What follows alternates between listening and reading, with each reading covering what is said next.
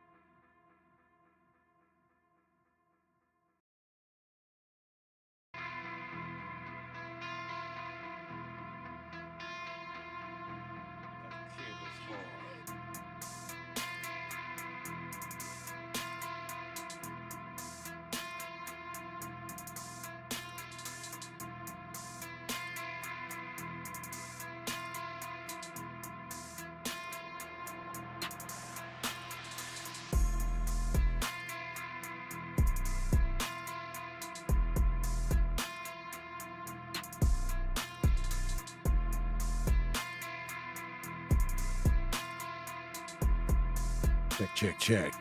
Yo. My bad. My shit wasn't working for a second. I had to figure it out.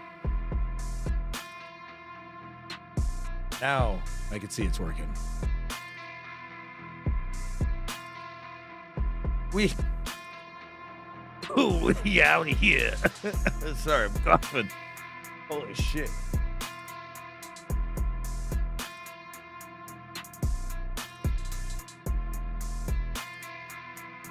All right, back at it again. Not gonna be live too long. I do have to work.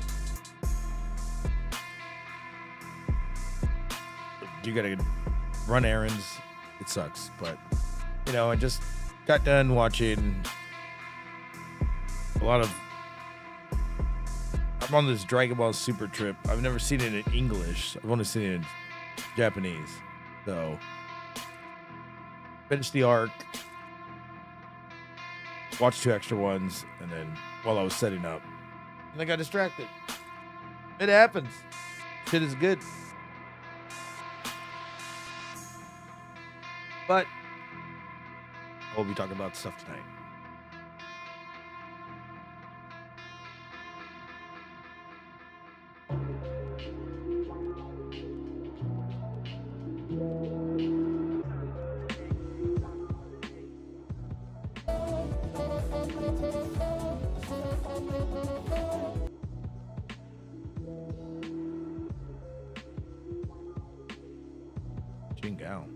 There we go.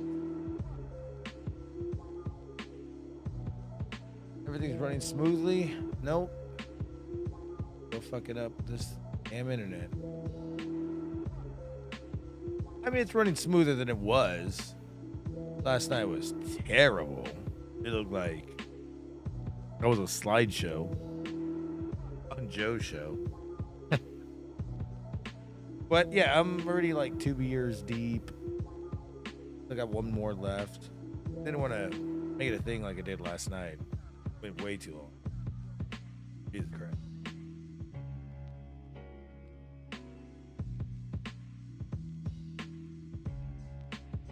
So, on the topic tonight, mean, besides Christmas being evil, we were talking about that. I'm just gonna leave that up all fucking month. I've been hearing good things about Skeleton Crew tonight. I do not have Disney right now. I'm not gonna pay for that bullshit right now. I'm just gonna wait till it gets for free. Fuck it. But people are saying it's better than they thought it would be. We'll see.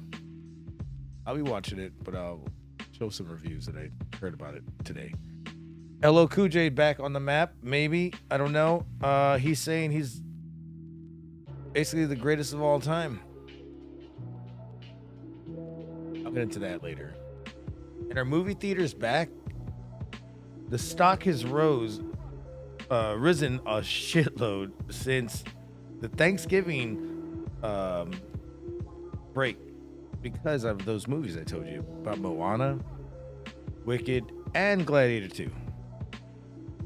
Kind of something for everything there, or everybody right there. I mean, shit. Pretty sure all the dads said kids to Moana, and they're like, I'm gonna go see Gladiator 2, and then they fucking did it again when they sent them to go see Wicked. So that would be great. We'll get into the... Then we'll skate the web. But I haven't seen movie theaters stock rise in a long time. That's interesting. Theaters are back. Be a great discussion for you. Right now I need to hit some weed. Get in the right mindset.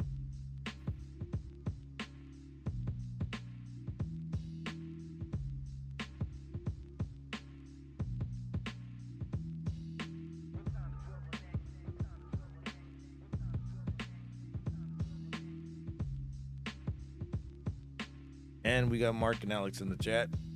That's what's up. We can have y'all on the Discord if you but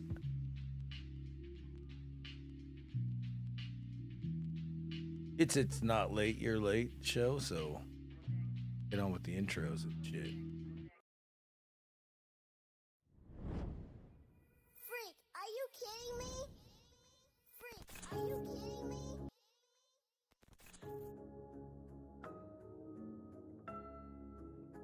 Drink it up if you got it. Smoke it up if you got it.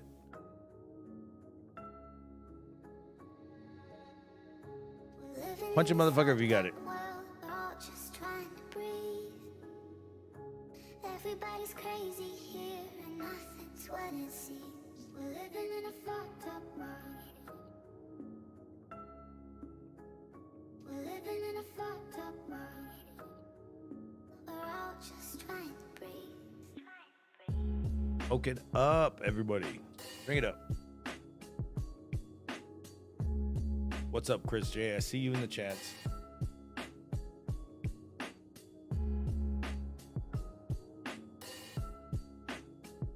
Chris J always got a gun to his head. Always worried about that.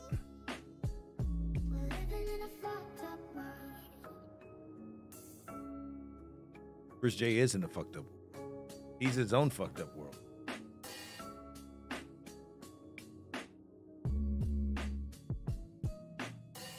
Oh, and then to add on to it, who's the boss? The kid Danny, hospitalized after an accident.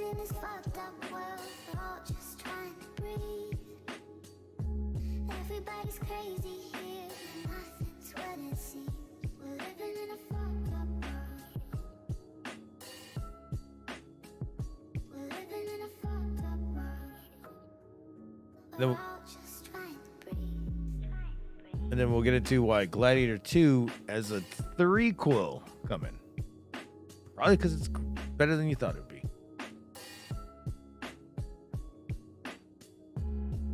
Ted Danson receiving the Cara Burnett Award. Hell yeah. Cara Burnett from my hometown.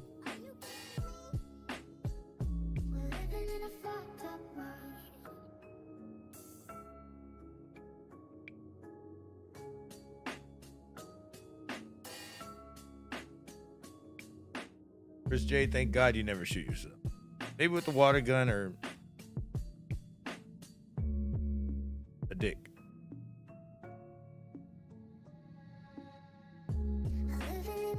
fucked up world, we're all just trying to breathe. Emo music. Everybody's crazy here, and nothing's what it seems. We're living in a fucked up world. We are living in a fucked up world. This is true. We're living in a fucked up world. We're all just trying to breathe.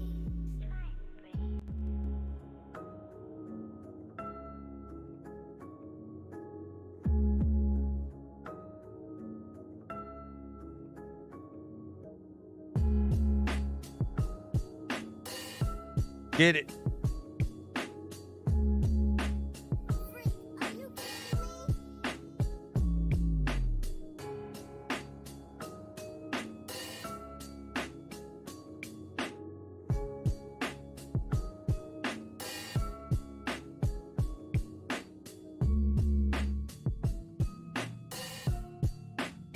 Sir, this is a PG show.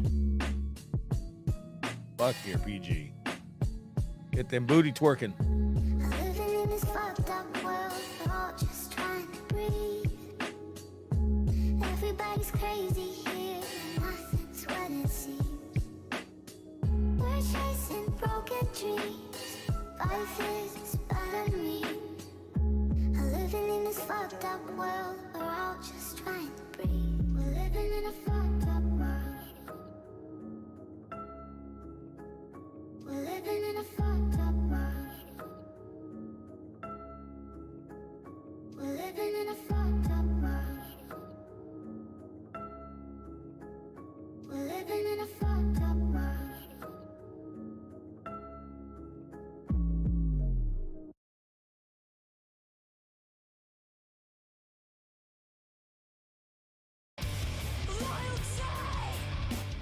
Wake your asses up, motherfucker. Hey, Bobby. Early in the morning for you.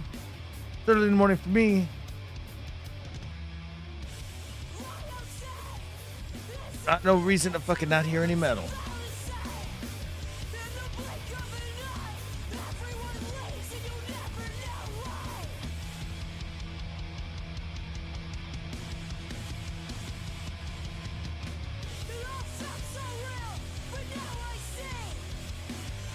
I don't give a shit if I get hit for this. I like listening to these little, these smaller bands.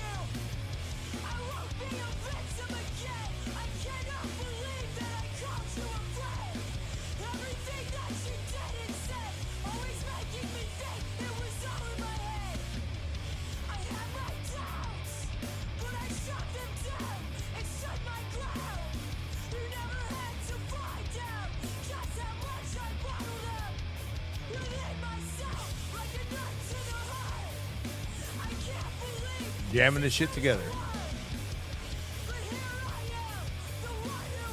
Roll it up. Hit it sick.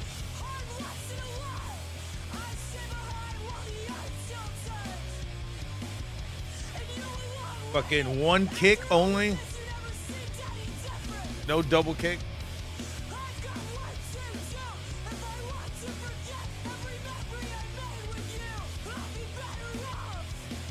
You've been into an artist called Little Happy and Little Sad? Why does that remind me of Selena Gomez on SNL? That's sad. That's good.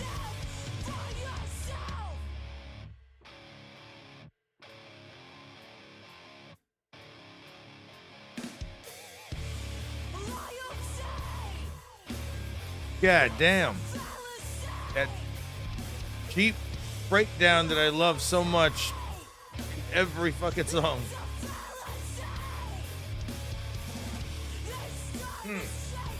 Like that little diminish.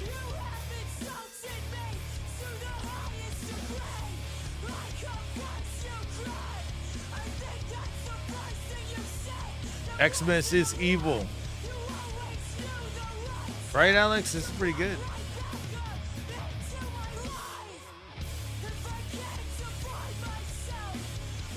Then they groove that shit. Y'all get those likes up if y'all can. Bigger butthole. Or mine. You know, I like that that whole thing that that channel does. Just one shot, nothing else. They have great bands on there. They just come in there for like, you know, maybe an hour. They shoot the video a few times and they're like, which one's the best one?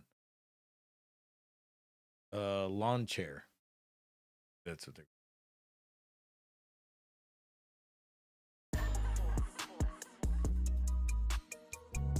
It's almost that time of year where I get myself a Wagyu.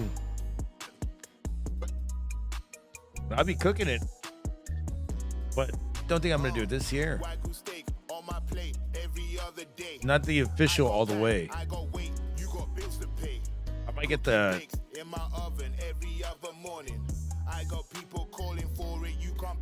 one mixed with sirloin. Cheaper. I got pack, I got weight, you got bills to pay. Cookie bakes in my oven every other morning. I got people calling for it, you can't beat my rates. Come smoke with me, just know that smoke ain't free. And when we like that herb, can't be scared, we smoke openly. Going forward though with this, no, I've not heard Little Happy Sad Music or whatever it's called. How is that? Is it like that's happy, that's sad? Is it like that? It's probably one of my favorites.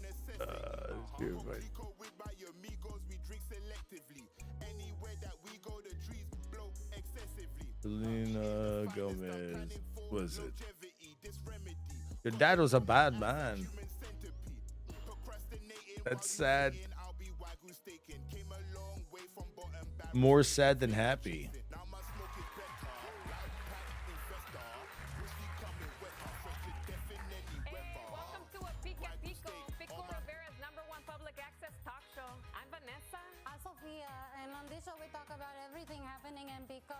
From the good to the bad. So, like, what'd you get into this weekend, chica? I got a new eyeliner. I was gonna say, I saw that. It looks good. Yeah, but the eyeliner poked me in the eye. That's sad. Yeah, that's sad.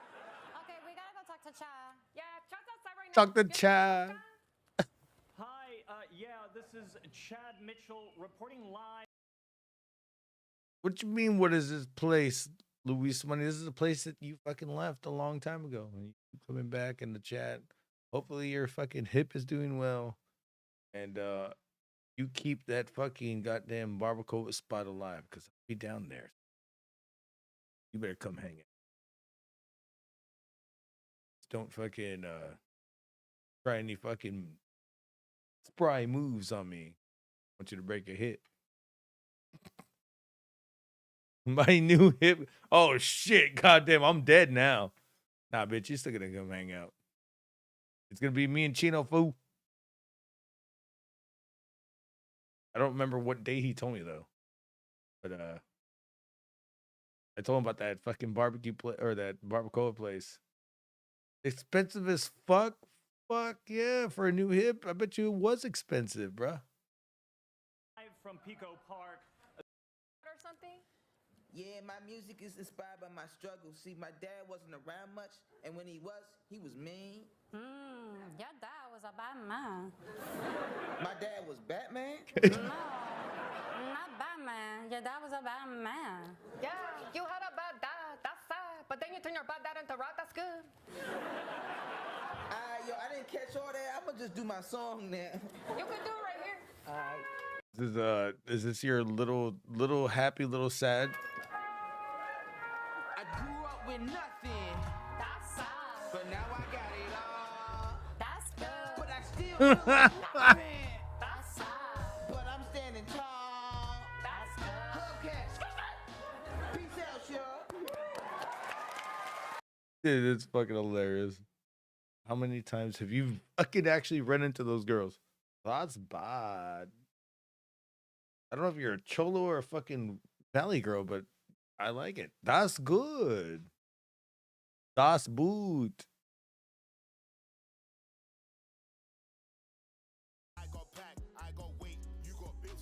Cost you 40G, dude. Fuck that, dude. I would have just fucking had a bad hit forever. What about a Cadillac?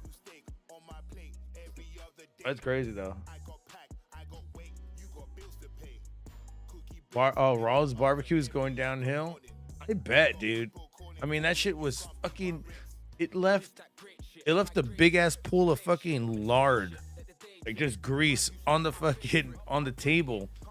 And I remember, my buddy had a table placement, and it seeped through, and we had to like clean that shit, and it was just spreading across the table. Like your table's shinier than ever.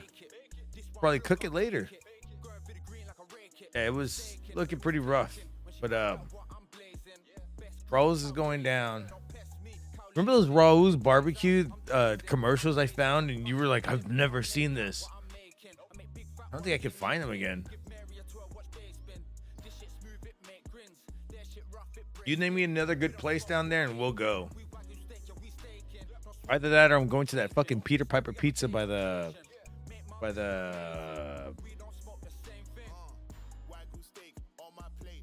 record store. I gotta fucking check the records this time because I fucking bought a record and I go, bitch, this is Barbra Streisand in here, and I liked it still.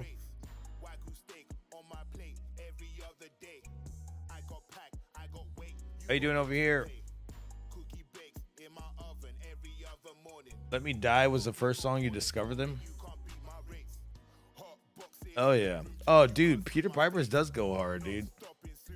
I was talking about, remember when Peter Piper's had Pistol Pete's and Peter Piper's had the beer pong? It was kind of like beer pong. It was just like you throw a fucking pong into this big cup. And it was like kind of their version of skee ball. And I remember saying for the entire time, like when I was playing beer pong, I was like, bitch, I learned off of All right, you guys see this hack here. What was it? Based on Was it not Home of the Clown? Fucking what's his name? Bozo the Clown. It was Bozo the Clown thing. Let me see if I can find that. Bozo the fucking bitch ass clown. A goose steak.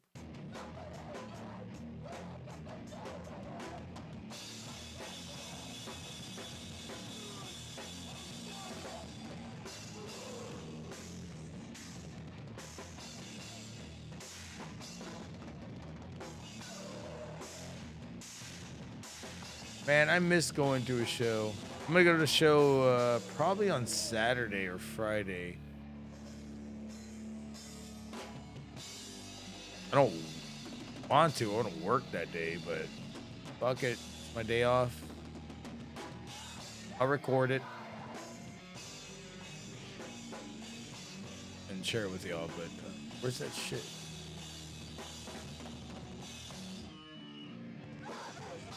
Fuck. Bozo the Clown. I'm trying to look for it right now. Hold on.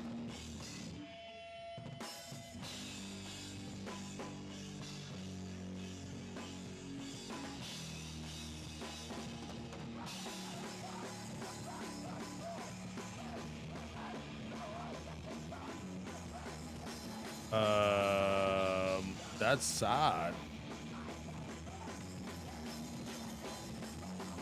Not Yucko the Clown. You know, I try to look at Yucko. Not too funny.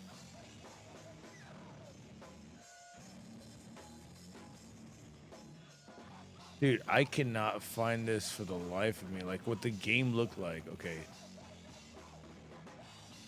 Bozo the Clown. Arcade game. Oh, found it.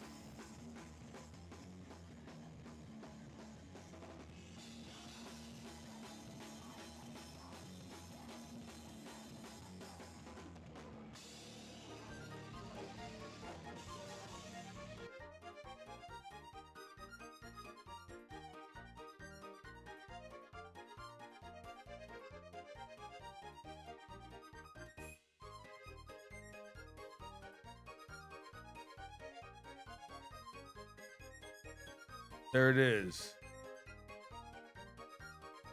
And you would just... I mean, it's an adult playing it, so you just lean in and do the points like that. But hey, that's what we do for beer pong, right? Can you do it?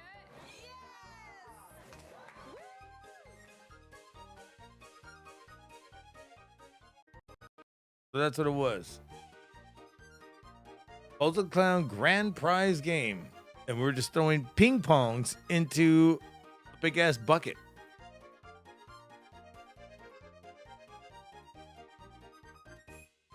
Now when you just drop it in. Now there's supposed to be a line that you're supposed to fucking be throwing it back at. From. Putting it back at.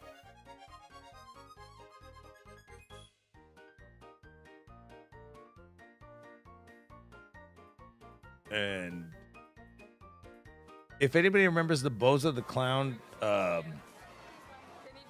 TV show, the Bozo the Clown TV show, they actually had it like where it was legit and you would have to be behind the line. What was it called? The grand prize? What? Grand prize game? So, what was his grand prize? His dick or what? Bozo, his bozo or what?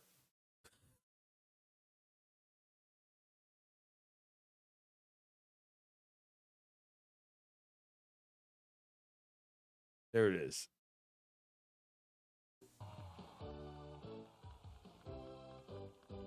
Bozo the Clown had his grand prize as his dick.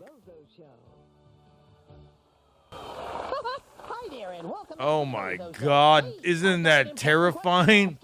Jesus fucking Christ. And I'm not talking about just with the makeup, just the guy playing it.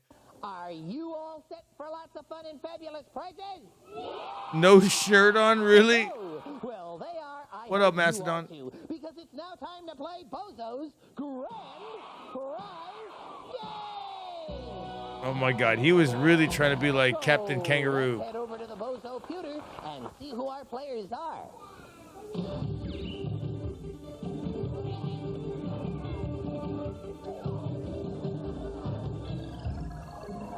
What have we hit? It's a girl.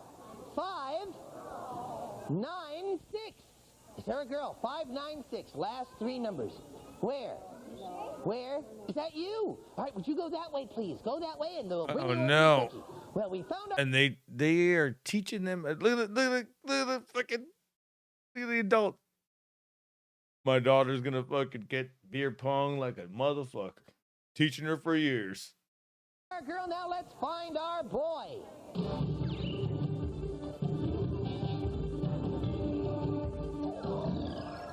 It's a boy, 607. Let's see how these kids do at beer pong. Who's the drunk? Photograph taken with our brand new Polaroid Spectra System camera, so you'll have a photographic memento of playing the grand prize game with me. Hep, hep. Oh my God, this is terrifying. Aim for bucket 2. Oh, that was close. Yep. Give her a big hand. He takes pills instead. You are a wonderful player, and your at-home player is going to be a happy girl because she's going to get duplicate prizes. And he's from Rolla, Ohio Art. And oh my God. Print from Chaos in Print. Wow, wow, wow. Those are Titans and is that a Larry Bird? Game and a Michael Jordan poster from Ohio Art. And comic books in print from Chaos. Ping pong ball. Jesus Christ. When I was a kid, I watched this shit and I'm like, how about I just get on this show and fucking just try to win? I don't understand why these fucking people sucked at doing this shit. 2. Yeah. 2, really? That was real quick. I'd have been like, man, give me something harder, clown boy. How about I bounce it off your nuts in your face? Same time. Well, look what Cookie's got for you now. Hey, it's Zach's 1600 construction set. What the fuck is that? What? Oh, is that why it's called Zach's? What the fuck is Zach's? From Ohio. Whoa. Anyways. Well, look at that. You know what, though? Which one do you think went to jail first? Can we look them up, their names up? We could probably look them up. They're in Michigan right here. pretty sure they both went to jail. One for doing pills and one for doing crack. There's room in there for more prizes, so whenever you're ready, you take another ping pong. Oh my god, this is terrifying as. No wonder clowns fucking scared everybody.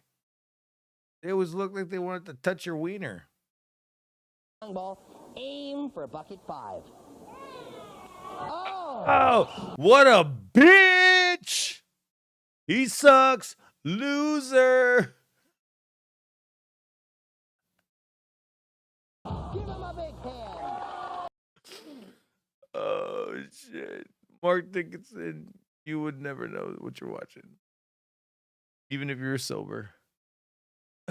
Zach Morris was the villain in Saved by the Bell. You are correct, sir. He wasn't also a villain. He was a time-stopping deity. They would pause time and talk to the camera, and he wanted his own ego stroke. So he was a villain. Did you know that?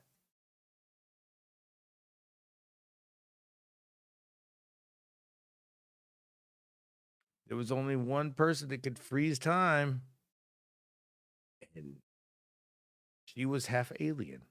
She was in that show.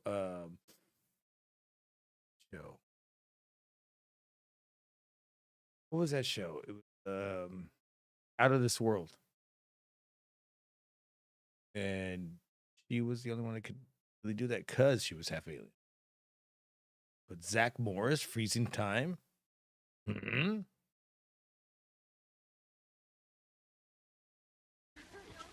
There you are, Zach. I've been looking all over for you.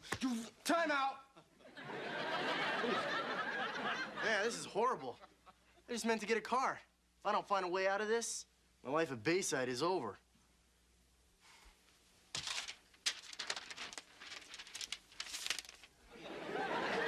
And then... Oh, Mr. Bellion, I'm sorry. You know what I'm saying? He's a deity, bro. He's an evil person. He knew how to time out shit. Out of This World did the same shit.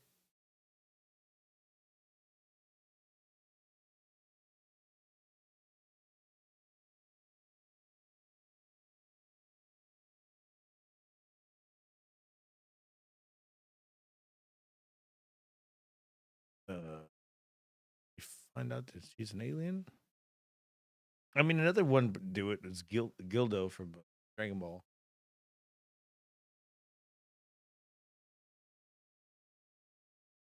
What happened to my music?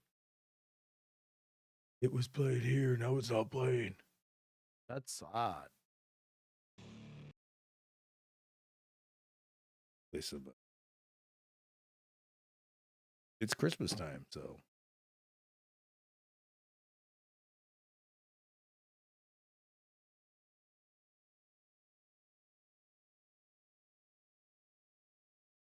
Wow, there's a lot of AI Christmas now.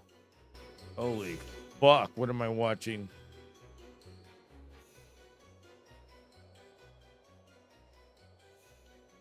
I don't even know what I'm watching, but it sounds great.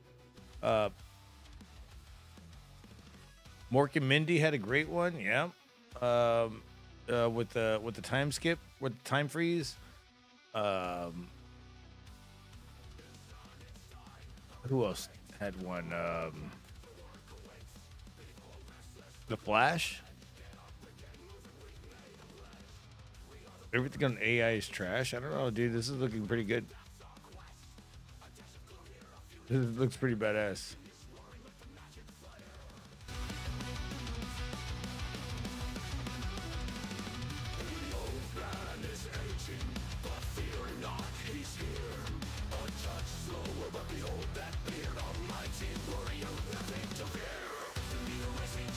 That looks pretty badass for AI.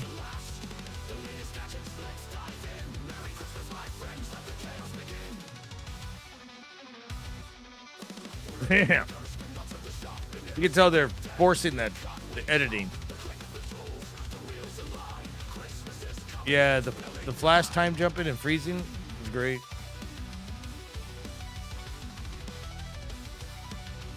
I'm not lying, this is badass.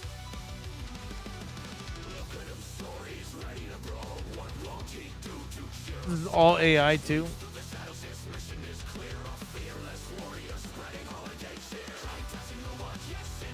Hell yeah. Christmas cometh.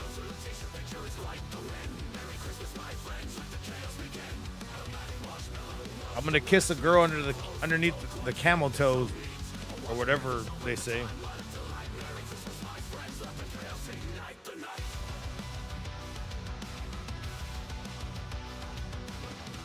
I should make their own, my own, "Kiss Me Under the Camel Toe"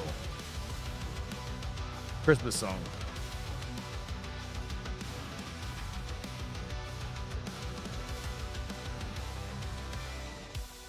That sounds like Power Rangers. That'd be Ron Wasserman, it would sound like. Because Ron Wasserman was the guy who did the Power Rangers.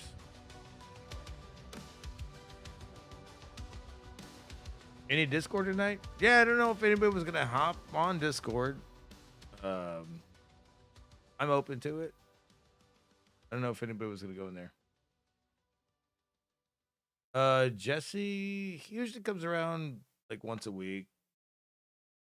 He was supposed to be here the other night, but we ended up not doing anything because I ended up doing my own thing. Hey, the good thing about this AI shit, it's copyright free. So I can play every AI shit. But this is great though. It's not AI. I played this before for y'all. It's tradition, cheer, and festivities. But I'm open to going to Discord.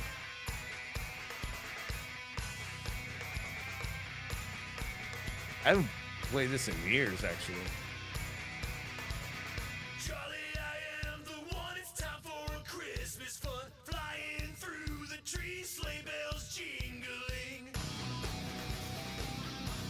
Not bad, not bad.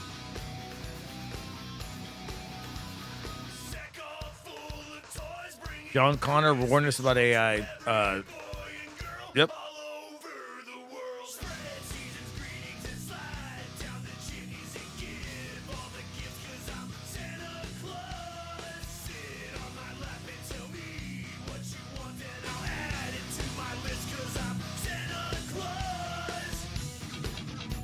Kyle Reese, hey, it's gonna go in a circle. It's John Connor or Kyle Reese. Can't have one without the other. The chicken and the egg.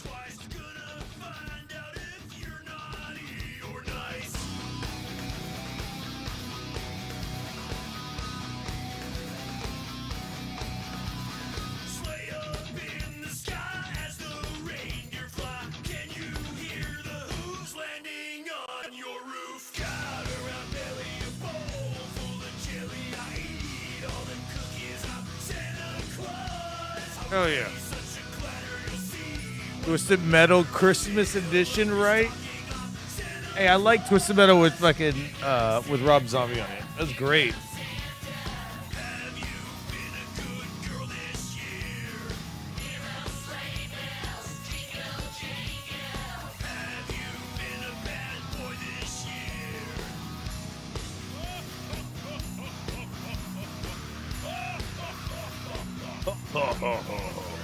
Let them sugar plums dance inside your head. I may watch you sleep as you lay in bed. All right, I like this a lot.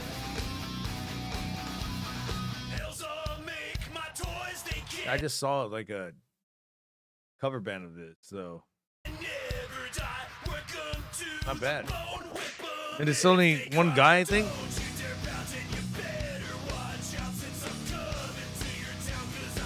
It's only one guy.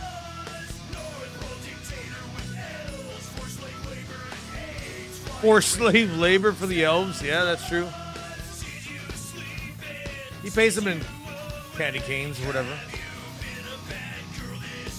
Hey.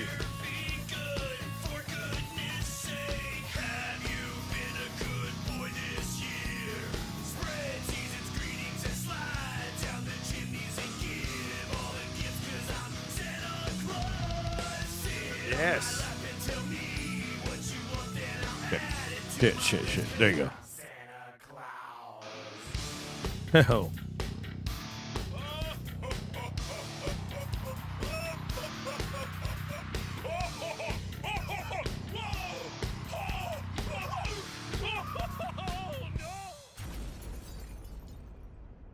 And he died.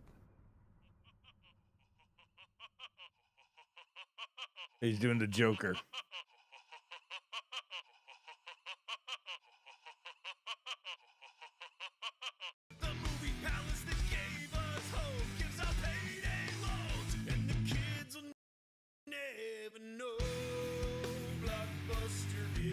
Wow. Was that Rest in Peace? That's funny.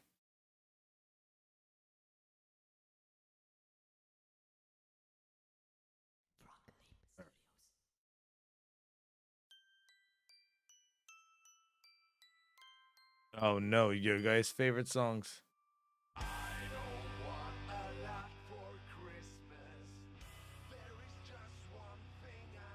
You know, Christmas, New Year's, Thanksgiving, Halloween,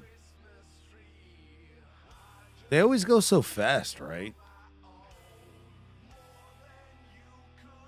It's like once it's Halloween, you already know it's going to be Christmas.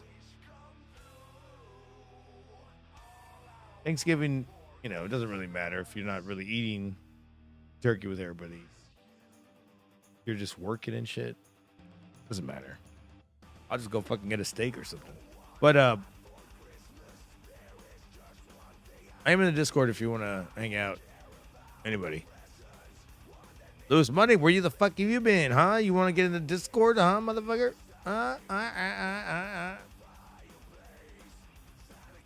If we do, I know fucking Chino's fucking hungry ass will get up and be like, "Oh, where you? What's going?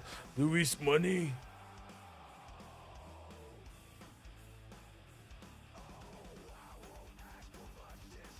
Let's go into LL Cool J real quick. So LL Cool J says that he's the best rapper ever. He said he's the GOAT. The GOAT.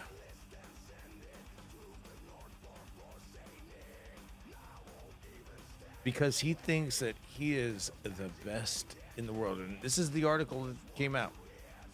He says that LL Cool J says humbly that one day people are going to wake up and say he is the most important rapper that ever existed. You know, I like LL Cool J. I ain't gonna lie. Important rapper that ever existed. Don't know if I would have go that far, but you know, I could say same thing for, you know, like Vanilla Ice might have been the most important one that existed. But we'll see what he says right here. He says, LL Cool J is seamlessly in the mood to start things up in the music industry with the latest take on himself. In a recent interview, the rapper said that people would recognize his greatness as his contributions to rap and hip-hop culture. I'm going to say this humbly. I really mean this. He said while making an appearance on Apple Music's Le Code. Let's see that. Let's hear what he's got to say for his own words. And if you guys think that he's right, then let me know.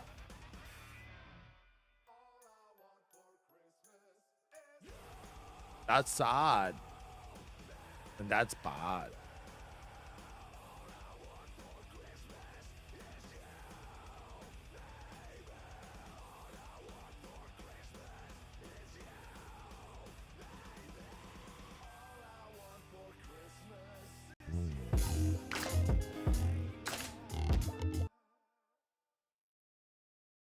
Okay. Why is this in French? Have become more dominant in hip hop is because of innovation. Where? I think the first one to say. Because at the end of the day, when New York was the most dominant city in hip hop, it's because the music was innovative and creative. And when you're leading and you're leading in a dope way and you're making really cool music, really cool stuff, you know what I'm saying? The rest takes care of itself. So for me, it's like when I'm doing a song like 30 Decembers and I came up off the streets, took some pissy steps up to the belly of the beast. Which way I go? Kind of confusing, the machines are not working, there ain't no tokens or nothing, this shit done changed all of a sudden. It's like when I'm doing that, I'm representing New York, but I'm doing it in an innovative way, in a creative way, in an inspired way. So, but that being said, I don't begrudge, I love the idea, you know what I'm saying, of different countries, being involved in hip hop and creating music. I love it, man, because, I'm one of the kids that, helped move this movement around the world, around the entire globe. I helped. Wasn't the only one, but I helped.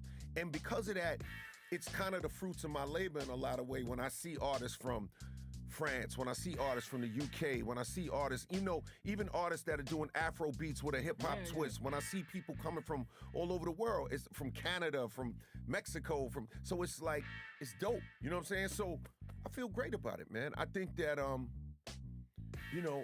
it's just about creativity. I think this is where he starts talking about it, folks. The most creative and best executed idea is going to have the greatest impact on the people. Period. True on that. You know what I'm saying? Of course, you say that you help this culture to being worldwide, and of course, and you're not like the first rapper, but you were one of the first to have a massive success, and also to have success and respect. Yes. Because it was like, I don't want to, like, of course, I have a much deeper respect for people who were also before you, but sometimes it was not like the lyrics were not respected like you were, like, because you had the whole combination of, like, being hard, being respected by MCs, being loved by ladies, and you had this perfect combination. And when we look at the career, I mean, like, I have the feeling that a lot of maybe part of the new generation, maybe people who started to listen to rap in the 2000s, This motherfucker can rap himself. How important you are, but like all the success you had from 85 to now. Yeah. And you were, I think, the first one to say GOAT. Yes. In rap. Yes. And now it's everywhere. You know, like this, everything is that is like, true. oh, this mug. It's the GOAT. No, it's the GOAT. It's the GOAT of the mug. No, it's used everywhere. I know. And even me, as a hip hop fan, I always have discussions about who's the GOAT, who's the GOAT now, who's the GOAT forever. It's passion, but do you have the feeling that as the originator of this expression, at least in this culture, that you are, that people quote your name as they should when they talk about He's you? always been on point, but nobody ever names him. Yep, you're right. You're right. I thought of the GOAT. Muhammad Ali always said greatest of all time, all the time, greatest of all time. So, and there was a street basketball player. His name was Earl the Manigault. They called him Earl the GOAT, Manigault. He's a street ball player in New York. So I took the GOAT and greatest of all times and made an acronym. Greatest of all time, GOAT. So that's when I released the album in 2000. Yeah. GOAT, featuring James Starr Smith, the greatest of all time. And so that's where I came up with that idea. Now, in terms of people mentioning my name in those conversations, as much as I would love to say this, that, the reality is, this is art. And art is subjective. It's not like sport when it's you have not like sports. Yeah. So so to say that Renoir is the GOAT versus Leonardo da Vinci, or to say Michelangelo's the GOAT versus Vermeer, you know what I'm saying? It doesn't really work like that. Where to say Duke Ellington is the GOAT versus Count Basie, or you know what I mean? So I don't really trip off of that, because I know that it's about opinions. Because what makes somebody the GOAT in music is when their music affects a person's life a certain way. That's the reality of it. That's really what they're talking about. They're not, they'll try to make it about talent. They'll try to make it about skills. They may try to make it about complexity in the lyrics. They may try to make it about storytelling, all these different ideas. But ultimately, what it really boils down to is this person's music affected me in this way. And that's why I love them. So I don't trip off of that. I'm good with that. I'm Okay. totally comfortable with people loving other artists, thinking other artists are the GOAT, this one's the GOAT. It's all good. What I am glad, though, is that I coined a term that became synonymous with excellence worldwide. Yeah. Around the entire world. That, for me, is an amazing accomplishment. You know what I'm saying? So it's all good. Who's the GOAT for you? Like the one who had the best, like who's the most impact on you, on your emotions, on You know, it's funny. I thought for a long time GOAT meant God on a team because I didn't know what this meant. And then when I reheard this album, oh, great of all time. Great. Jackass. But it means the same thing. God on a team. Greatest of all. But is there a team that people don't know about anymore? Like, put it this way, like hip hop should be a whole team. You're the greatest on the team at that moment, at that time. Greatest of all time means that you're not on a team, right? But I think that LL Cool J has it like where he's humble about it to be like greatest of all at that moment. And I think everybody is taking it to a new level, like, well, I'm the greatest of all time. And then they fucking start battling people and then lose. It's all about synergy. your life. If we're talking about rap, I'm talking about rap music. In hip hop. Wow. Is there one? I mean, That's what it says. Is there one GOAT? I mean, the group that, you know, meant the most to me ultimately and had the most impact on a soul level would probably be Run DMC. Yeah, I was sure you were. Yeah. You know what I'm saying? It was very important. You know what I'm saying? They're supremely important, amazingly important. Love Grandmaster Flash and the Furious Five. Yeah, Love yeah, Run he DMC, had an love influence Public Enemy. in Big Daddy his Kane's era. my favorite rapper. You know, I like a lot of new artists. I love Big. I love, you know what I'm saying? I like all the artists that came after, but Run DMC for me, I mean, I watched them change the world. See, it's one thing, you know, it's so funny. It's like some people may have built jet fighters, but when you get to see the Wright brothers take the first plane in the air, that you never forget that moment. Yeah. It doesn't matter how many jet fighters people create later. Yep. It's that one moment because and before the Wright brothers, there was another person that created a fucking plane that actually flew. The Wright brothers just got the fucking patent for it. You know, so yeah, people have been bigger. People sold out stadiums. They've all done. Yeah, I get all that. But Run DMC, I watched them take a kernel, a little seed, and an acorn, and turn it into acres of oak trees. Yeah. I watched that in front of my eyes. So for me, that was the, you know what I'm saying? Yeah. That's the group, you know what I'm saying? Run and D. On the album, the fourth, there's also an artist who, for some people, is the GOAT. But you have a lot of the artists who can call the GOAT on the album. You have Busta Rhymes, you have Snoop, and you have Piss Eminem. Break. Yeah. On this crazy track where it's like a battle. Like you're on top of your games, and I mean you have to be when you're rhyming with Eminem.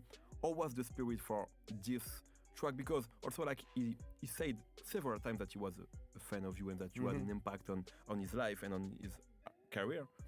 Or was it to really like do this track, which is a pure hip hop track? Yo, it really was just when Q-Tip was playing the beat, and I was like, yo, this sounds perfect like for me and M. I just said, yo, this would be perfect for me and M. So I text M. I'm like, yo, I got something. He's like, I said, check this out. And I sent him a quick MP3 of the instrumental, a rough demo. He heard it. He hit me back, and a little while later, he was like, I like it. I'm like, all right, let's do this. He's like, all right, bet. So we figured it out, and we actually went to California and did it in Dr. Dre's studio. He gave us a key to the studio. We went to Dr. Dre's studio. We recorded it out there. And I would, the beat was playing. I'd write my rhyme. You know what I'm saying? I'd record it. I'd leave. He had the beat over there on another boombox. He'd write his rhyme. He'd go and record while I'm gone. I leave. And we went back and forth into the room. you know, over the course of a few hours until we finished the song. And then at the end, we came together at the very end and did that last piece of the song. Okay. And it was just like, it was more like an all-star game. Okay. It was less of a battle and more of like being at the all-star game and showing your tricks and, you know, doing what you do, you know what I'm saying? Just to show people you can rhyme. And the reason why I wanted to do it with M is because he's obviously one of the best when it comes to fast rap and all the bars. And so I thought it would be good to do something like that.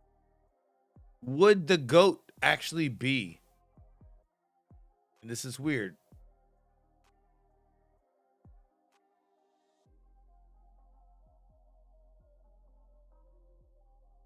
Would it be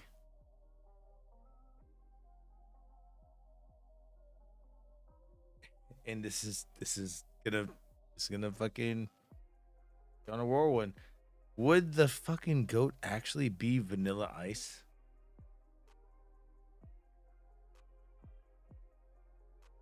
Because if it wasn't for Vanilla Ice, there would be no Death Row.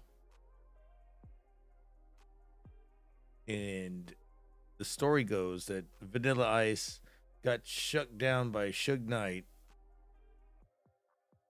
off about like saying, looking at a balcony saying it's a long way down. You want to sign the rights over to my to me for your song? And that's what produced Death Row.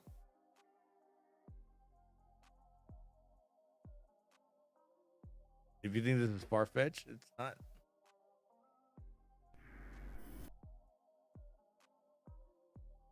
Island and friendly. You have to understand. That is true. People did know about it. Vanilla Ice before LL Cool J. So it would be smiling and saying they're huge fans, and they wanted to take pictures for their daughters and their family, and I did, and everything was cool until Suge said he'd like to talk to me on the balcony alone. And I said, oh, okay, it's fine with me. My bodyguard stood up and he got slapped down. he slapped the bodyguards? Oh, yeah. Himself or one of his guys? I hate to tell you, he slapped him so hard, made him cry, my bodyguard. Oh, wow. Yeah. Took his gun out of his, they took his gun from him, too. Suge took your bodyguard's gun? No, Suge didn't. Oh, one of his guys did? No. His guys, if you want to call them that, I think they were there for backup. Okay. I don't know if I should tell you too much. They were there. I'm not going to tell you who they were because I do know, and I'm not going to say all this stuff. I'm going to let you float around on your story a little bit. Wasn't take some Chocolate of the truth and stretch it like everybody else does. Wasn't Chocolate there? Oh, Chocolate was there in tears. In fact, he wasn't there. The first 5 people that came in my room, he was not there. Okay. They brought him in about 30 minutes later. Aha. And he was in tears, and he had a black eye. And you could see that he had been hit in the side of his face several times. So he was getting shut down by Suge Knight. And that's fucking crazy. That's a crazy story. It's like, who would have thought the white guy that was a really good, I'm not gonna lie, he was a pretty good lyricist for actually completing full sentences, would be the guy that funded everything that you heard. And you know, I know Ice Cube had worked with him in like 91. He came out with that fucking song The Wrath. I don't know if you remember that one. It actually became, I think it was on his second CD, but it was something that they had produced before. So I think his second CD was like what, 94. I think they produced this in 91. And he was just pissed off. And honestly, I think The Wrath was a big fucking influence on Korn too. If you look at the fucking music video, which I'll show in a bit. But yeah. Vanilla Ice is a smart person. Dick Van Dyke made more money. All right, stop. Oh, all right, stop. God damn it. Great fucking quote. Times, and his face over here was swolled up like this. And his lip was like this. Remember, he was like, you know, better get my 9 and run away from the scene or some bullshit. Basically saying that he was gonna fucking kill people. And I was like, wow, this is coming from Vanilla Ice? Hell yeah. And he was crying, and his eyes were red. And they brought him in. What the fuck are you doing here, man? What the fuck is all this? That's when I went to the balcony with Suge. Okay. And he explained to me that basically I'm joining a fraternity. I go, what is this? I know who you are. I mean, I know all this, but what do you want from me? I mean, you want some money. Everything's money. What would you want from stupid little Vanilla Ice if it wasn't for money, right? So, yeah, Ice, I got Jerry Heller. I got Eazy-E. I got all these people. Yeah, and if it wasn't for him funding the shit. And all these people, I can name a list of people that pay him to be in this fraternity. I'm like, man, this sounds great. I'm like, so if I sign these papers, you guys are going to give me protection in the city. Nobody's going to mess with me. And they said, what's up, bro, man? You're always protected, bro. You're in the elite. You are now Yes. in the elite. You are in the club. What's up, bro, I go, man? cool, man. Sign. With Jake? I didn't know I was signing away publishing. This is before all the publishing. You understand? Before I'll tell you about that, got Chris all the Jade, publishing and learned about Michael Jackson before all that. So you have to backtrack. This is how I learned about it. And I'm like, what did I sign? What was it? Tommy was like, you did good. You're still alive. That's all you need to worry about. You made the right decision. And I still am alive, and I must have made the right decision. Right. You got to understand, for me, this is intense for the people listening and watching the story of Vanilla Ice and Suge Knight and Death Row Records. How did this? It's very fascinating. To all the people, they must be like, God, the shit he had to go through and the money they must have stolen from him and all this shit, right? So I never cared about the money. Never, ever did, never do, and don't now. You ain't born with it, you ain't gonna die with it. This is all a reward for what I really cared about, which was poetry. And I just, all this stemmed from me being a little kid in the 7th grade writing poetry, love notes to these girls. And I never told anybody because that's how I got the girls. And I didn't want to give my secret away for the next guys to get my girls. How do you get all these chicks? I said, I write these sweet little love poems, man, and they love it. What a white thing to say. Okay, so And you end up signing. That's sad. This is all poetry, man. That's and bad, but that's good. That's it. So you ended up I signing. was never bitter about what Suge Knight did. Does that make sense? Okay, People I think, got oh it. my God, it's such a big deal. To me, I'm in a club. I'm cool, Like man. Vato I'm over in a here. fraternity. Hell yeah. Suge went to him and pretty much punked him out of his shit with chocolate, saying that he wrote the shit the whole nine. Ice Ice Baby. Yeah, didn't have nothing to do with it. So And then he denies it. First time I met Suge Knight was at a restaurant in LA called Palm Restaurant. And I was sitting there eating. This was on ABC, bro. Nice This is how meal, bad it got. And all of a sudden, these huge guys, looked like a football team, showed up. You know, it was very intimidating to see these guys. They were bigger than my bodyguards, you know. and a bunch John of them. Cena. And they pretty much grabbed can't my see him. bodyguard and pulled him out and sat down next to me right there and started talking to me. How you doing? Uninvited. Totally uninvited. I didn't even know him. See him again? Sure did. Saw him again. He just said, though, he knew about him. Did the same thing, just kind of showed up to me, said hi, and then left. Still thinking, well, wow, this guy knows where I'm at all times. How does he know where I'm at? You know? What's going on here? Knight told us, before he knew we had talked with Van Winkle, that it was all very friendly. He agreed to everything. It wasn't a problem. And Wait, he agreed to everything? I mean, you know, he said the guy wrote the song. He didn't have a problem with it. He said That's not what he says at all. I had my bodyguards who had Oh. guns, and they had their people which had guns, and they had us outpowered and outnumbered. Talking publicly about it for the first time, Van Winkle describes a terrifying night in his suite at a Beverly Hills hotel when he says Suge Knight showed up with 6 other men. With the balcony? Roughed one of my bodyguards up. They roughed everybody else and my whole entourage up. Suge took me out on the balcony, started talking to me personally. On the balcony? On the balcony. High above? Like 15 floors. He had me look over the edge, show me how high I was up there. You scared? You look like I his needed to wear a nose diaper on fucking that fucked day. him. I was very scared. On the balcony, Van Winkle says Suge Knight told him to sign over points from the song to a man named Mario Lavelle Johnson. Who is Mario Lavelle Johnson? His name is listed. That's the guy that Suge Knight brought over there that was an acquaintance of mine that had nothing to do with that song. You signed over the rights? Signed over the rights to him so that Suge and them could get paid for it. That's So Mario Lavelle Johnson didn't write that song. No way. How much were those points worth? About 4 million, 3 million, anywhere between there. $3 to $4 million. And you just signed them? I signed them That's fucked up. and walked away alive. He says you had a number of men there with guns. You then took him out to the balcony. Was he fucking Dr. Hibbert? You said you're going to sign over the rights. Can I ask Did you a you question? do that? No, I did not. It never happened? Never happened. You didn't take him out to the balcony? How that sound? It sounds like what occurs in other police reports involving you. Again and again, there's a pattern John of Cena that is where you do goated? that. That's not true. But in our primetime investigation, we found one court case after another in which Knight has pleaded guilty to criminal charges involving vicious assaults, beatings, a pistol whipping, and on and on. I whooped him with my dick. Yeah, John Cena is Vanilla Ice. No. John Cena is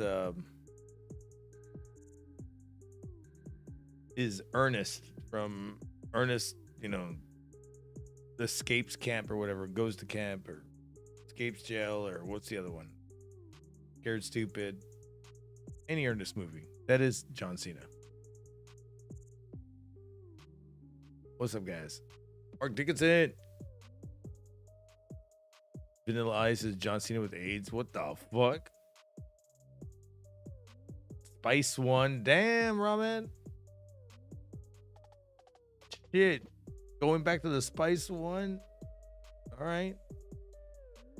Spice One is the only one in Cali. Dog Pound dog food album. Shit, look at this one though. What was it? Vanilla Ice Wrath? Doesn't it look like... First time I met Suge Knight was at a restaurant in LA called Palm. Shut up. Ice. Wrath of the Iceman. Doesn't this look like a Korn video at the beginning? Let me see if I can find both of them. What's the Korn video? Remember the light bulb in Korn? What was it? Was it Freak on Leash? Was it blonde?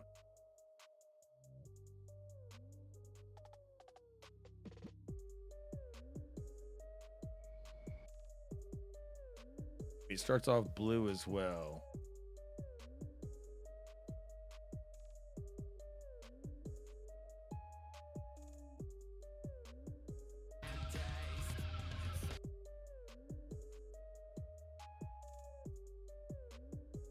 Maybe it wasn't blonde. What was the one with the damn fucking light bulb? What the life? Then takes a part of my ass.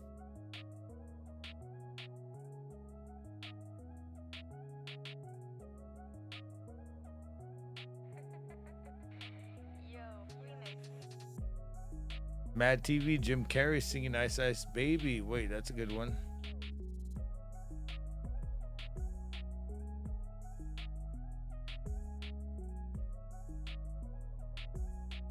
Which Korn one does this remind me or remind you of?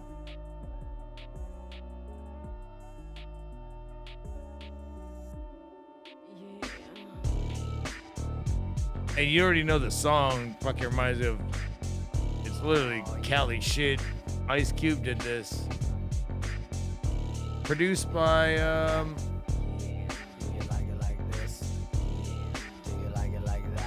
Ice Cube, DJ Zero, and Earthquake. Here it is, a dope hit. Iceman's coming with a dope hit. Cause a few suckers need a throat slit. Jealous cause I went multi-platinum. Now I'm gonna blast them in the head to the dead with my magnum. Lyrics might be simplistic, but I'm no simp on the strip. Cause I know how to pimp it. Now I got grip and suckers keep sinking in my quicksand. Vanilla Ice vocal hitman. Got the number 3 in my crosses. Sitting on the rooftops.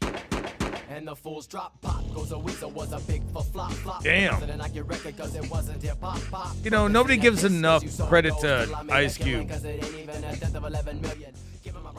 doing these fucking producing this shit for Vanilla Ice.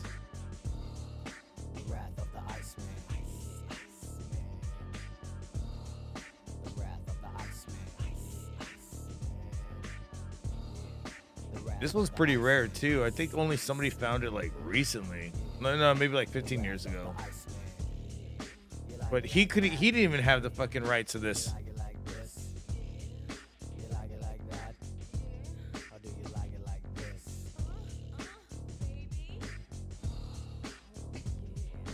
What's up, Alex? Oh, you're in Discord? Oh, fuck me. I'm the ice, Hold the on. ice man, but I'm no superhero. So baby, just cut that zero. I'm getting tired of those punks being jealous. Trying to say that I might be another Elvis. Forget that, cause I'm vanilla, the funky rhyme killer, the dope song dealer, ready to pill a cap of a whack MC. There's no whack in me, cause big dollars is what I'm stacking, G. So give a boost to the volume. I got the funky sounds to make the cars boom. So get back, give me room as I consume the others. The Iceman is bringing doom to the suckers. Yes, for the lovers of hip hop. And for my flows, they get popped. He looks like, fuck it literally looks like Corn right there. I'm wondering if that's where Corn got their fucking image. Hell yeah. Hitman, got the number 3 in my crosses, sitting on the rooftops, and the fools drop pop goes over. Hell yeah. Ernest Goes to Camp is the best one, says Lewis. Yes. I need to fucking rewind. I think the best one was probably Ernest Scared Stupid. But that's because it's always that. Wait, wasn't Ernest Scared Saves Christmas 1, 2 as well?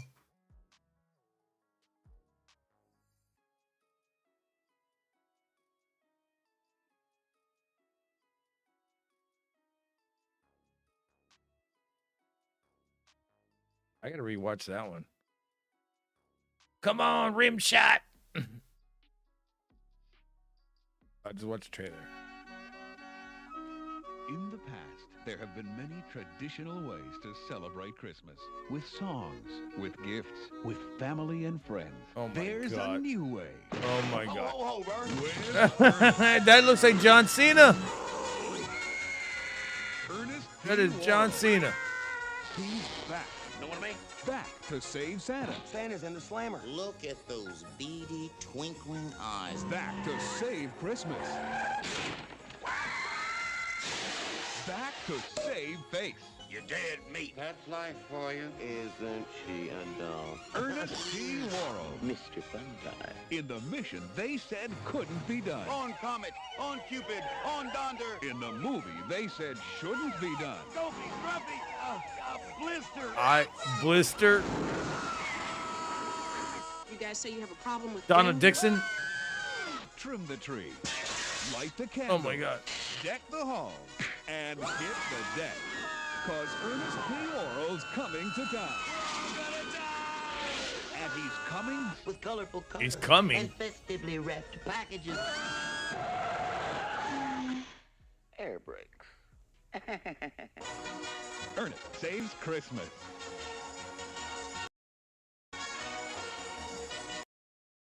I'm down to watch.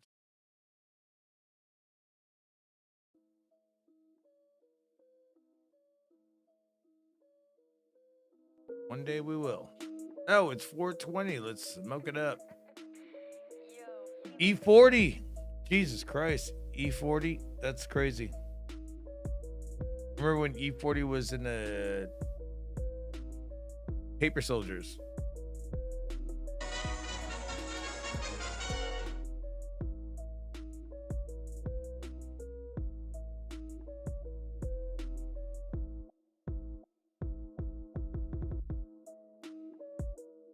See.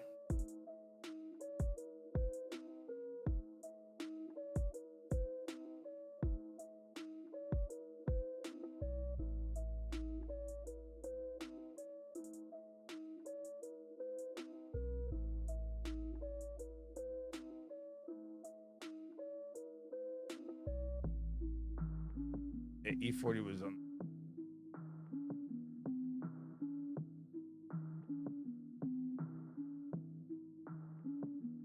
Imagine being a fucking fuckhead. Come on, keep typing. Come on. Imagine being a loser, fucking over here. late at night, early in the morning. Make it up fake shit. Imagine that.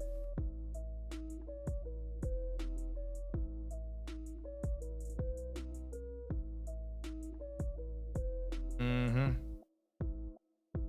What a fucking loser.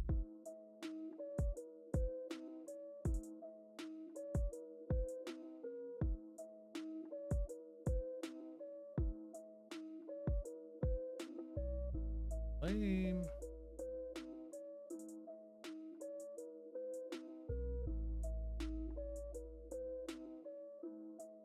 Well, let me go. There I am.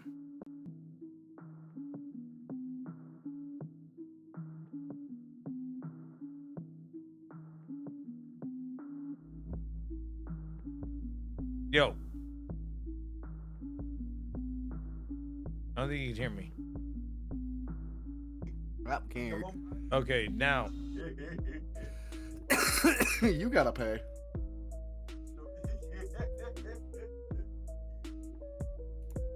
What's up, fuckers?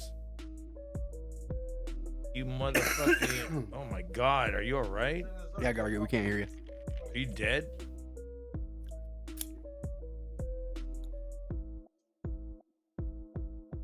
Oh, because have it. Okay, check. Me? No. Yeah, I'm fine. No. My mom just gave me some good weed today. Oh, that's good. Roman says Kid Frost La Raza. La Raza, Viva La Raza. I can't find the E. I found the E40 now. Now I did. E40 and Paper Soldiers with Kevin Hart. Jesus Christ. Players in town. I thought that I thought that Mark Dickinson would be fucking coughing it up. No, anything he's coughing up right now is cum. Oh, it's just put. It's still not legal yet. Oh, I see it. So anyways, what did you guys think about the whole LL Cool J thing? Is he the GOAT? Is he not a I got GOAT? him mixed up. I feel bad because I got him mixed up with Tone Loc. That's the same. Why would you get Why would you get LL Cool J mixed up with Tone Loc? They have two different voices. I'm a fucking racist. Tone Of Loc course you did are. The Ace Ventura movie. Damn. Fuck. Idiot. I can't remember any LL Cool J songs. What? I was gonna say, like off the top of my head, like, I don't know the name. I know them. I know if I heard an LL Cool J song, I'm like, oh, of course. Are you fucking kidding me? He even did one with Eminem 2 months ago. Yeah, I don't. And I had fucking said that LL Cool J's back. I remember that fucking stream. Like 3 months ago, 2 or 3 months ago. Oh, I remember Mama said you'd knock you out. Oh yeah. But Don't call it a comeback. I'll bring it for you. I mean, I don't think it's done a comeback if he never went anywhere. Going back to Cali, that's what I believe. I'm like he didn't really Lewis Money was go talking about. Anywhere. He's been a judge on multiple reality shows constantly. Yeah.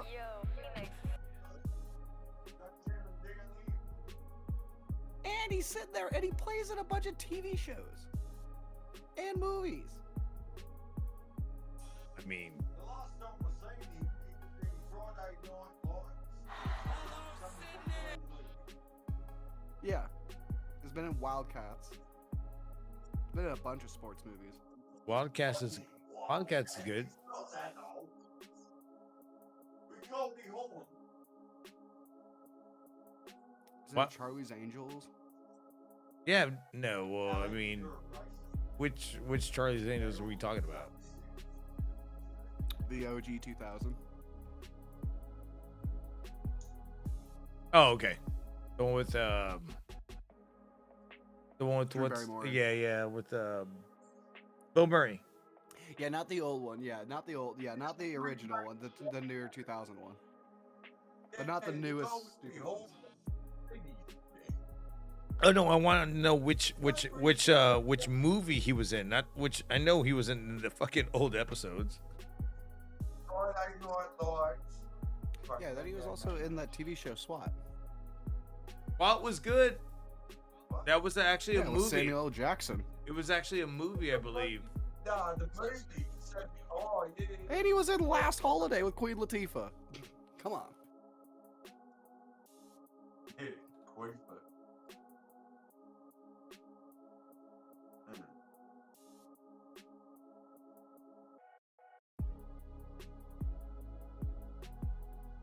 Wendy's. I'm trying to think what I know. LA. Oh! Deep Blue Sea. Yeah. He was the chef. He was the chef. Oh, I got the black person right. They're all not racist. I'm not saying he's bad. No, I was bad before. I just don't. That was dumb.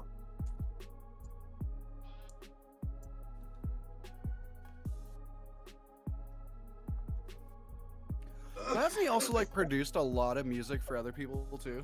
So Who knows that? Only because of the internet. Oh, here you go. She did this for him and all that, and fucking wrestling fake. and the song with Eminem's actually kind of fire. I haven't seen this lady. Dile a Rey Bucanero que se calle con su Ya, chole. Que le busque otra variante. Ya que tanto que se van de los infumables. ¡Ah! ¡Qué bueno que le fue así! ¡Ah, qué bonito! Get a donation right now. Hold up. What do they say? Echo Test 123 Echo has Test just what the fuck does that even mean? has just donated Echo, $3. Eat you. The things we do for you. They Oh need yes, we more love money. you, They boo. need more Oh money. yes, we love you, Echo. boo. The things we do for you. The things fix your echo too. Please fix your echo Dono. Echo. Dono. Echo. Dono. Okay, I think I might have fixed it. That's funny. Echo donated. Echo Test donated. Saying fix my echo. I think I just did.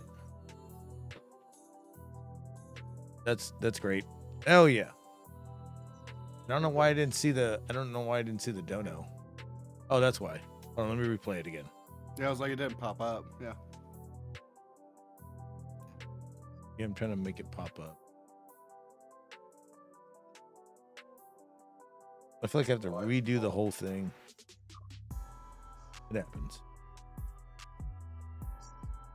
Where is it?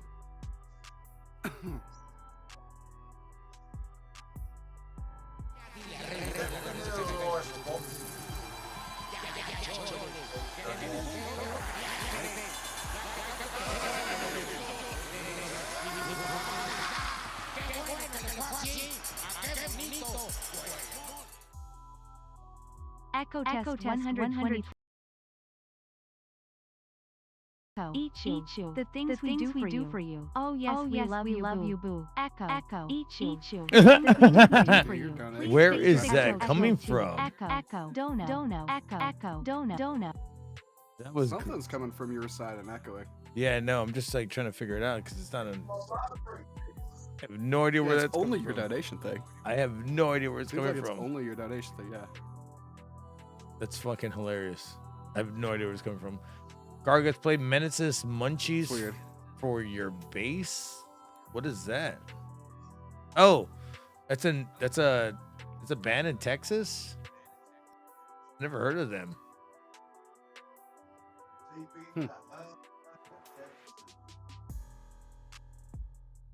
I don't really listen to a lot of bands in Texas. But if that's from like back in the day,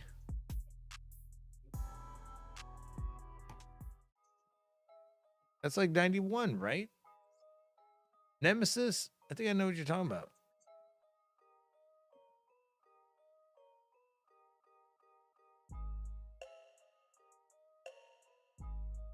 I think I know what you're talking about.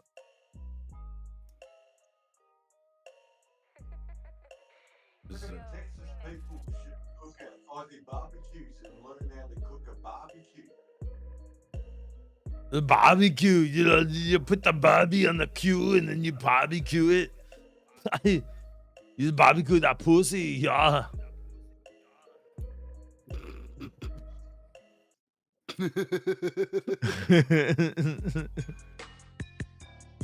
Okay, I hear this now. Oh yeah, I remember this shit.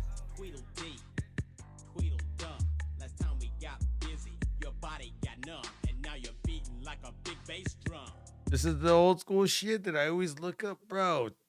That is fucking crazy. And I remember watching this probably like a year and a half ago, maybe 2 years ago.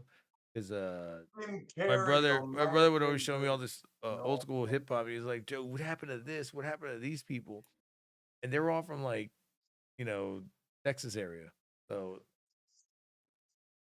one of them came up with this. I'm about to come right through the door and don't stop. What were you saying? And by now, you're balling like a crock pot.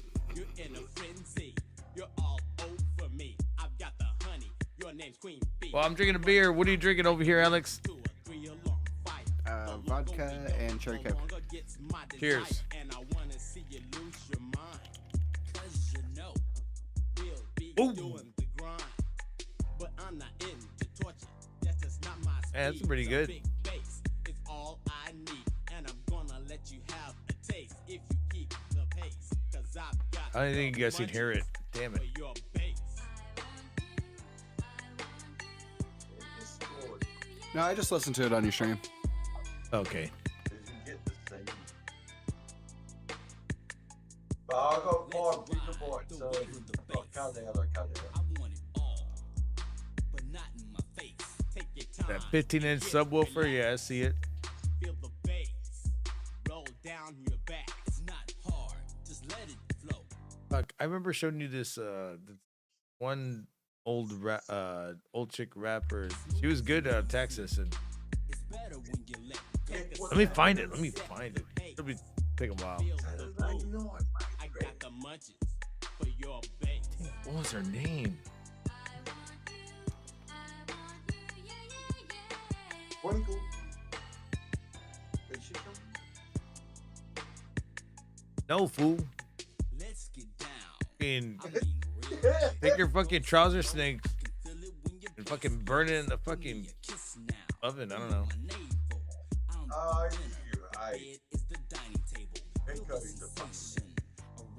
Oh yeah. I'll rub rims and door. This is great. I like this old school shit. I mean, this built a lot of stuff up for Texas rap. I mean, we became Third Coast for a reason. I mean, you had Swish House, Third Coast, Charlie Boy, mixed with the Third Coast is Screwed in the Third Coast.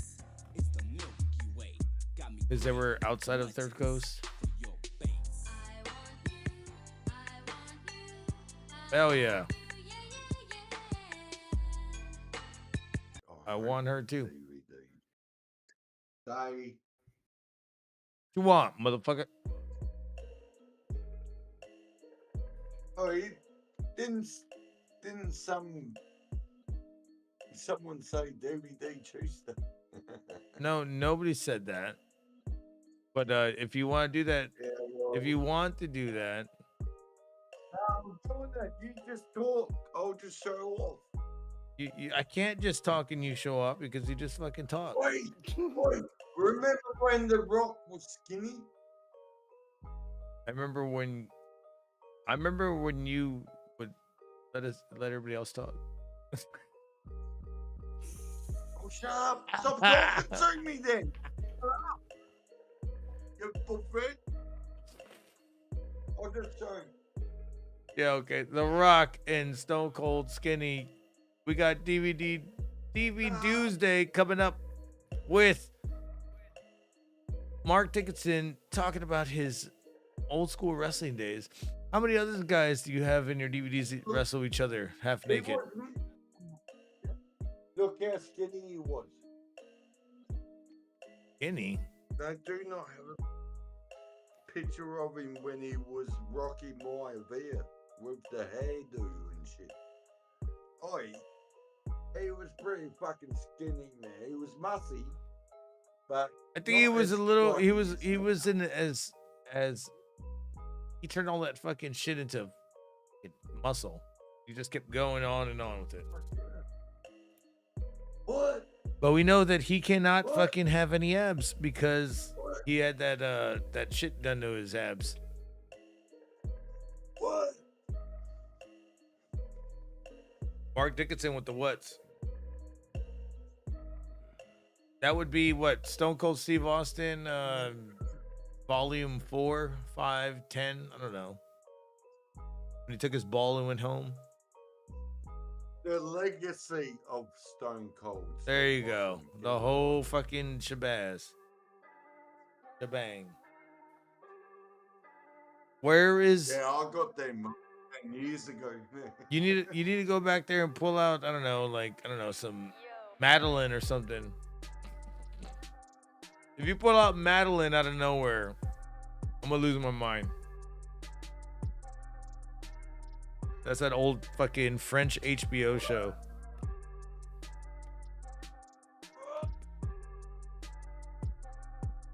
Also, if he pulls out, I don't know, his dick, he's out of here. If he pulls it out on his fridge, that's it. I'm a dick, not a dog. Okay.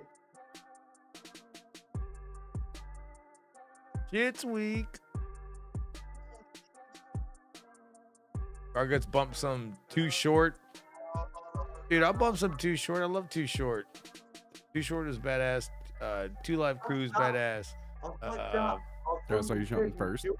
What's that? What did you say? Madeline? Oh, you can show me. Show me. Sorry, Alex. I know. I gotta wait for it to I gotta wait for it to stop. Hang on. It's got like 5 seconds. Did you say Madeline or Matilda? I pulled out the mark. I'm gonna go back to drink. Did you ever stop?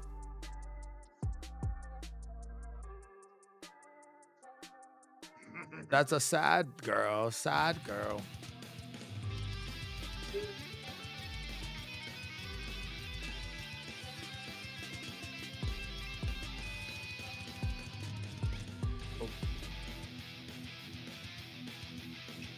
Oh, there's your Power Rangers. There's your Ron Wasserman, everybody.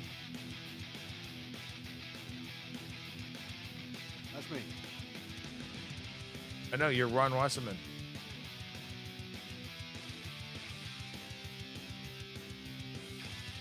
You better fucking kill it right here.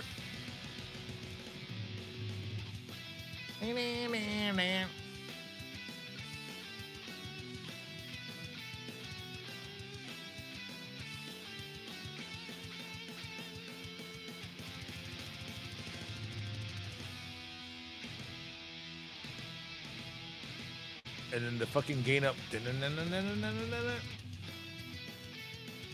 This is my medley.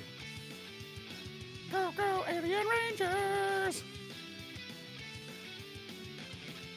I fucked up right here. Hey, Ron Wasserman fucked up all the damn time. Oh, yeah.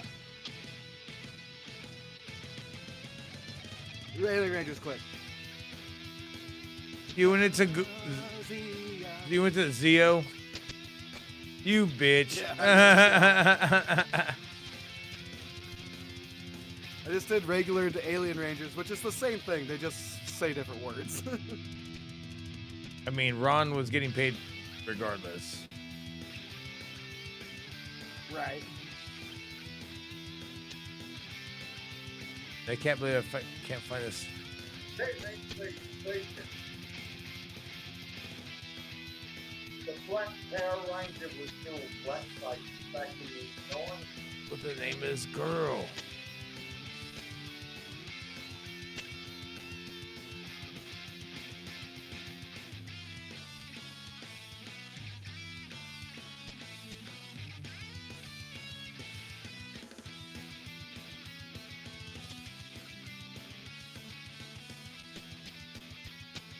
What was the name of her name?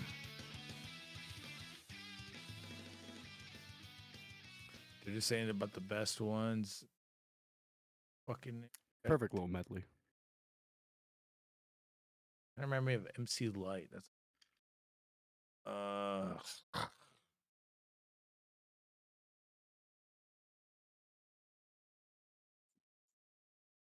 Rawman Lily says put on MC Light featuring Young Prod. I know it kind of reminds me of MC Light, but it's not MC Light. MC Light. The porno station the other day, Galaxy. What'd you say? Porno?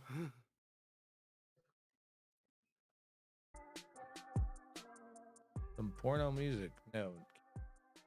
I can do porno music.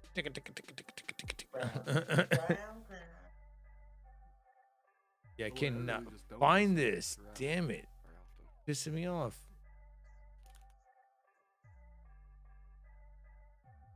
Work if I spelled everything. Like, to be honest, you find me like playing and listening to classical music before I listen to rap.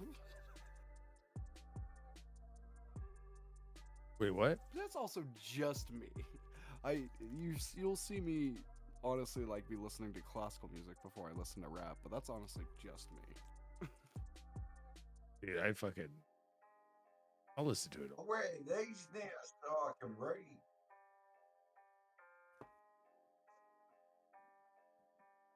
I'd listen to it all, but I just cannot find this fucking girl for the life of me, dude. What the fuck? Is it? No. $2.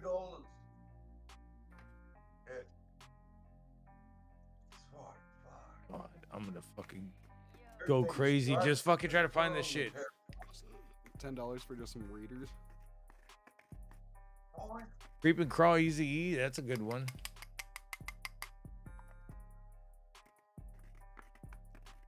How bad was that New Day bullshit on the Raw? I didn't watch Raw.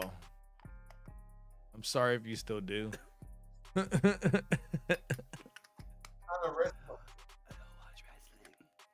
don't watch any of that shit. I mean, I watched the highlights of War Games, but it's still real to me, then. I didn't even watch that shit. No, but the thing is that wrestling's really took me out of it. It's the most realest thing on TV at the moment. I watched the highlights. I enjoyed Rhea's mask. That shit was kind of cool. Fucking goat horns and shit. Yeah, I did see that, but I just don't watch that. I haven't watched wrestling. Wow, I watch it every now and then, but it like doesn't even mean a goddamn thing anymore. Gaga, can you stop talking when I'm talking? I was about to say, Dicko, I literally have the signature of the person that Rhea's based off of. I win. I win.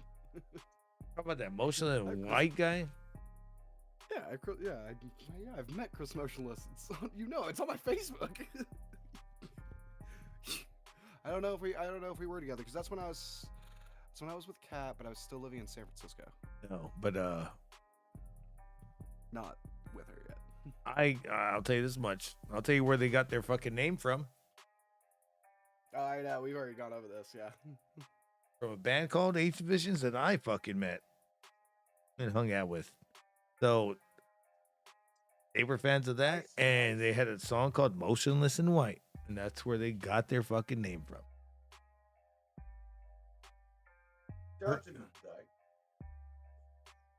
And they were the first ever, like one of the first ever influential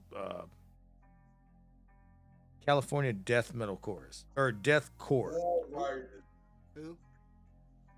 18 Visions. Oh yeah. Then they fucking listen to their producers and everything. They try to get on the radio. Sound like radio bullshit. Nobody fucking cares. It's like don't do that. Go back to the old shit. So they came back, and they have been doing shit for the past few years, but kind of doing the old shit. I like that.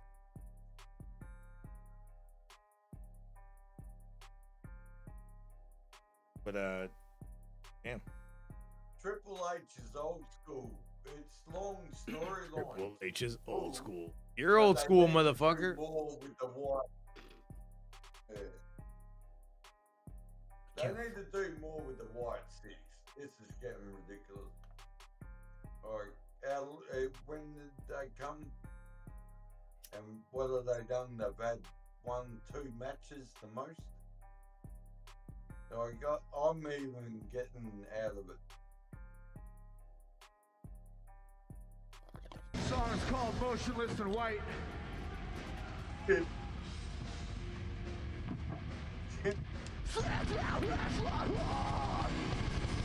So this is them. This guy on the left started throwdown and I believe bleeding through with Brandon.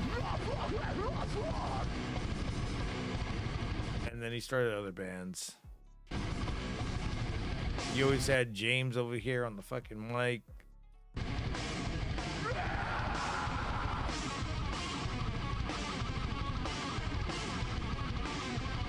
This is one of my favorite breakdowns. This exaggeration.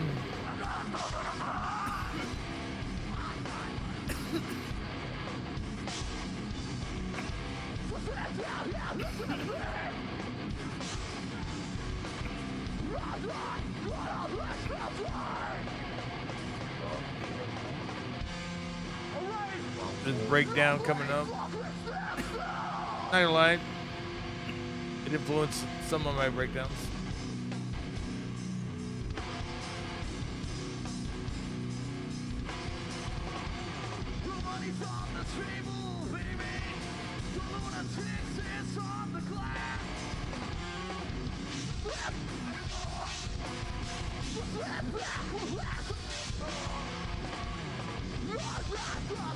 And then he eats it by singing this fucking note.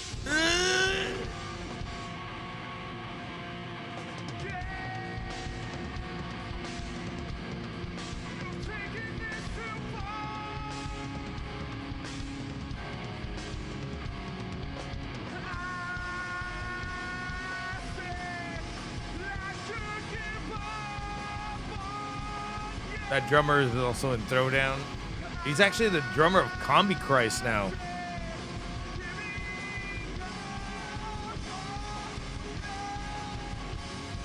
Well, he used to be. I don't know if he is still. What? The drummer of that band right here that I'm showing, he was the drummer. No, it's they have had a drummer since 2023. They had, okay, so I don't know where this guy went. They used to have old Ken Floyd. Yes, okay, so Ken, I believe, went to Combi Christ.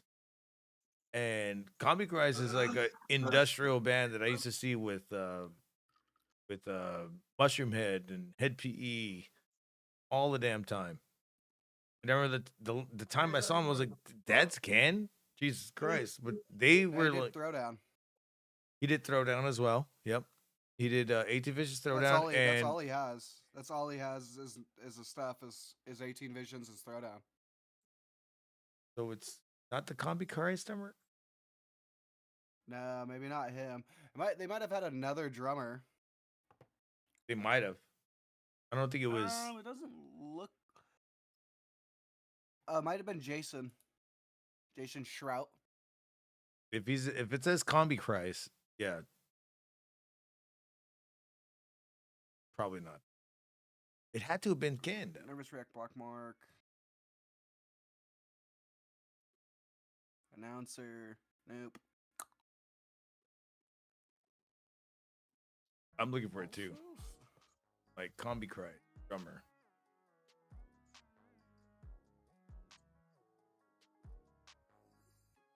Wonder if he just did a stint with them.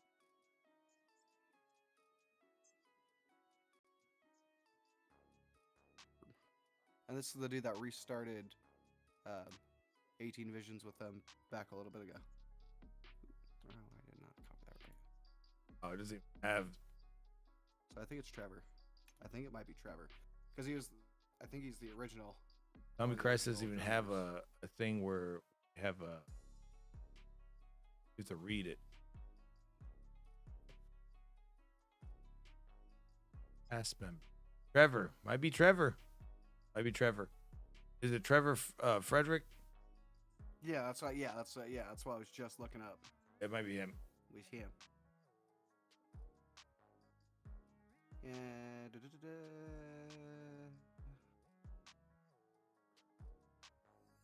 All the credits in New he York. also did Motionless in White. Yeah.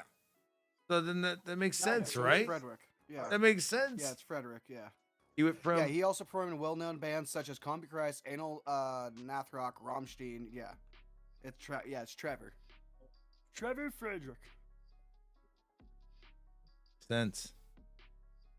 Did he do a stint with 18 Visions though? Yeah. He's the.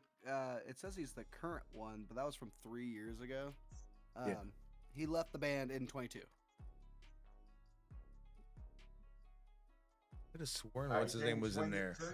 They said that what's his name was in there. It was like the old 18 Visions. Well, it's they said that it's because in 2017, is when they Sounds about right. Came back, and it was James Hart, Keith Barney, and Trevor Frederick that tagged the first messages about it. Seems about right. And Mick Kenny was chosen to do the prediction, mixing and mastering, and the new upcoming stuff. Blah blah blah.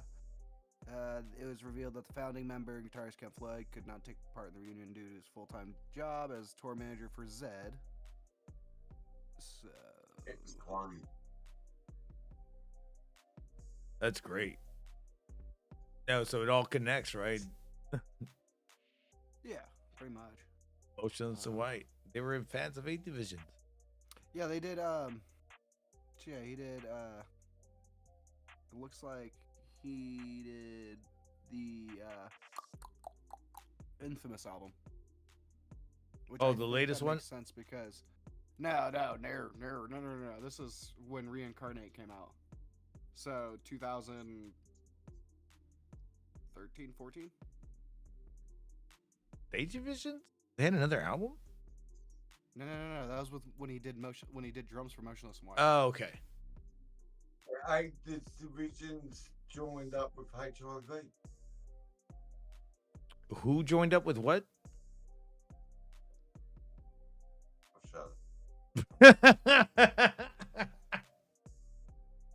Fucking Mark He might have not have done all of the drums. He might have just done the one song and just added stuff to it, like certain percussion elements and stuff in the Motionless White song.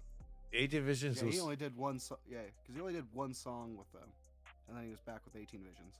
8 Divisions was one of my favorite fucking bands that I would go to all the damn time.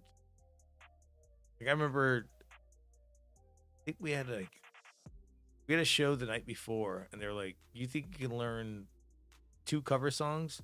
One of them, or 3 cover songs. It was Poison the Well, 8 Divisions, and Chimera.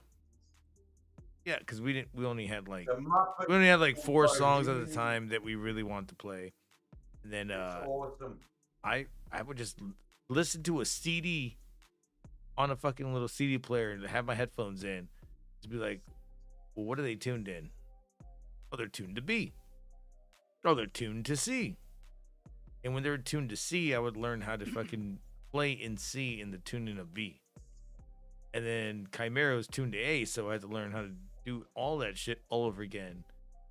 So I would never tune my guitar in the middle of a set. The current guitar player has done a podcast with I Garza. got my double G. Yeah, with Garza? Oh, dude, I've been seeing a lot of Garza stuff, dude. Well, Suicide Silence and Garza, they all have their own little podcasts that they've been doing. And honestly, they've been great. They've been hilarious. Wait, Raw Man, I haven't even bumped your fucking music. I'll bump this. I like it.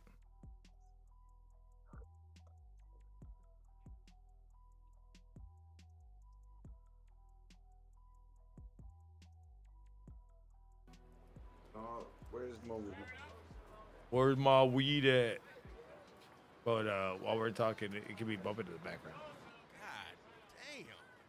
God damn. Never get our respect again. West Side. Love that old school fucking California beat. Back in the day.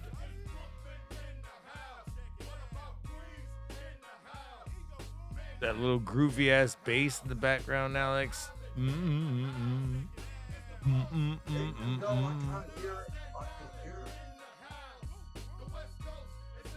It's the drum beat with the bass. And then you have that. Oh, yeah, I don't know.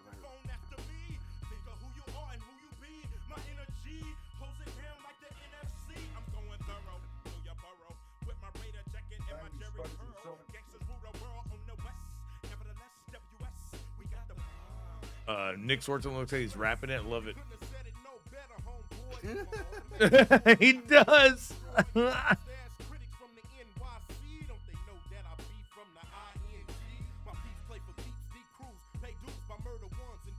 Oh man, can't get rid of that fucking old school rap, dude. I always go back to it. So when I was hearing Vanilla Ice, I was like, bruh, who fucking produced this? Oh yeah, it was Ice Cube. Like 3 years before it came out.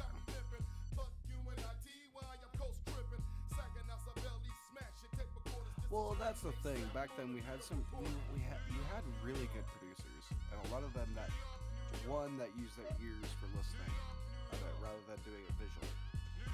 And I am definitely someone that understands that pain, which I have a problem with that as well. I like to use visuals as well. With ears? Yeah, because everyone back in the day, everything was done on tape, really. You know what I mean? It wasn't until you got up. Oh yeah, it was done on fucking 4.5 inch tape. Yeah, it wasn't really until you got to at least the 2000s, a little bit into it, that you really like digital was like, okay, we can finally do this in like big studios, and it's. Dude, I remember the one do it at home. The one and only time I recorded on you know what ADAT is? Yeah. I recorded on ADAT, and I was re-recording these rappers because they're fucking up, and I was like, you guys are fucking up. We mainly only use ADA as a connection now, just to hook up extra inputs now. ADAT was like what you recorded to. It was like its own computer brain. And you would play it back. No, I know. You would play it back onto the board. And they're like, "Hey, you're making the bass sound good." I'm like, "Oh yeah, it's changed." No, that changed a long time ago before I started doing that. So when I tried to do that about say like 12 years ago, bro, it was just like terrible. I was like, I don't think I can record rappers like this with this. And they're like, and the guy was like, "You're not getting it right." And I go, No. You're not getting it right. Like, you're relying on 8-at or 8-track? ADAT. ADAT was electronic. It was. I literally only think about ADAT as an extra connector now, as a thing for my Scarlett. No. This was analog. ADAT pipe, like Analog. It's still, it still is digital. Analog. It's a cable for me. Yeah. Audio tapes. Yeah, it's for now. What it's used for now is if you have like an 8-track. So I can pop in. I can pop in. You can get an extra 8, and then get an 8-at light. Well, that's the other thing. 8-at's a fucking light.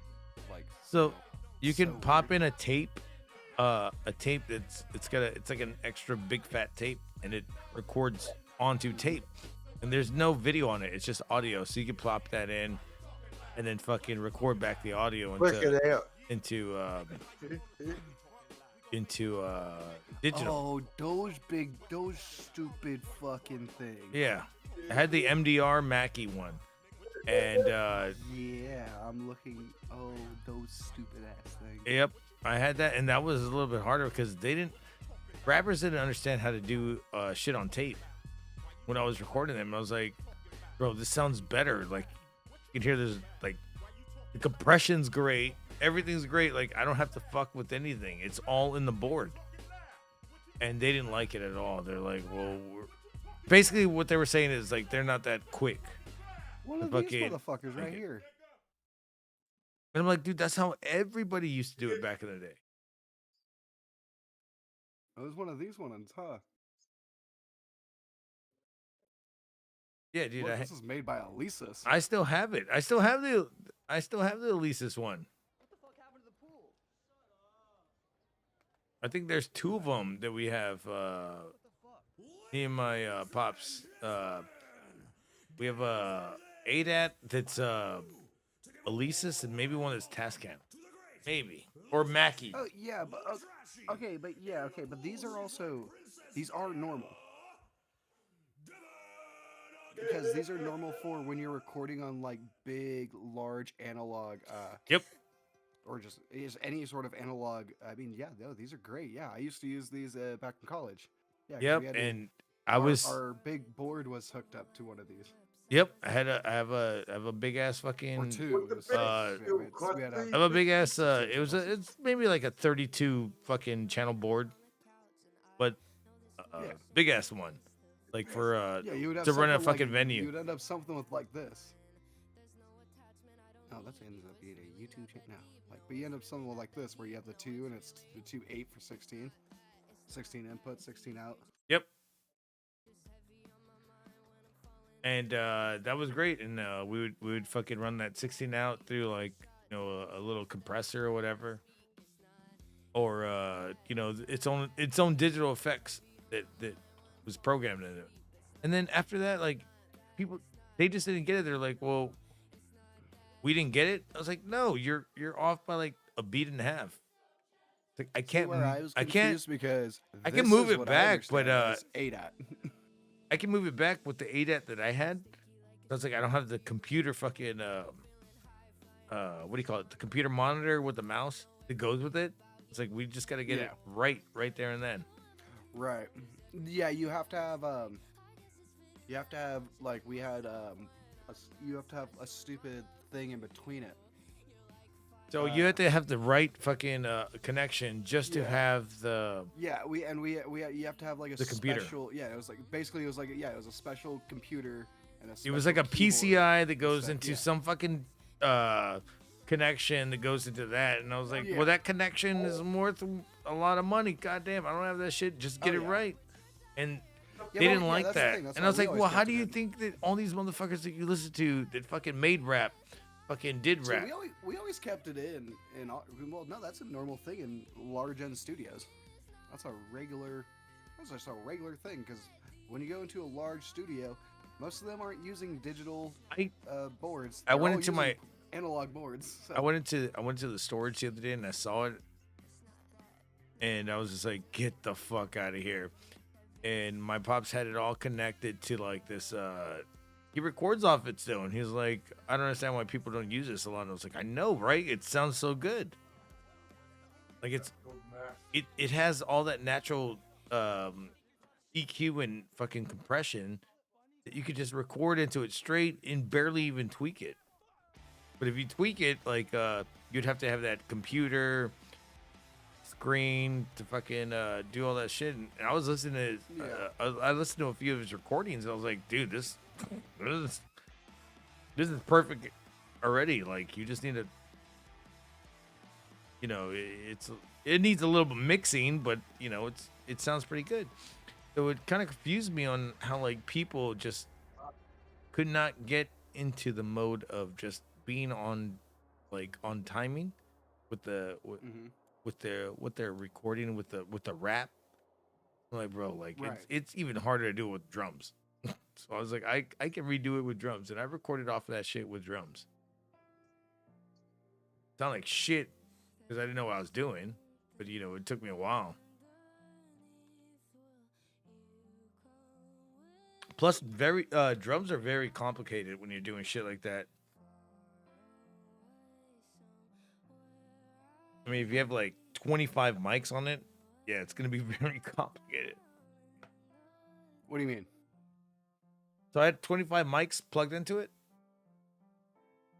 No, sorry. I had 12 mics plugged in that. I had 25 mics plugged into. I was like, 12 mics sounds more accurate. 12 mics is what I had plugged into it. And then I plugged into the board that actually gave you like maybe a little bit 4 more mics. Mm-hmm. I don't think I used all 4. I think I used 1 or 2. Board. Yeah. And then maybe use like 1 or 2, yeah, for like maybe a bass or something. No, for room mics. Oh, okay, yeah. I usually just include that with drums. So. And I was putting them into one channel.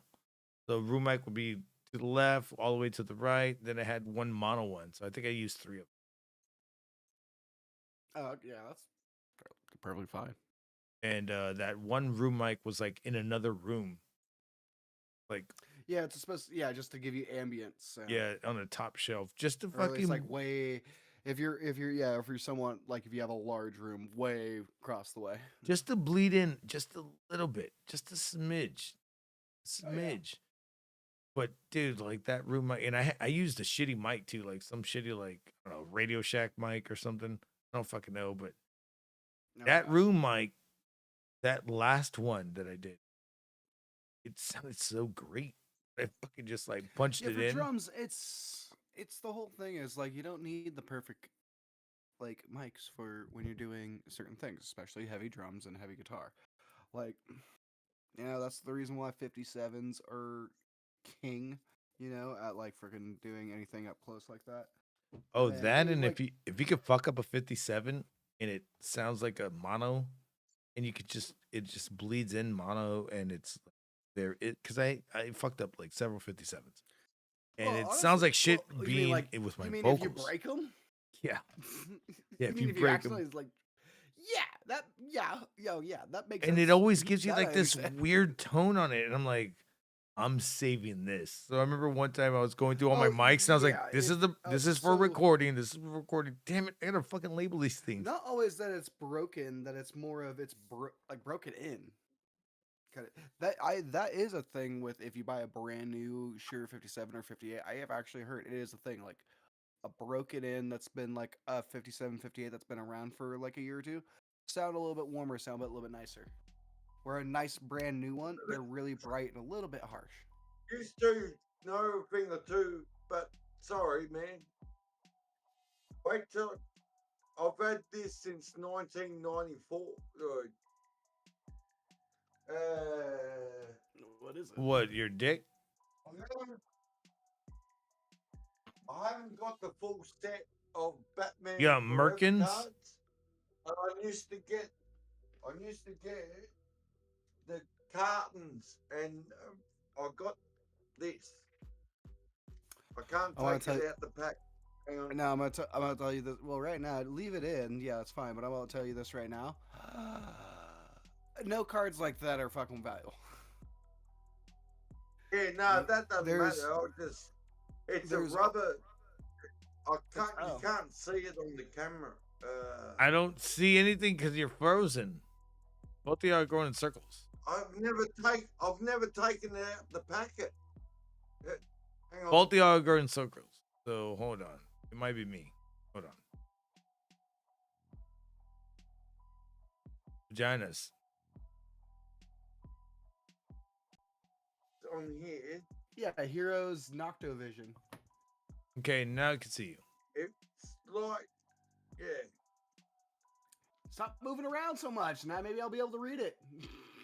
Yeah. Sorry, bro. Sorry, man. Stop being a fucking goddamn tweaker. The right way up. Heroes, Gotham's Best, Noctovision, Batman Forever. Wait, can I see the bottom? Actually, get close because I need to see the bottom. Dynamic. Okay. I need to see who it's by. What's the brand? He goes, it's rubber clad. So what's the brand? What is it? Punch it a little bit and pull it out.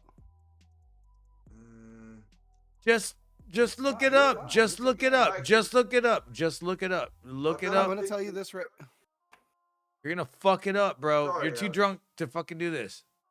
Well, Let's see him fuck up this card. I'm someone that's me and my family have owned a card store, so it's I know card. Yeah, but there, yeah.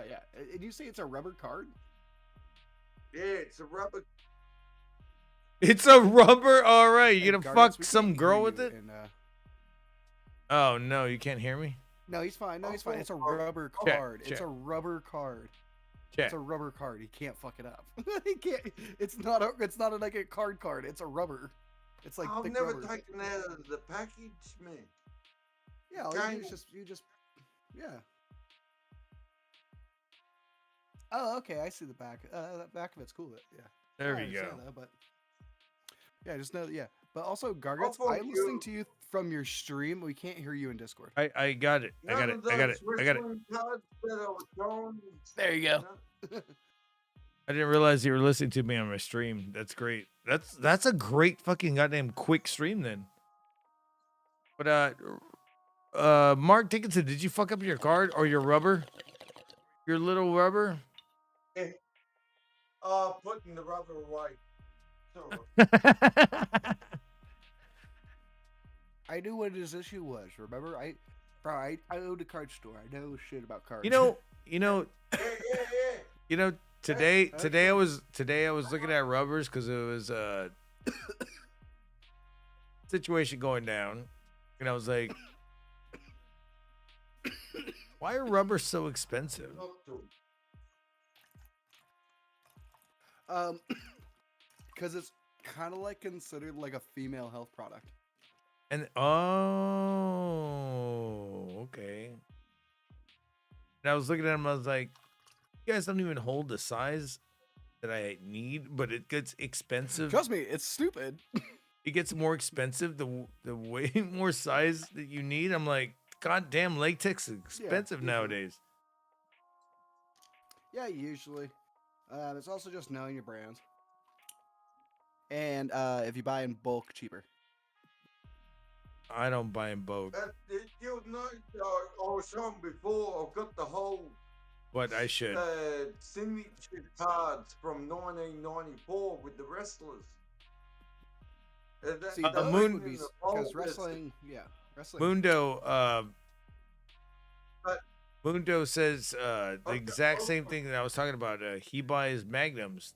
That's where I'm at. Oh. And that's also just because that's a name brand that's known to always to be buying. And I was like, why do you have all these fucking extra? I was like, where are the regular ones? They're like $3. It's like $16. Get the fuck out of here! And it's like 3 condoms. I'm like, what the fuck is this? So I was just like, I'm old. I just said, yo, fuck this. I'm too poor for this shit. Hey, bro, the PNP method, bro. The PNP method. You gotta pull and pray. Pull and pray. Pull and pray, bro. I understand that, but I don't want to pull it. I don't want to. I don't even want to. You can't. You can't. You don't. It's more of you don't want your dick in this one. Yeah. Apparently, Lena Vachon. Then why fuck it? No, it's because they're too fertile.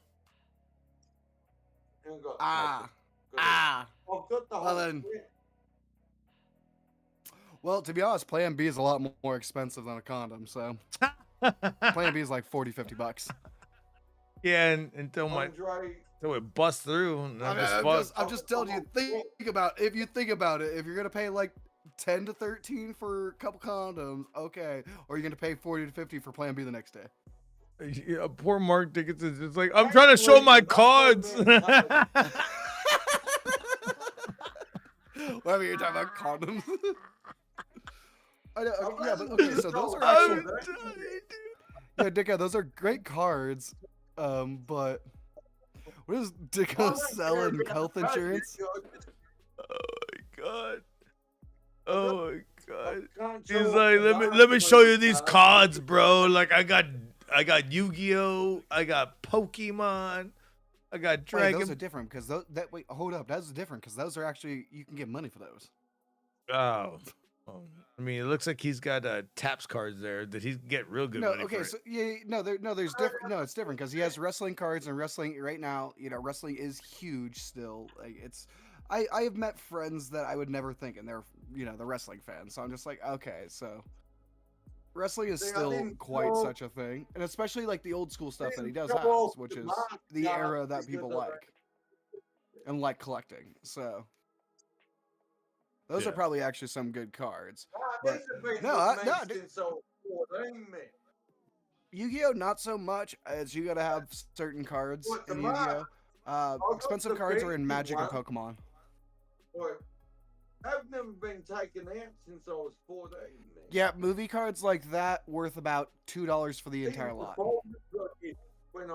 I would say it depends on which movie we're talking about, who did it, and what year, and what the mask. What the mask. No, I already know the mask cards are not worth nothing. Wait, what is that? Yu-Gi-Oh? I thought that was movies. Oh, is that the Yu-Gi-Oh movie? No, I said you had the mask, like Jim Carrey the mask. Oh, I love the mask. Yeah. Had the fancy ones. Yeah, it's those ones. Yeah, those ones where it comes like with the movies and stuff. It's they're not worth anything. 1994. Hey, see those are worth money. Yeah, those wrestling ones are good. I've never left the folder since I was 14. I've got the whole set.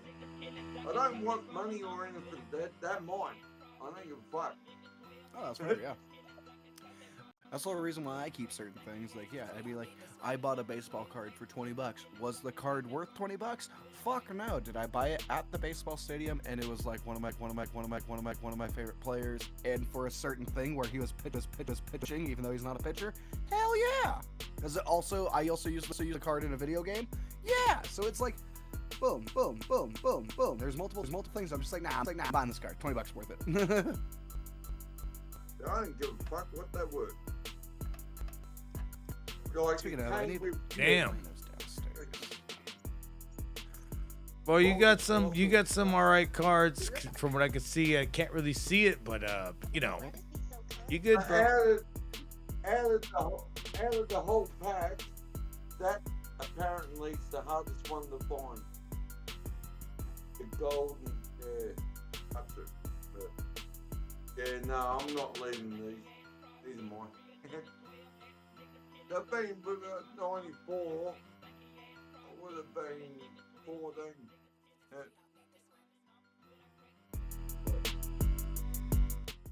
What do you shut up? And then Mark Dixon just walks into the next life. Oh yeah, guys. What's up? Gargi, Bradford, Dickinson, over here chilling. One more time to hang out. I got a lot of work going on this week, so you probably won't see me, but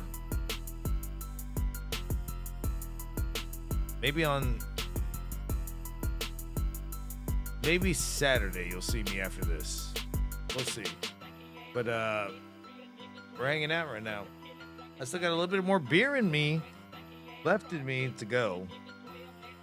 Probably take me another 30 minutes to get through, but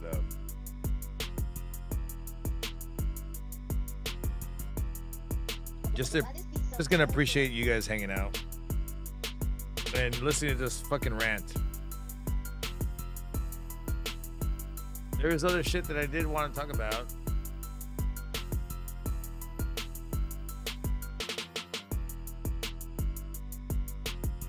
Like, movie theaters are back. That's gonna be great. I can't wait for a movie theater to be back at all. I want movie theaters to be back. I want to go to an official place where I can, instead of buying microwave shitty ass popcorn, I can just go get popcorn and be like, bitch, I want extra butter. Put some jalapenos on that bitch. I want a hot dog. and all for like what it used to be like $20. Nowadays, I believe if you go to a goddamn theater because they're struggling so bad. I mean, back in the day in 2002, when I would go see, X-Men 3 or something, it was at the dollar movies, and it was probably about $20 for popcorn and all that shit. It was expensive as fuck, and I was like, these are the dollar movies. Our fucking tickets were like literally $1 to get in, but then the popcorn and all that shit, it's so expensive. That's why when I stopped going to fucking to the theaters, I would get a fucking bucket of popcorn. I remember I fucking went for Star Wars episode 2, and holy crap, I see what you have there. McDonald's F1 Hot Wheel. You know, it's funny. From '93. I have that same thing. It was a toy. Yeah. From '93. Now you don't feed him after midnight, all right? It was a toy that I had back in the day, and I used to. It was probably because they were selling it with. It was either you would ask for the Hot Wheels or the Barbie. This is really sad. Yes, because it was you'd either get the boy or the girl toy. Yeah. Really cool. And I remember this one kid launching it like off those. We used to climb into the pipes and shit in the playground. And he launched it so fucking hard that it hit this fucking kid in the head. He started crying, and then like I believe he shit his pants, and I was just like, I am out of here. It smells so bad. I was probably like 7 when that happened. And I will never forget that shit. They closed that fucking goddamn thing down real quick off that one. Off that location. Oh, dude, ours was. I think we still have one in ours. But we don't have one at all, dude. Yeah. I don't even remember the last time I saw. I don't remember the last time I saw play place. Yeah. At all, because yeah, I believe I have. Yeah, I have a play place in ours because they have video. They used to have video games, and now they don't have video games. They have like interactive tables that you play games with. Oh. We have like more of like I think they took out our like the old school outdoor one, like the one that I know you're talking about, kind of thing. We just got rid of ours maybe only like a year or two ago, and they put in the new indoor ones that you would see like the indoor Burger King. Yeah, I hear that. Did you freeze? Gorilla.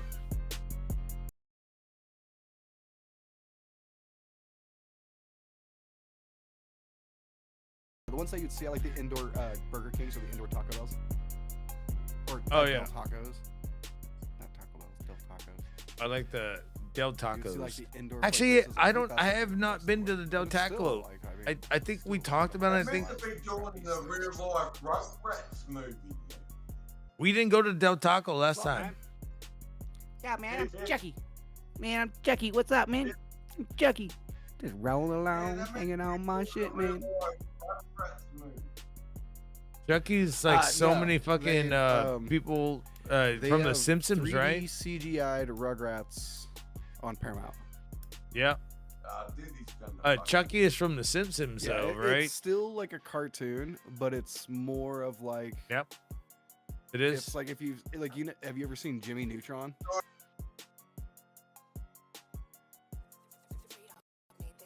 Oh yeah, I mean, yeah, no, but they haven't done anything like that with Rugrats. But here's my card. I was Like, saying this that one- Chucky was from Rugrats, or Chucky was from The Simpsons. No, you had it right the first time. No, no, Chucky, the voice actor, the chick is from. Yes, and the same person as Bart. and as Bart, and then also Dill, and Or Millhouse. It was Millhouse. Twins. Oh, it might have been Millhouse, but no. It's the same person. No. So the same person the person that does Dill Pickles is the one that does like Timmy Turner.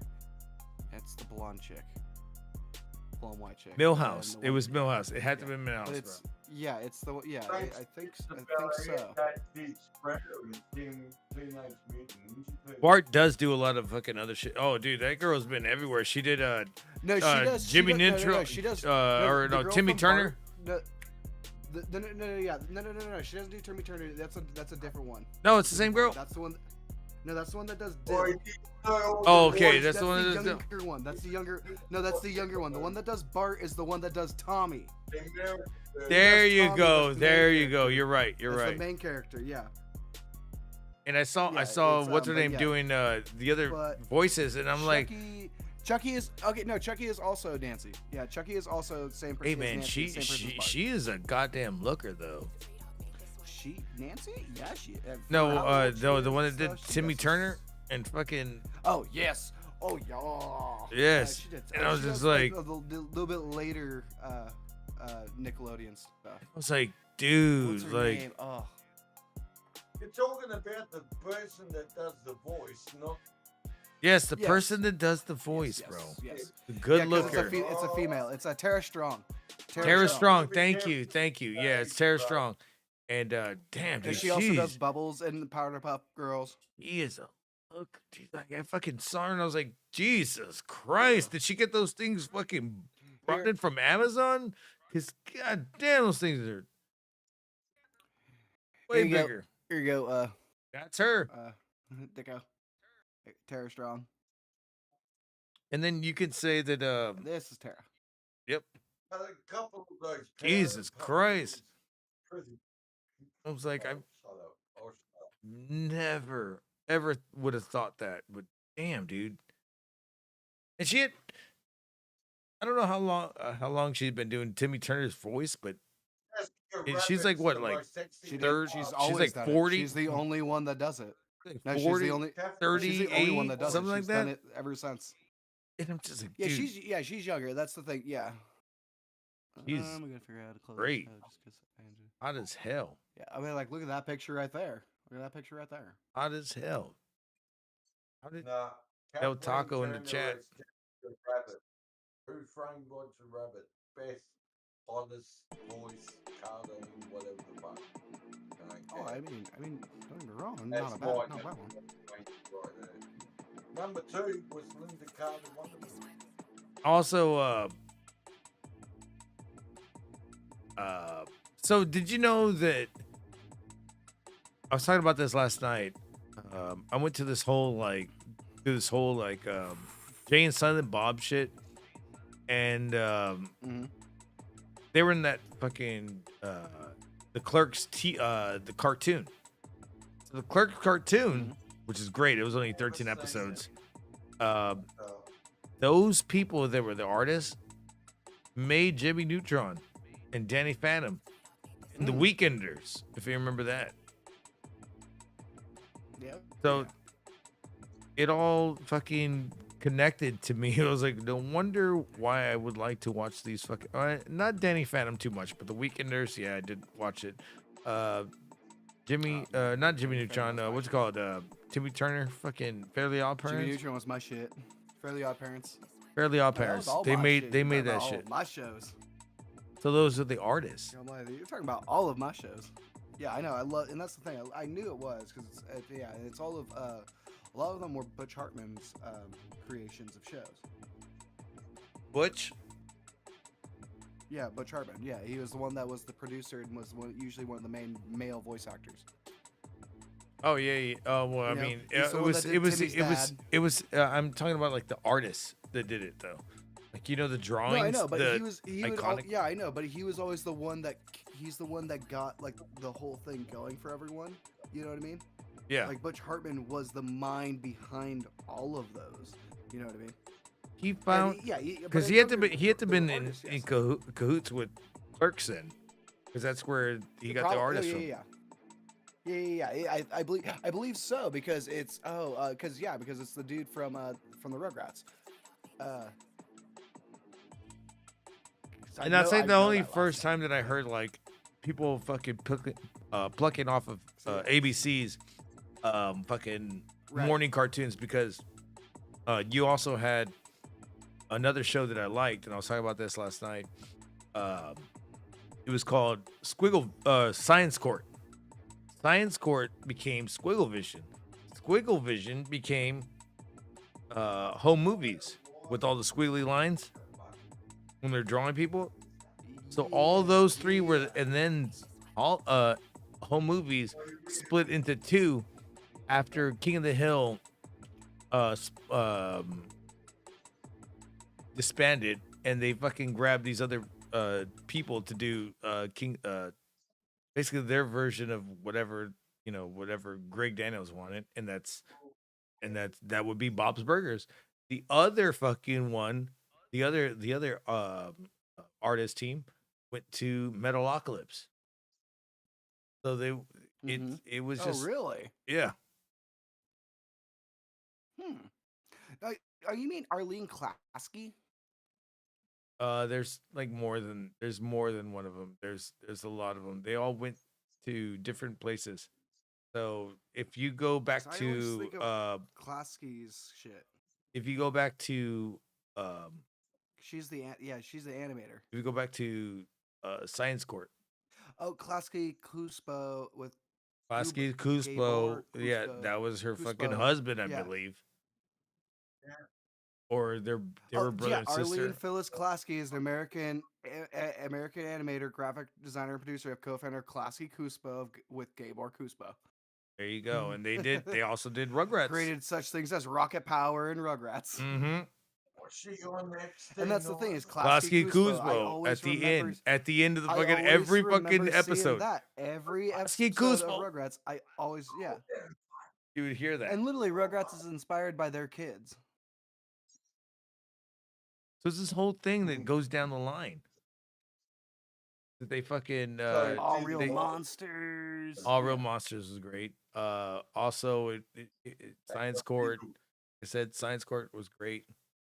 Then it went down to home movies, and then home movies split off, and they did their own thing with the people in home movies. Half of them did Bob's Burgers. I like that.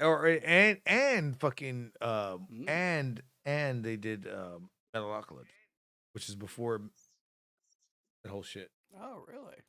So that's really cool, though. And I mean, I still think that's just really cool, which makes sense. Yeah. So and come on the tits. Come on the tits. Okay, sorry. Come on your tits. Let's go. Clapsy Clupso.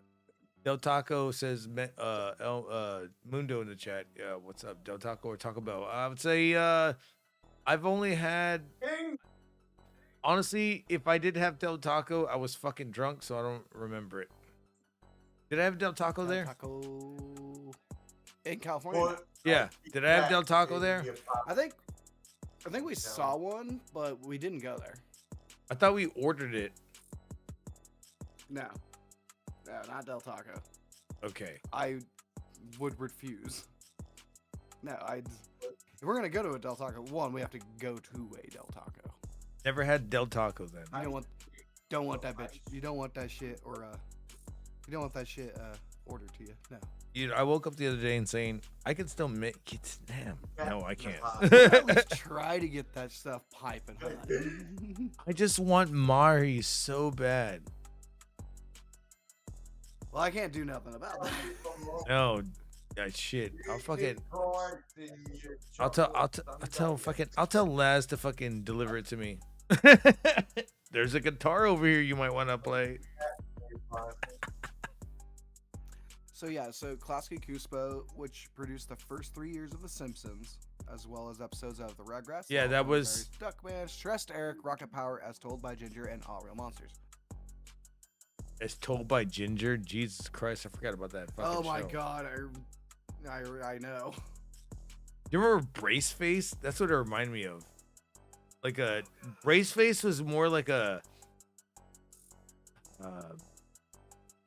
Oh, actually, the people who did Kim Possible did. What do you call it? Danny Phantom. That was another one. Forgot about that. Getting into the dragon on Thursday. Oh, wait, let me take a piss.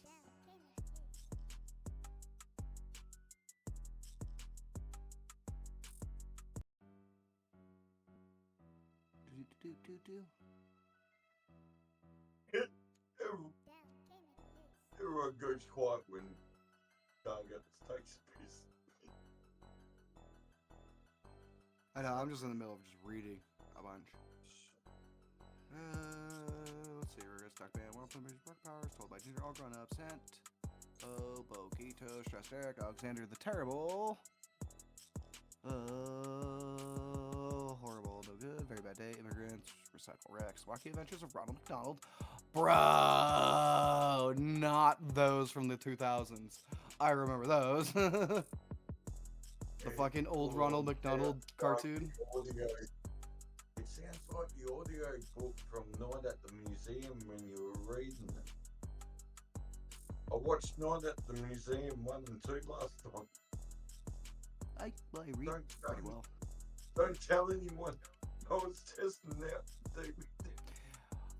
Holy shit, this motherfucker did literally, he also directed one of the greatest fucking live action TV series for Disney and stuff, Bridge to Terabithia. I was about to say 18. Oh, no, I mean for Disney.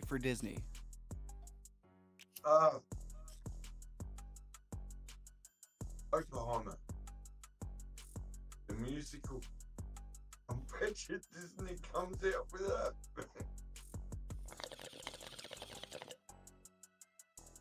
Yeah, they're staying away from Pocahontas. Pocahontas? What? Yeah, no, they're, yeah, they're just staying away from Pocahontas. I don't even know if you can watch that on Disney Plus, actually. What's that? Pocahontas. Oh, the best movie this year is easily Deadpool. Like, I'm just... Oh, yeah, it was. And I mean, yeah, from Disney, yeah. Well, no, now... I was just telling... Oh, so he's directed 3 live films as well. You want to know what one of them was? And his first one? What was that? The greatest live-action Disney film, Bridge to Terabithia. That's a Disney film? It is a Disney film. That's a fucking sad. That's so sad. It's a sad. It is film. a very sad It's film. so sad. He's But here's so the thing. sad. Oh my god! I got a donation.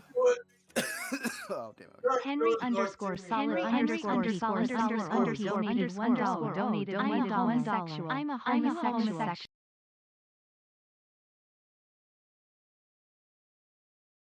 Are you Mr. Why does that keep going like that? Do you want Oh my god! What the fuck? God damn it, Henry Solid Pico. Oh my god. Apparently someone's a transsexual. That's what I'm thinking. Thank you for that. Henry Solid Peak _O. That's a great fucking way to fucking name But it. that's crazy. But you think about it, like Bridge to Terabithia is known as one of the greatest Disney films. It's so sad. It's so sad.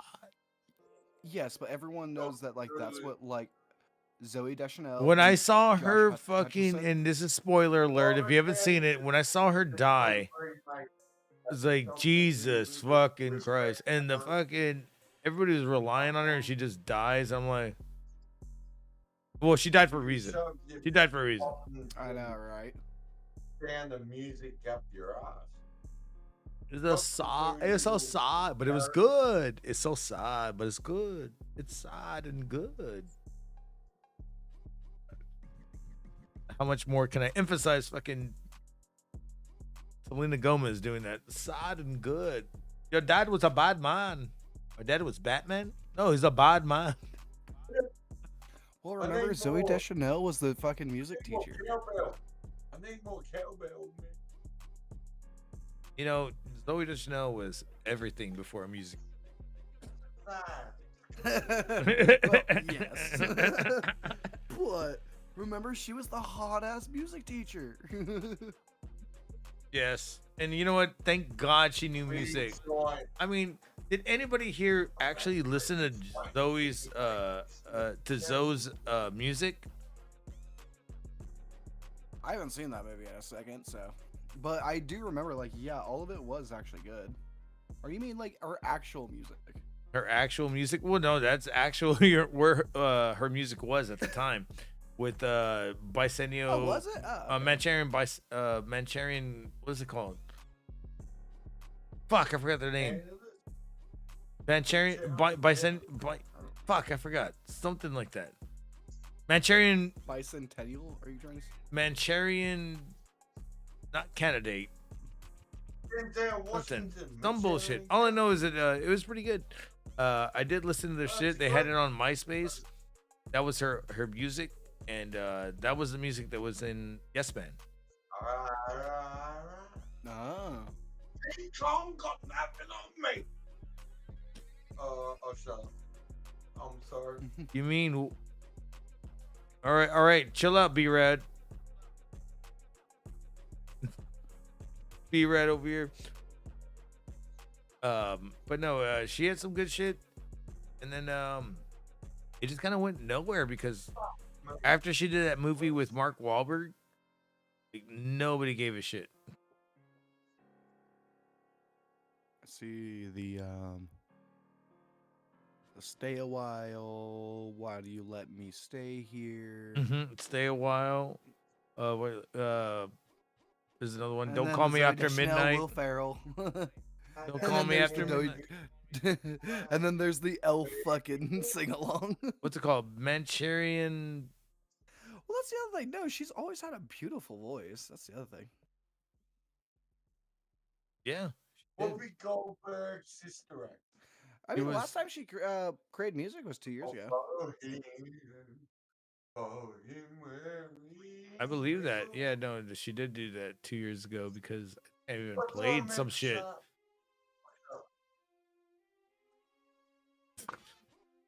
I like how Mark Dickinson just starts talking and he goes, just tell me to shut up. And he just starts Zoe like Deschanel, Manchurian Candidate? not Manchurian Candidate. It's Manchurian Munchausen. Denzel Washington. Munchausen by proxy. Munchausen brought. What is it? Holy shit! It's Munchausen. Somebody's by throwing a proxy. goddamn midget across my fucking screen. Has just donated $4. Is this Adrian this morning? Hit me up on Facebook sometime. Hit me up on Facebook sometime, and we can chill if you like. What the fuck is this? Did you watch Skeleton Crew? I thought it was trash. I'm sorry. I don't know what the fuck that said. And for some reason, my shit is fucking up.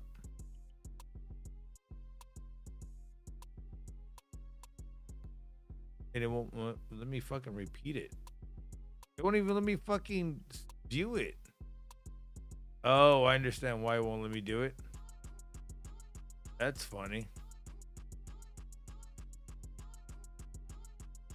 And it's resetting.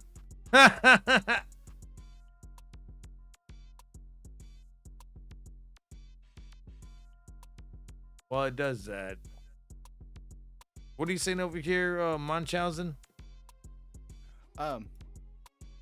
It was Munchausen by proxy. Yes, that was the name of it. Jesus Christ.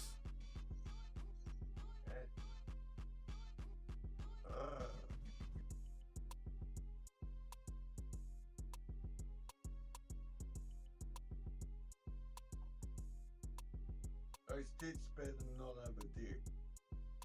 No offense. What the fuck? I don't swing that way. What are you saying, Mark? What the fuck? I'm looking at the highlighted chick dancing, man. I just want to see the tits. You want to see the tits? watching your Oh, there screen. ain't no tits. Ah! Fake out. Motherfucker, clickbait again. Clickbait it again. You know, I'll just take it off so you can shit's weak. Yeah, no, that's alright. Yeah, what the fuck is that? Is that Vanilla Rice again? From the No, start that's of the fucking show? Nick Swartzen. Nick Swartzen rapping. The motherfucker that I'm probably gonna, I will probably see this weekend. Oh, really? Yes. Oh, yeah. He got kicked out of my. He got kicked out of my local fucking comedy place. He's gonna be here this weekend. And I don't know which one. I don't know which one I'm going to. I don't know which one I'm going to because I'm working that day here, so I might go to the next one in the next town the next day. I'm not working, but well, I'd say go to the early show. No, it's only one show. It's only one show. Oh, I'd be careful. I would be careful because literally he got kicked out of the last. He got kicked out in my small town. So, you know, now that I hear about that, I don't even know if it, you know. I would say this: that he got kicked out of your little small place, but it's gonna be at an amphitheater. It was like, so no, it was at our biggest theater that does hold like 1,500 to 1,600 people. It was apparently he showed up late and fucking plastered drunk. Hell yeah. So. Hell yeah. And apparently it went on for about 5-ish minutes, and then the fucking whole thing when Nick Swartzen. I did see that. No, I saw it. I saw it online. It's very famous online. That he got kicked out. That was my show. Within like 7 minutes. Yeah, he came on stage and he was fucking plastered. That's the most famous one. Alcoholics give us drunks a bad name. That was my show. That was my show. Jesus Christ. Yeah.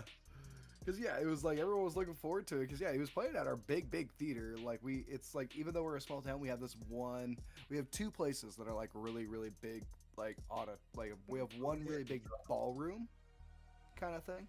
And then we have one really big theater. Oh, okay. That makes sense. So, yeah, like the ballroom had, like the sound system from the ballroom was Red Hot Chili Peppers' old touring sound system. Yeah, the lead singer likes a lot of the ballroom. Well, it's the people that run the ballroom are they know the lady that did the sound for Red Hot Chili Peppers all throughout their touring years and still does. It's cool. That cool. Oh no, dude!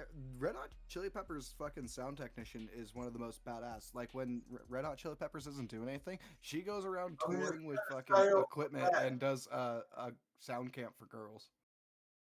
Alex, I'm just gonna say off the bat, all the bad gangsters, like they're all butt fuckers.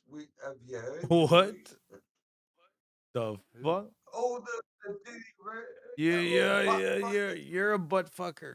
I don't know why you want to keep bringing this shit up for like fucking who? I don't know. He keeps bringing up. Have you heard about Diddy? Nobody fucking gives a shit anymore. Dicko. No one was talking about that. Shut the fuck up. I know, right?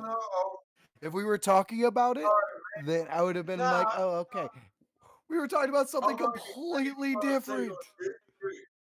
Right, so it doesn't. Yeah.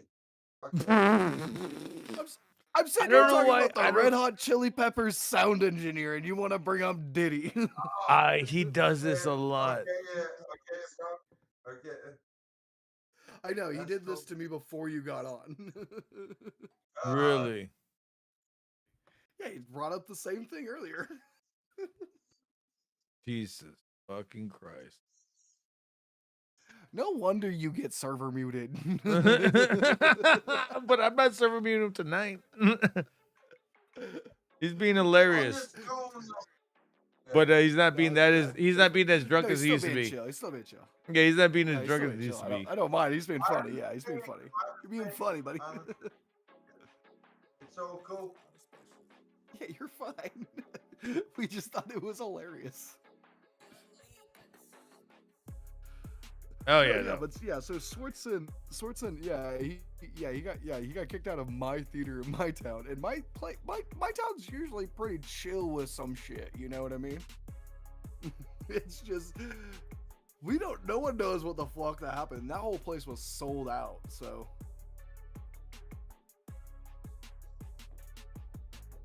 I hear you on that. Hey man, a place like that would be great to be sold out at though. That's your underground. That's your underground shit. No, it's a great little venue. That it's like he was stopping in like Sacramento, San Francisco, and then he like instead of like keep going upwards, he like just stopped in our town and then just like I think he went to Reno afterwards, because that's like our town's like on the way to Reno from Sac, so it's like I believe that he was just like, ah, dude, there's this cool little town, got a.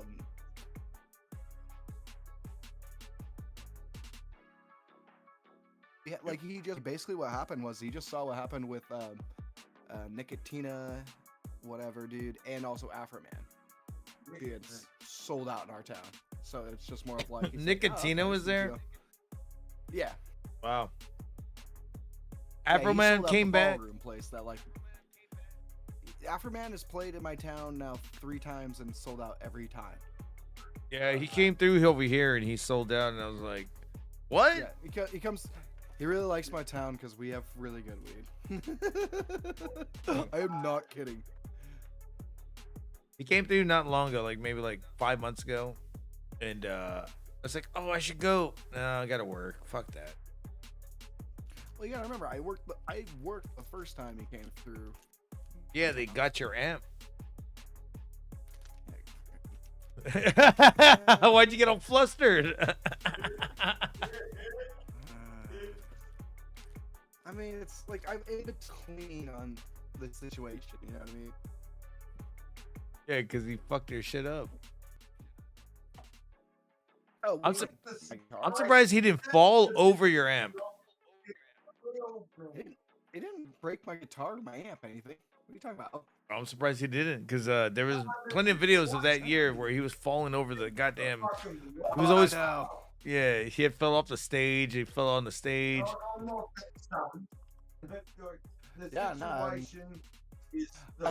Here's the thing. I brought.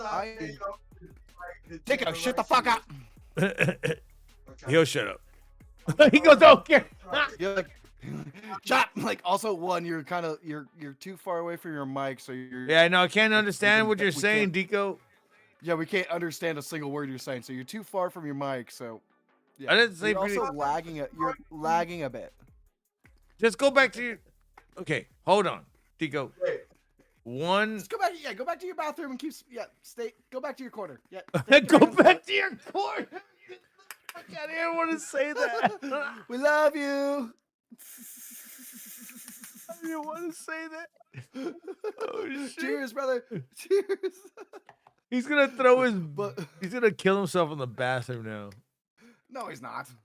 Hey, he knows we love him. It's literally, it's for his betterment. No, but yeah, no. So yeah, well, yeah, because he used my guitar and my amp. He used the Boss Katana and the Vola. Trust me, I wasn't gonna let. If I was told the appropriate amount of time, I wasn't gonna let him. It just so happened I had just changed my strings on my Vola maybe like 2 or 3 days before the show, and fucking had it basically all set up and ready for like myself. And then I got told the night before, hey, Afro Man needs a guitar and amp. Where do we get one? And I'm like, in your ass. I was like, I told you guys about this at the team meeting we had 2 weeks ago, when I asked you guys to write me up a writer and fucking give me all the stuff for his stuff, and then get told the day of he's not even showing up for sound check, and none of his gear is gonna show up until he shows up. I'm like, oh, I hate it when they do that. And then they're like, can I use your shit? And I go, can I use your shit? He had all of his. I was like, you can use my shit if I can use your shit. I was like, we could both have a great fucking show, but you want me to use all my. No problem, because the 2 openers were rappers with a DJ. Oh, fuck. Yeah. But no, like the 2 opening acts were. The first opening act was just a single rapper and a DJ, perfectly fine. You know, the second one was, I will say, a 9-person rap group with a DJ. That was crazy. Oh, that sounds like my fucking goddamn audio nightmare. Right there, you just But it was wake fun. up. That was it was fun. But because I know that I knew all the guys. My brother technically created the rap group way back in high school, and then when my brother got fucked up on drugs and he left the group and stuff, they just kept doing their thing and fucking, you know, they got to open up for Afroman. So I'm like, hey, and they've opened up for Afroman every time because they've really liked each other. I think you told me about this group. But yeah, it's the 2HK guys. Yeah. Yeah, you told me about this group. I forgot your brother was in that, or started it. Yeah, he was. Yeah, but he was like the way back guy. Like if you see like the old high school videos, he's one of the first guys in the first songs they ever created, kind of thing. So it's like, yeah, way. You passed the video along to me a long time ago. Yeah, it's like 12 years ago. Yeah. Yeah, but they still do stuff. Like, yeah, I've sent you newer stuff of their stuff, like stuff that when they played for Afroman. So and then Afroman came. But here's the thing, yeah, he has a keyboard, a bass, a drummer, and then him with the guitar. Him and his guitar were already all set up on stage. That was not moving, kind of thing. Both the rap groups went on stage, and that guitar was on stage with them. No problem. You know what I mean? No problem, but I was like, yeah. The only problem is we sold out a venue that only could hold like 250 people to like 400 people. my problem would have been like, do I have tubes in this amp? Because god damn, that's a problem. If I have it on for this many hours. No, I didn't have it on. I didn't have it on. All right, then you know what I mean. This happened with another band. It's also the Boss Katana. The Boss Katana is known for being left on for a long time. You know, because you gotta remember, like that does like conventions and shit like that. So, but I will say this was when this was like when it was brand new. So, you know, it wasn't an old amp at all. So the JSX, and it was going off, and they wanted me to use their shit, but they didn't want. Okay, they wanted to use my shit, but they didn't want me to use their shit. I was like, yes. Well, then I'm gonna need some payment. I think you've told me about this. Yes. I'm not gonna fucking lend you all my shit right now. I'm gonna need some fucking payout right now. Well, no, I told all my that shit, dude, manager, because I was they were just like, oh, we don't want you to use our. Because that day my string busted, and I went to them and I was like, hey, we need a guitar. Do you have an extra one that I can use? And they're like, don't you tune differently? And I go, it doesn't fucking matter. I was like, I can use your guitar real quick. And after the set, they were like, we can. They wanted to use my amp, and I was like, yeah, we're gonna need to talk about payment now. Because I was like, there's no way I'm gonna. So you asked to use their guitar, and they said no, and then came out to the thing, they asked to use your amp, and then you're like, payment. Sure, but you gotta pay me.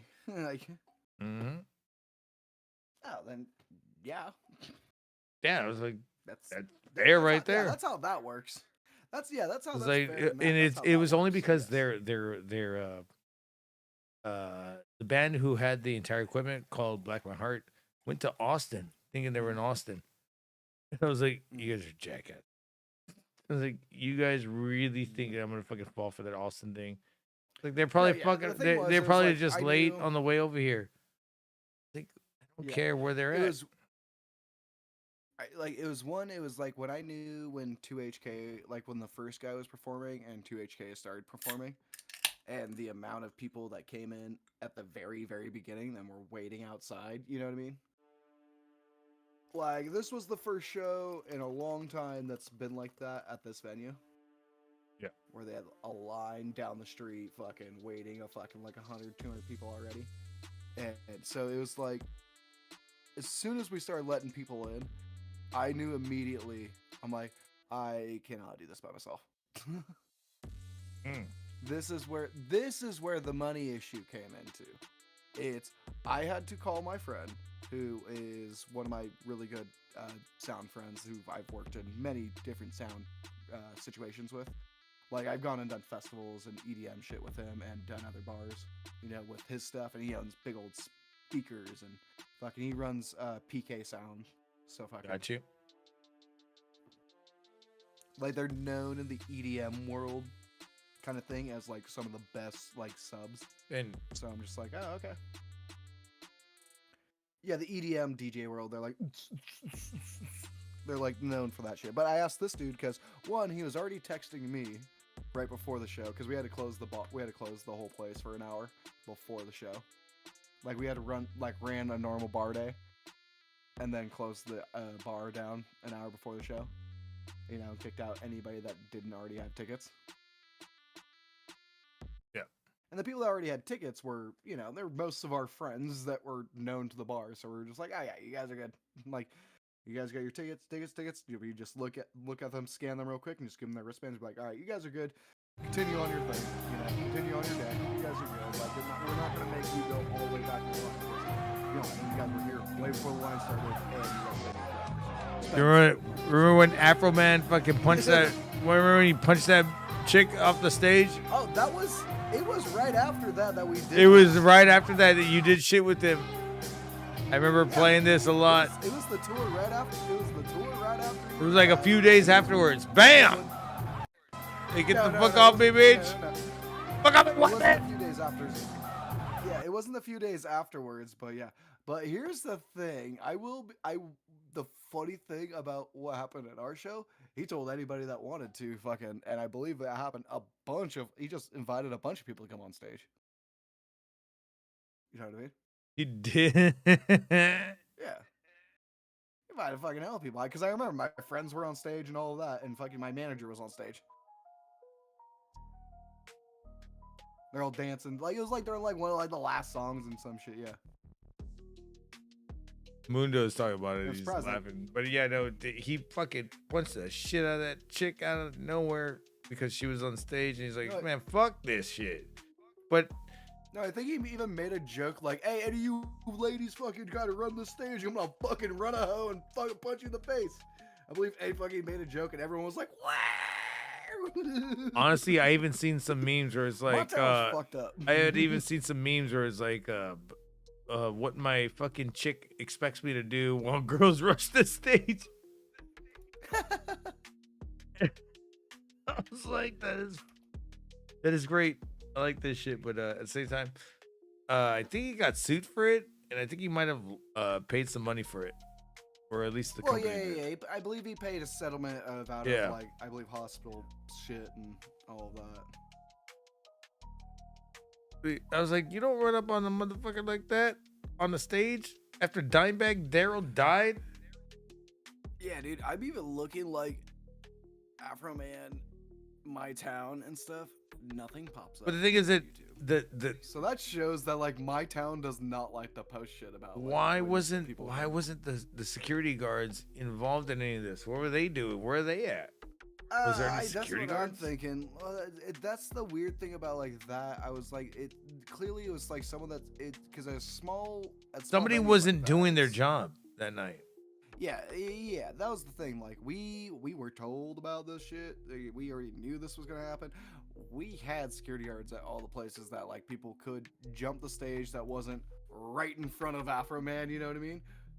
Like the front of the stage kind of. We didn't want to put security guards there because it's like that ruins the whole our old stage, you know. So we put them on the two sides of fucking like where like someone would try to sneak up, you know. Yeah. I remember both sides are fucking. They're little tiny hallways. One time. But he was playing like a festival or like a fair. Oh, and that one, yeah. I would say one time. You know what I mean? Like there was no. It's something like that. One time there was no. There was no. There was no gate.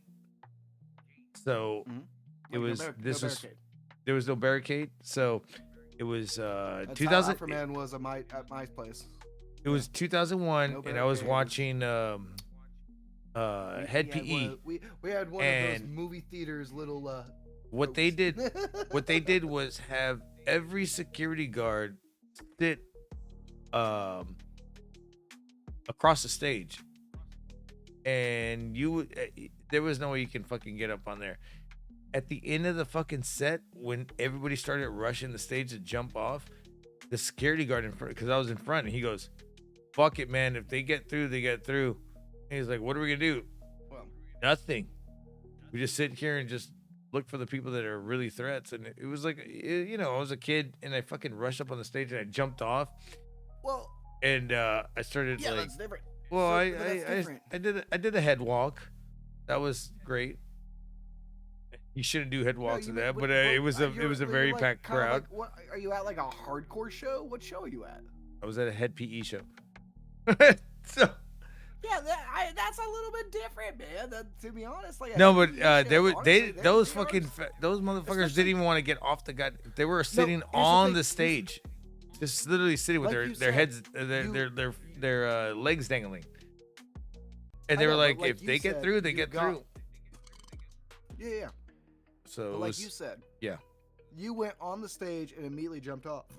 You know what I mean? Like went on and like jumped off in the crowd surfed, kind of thing. Crowd Stage surf. I head walked,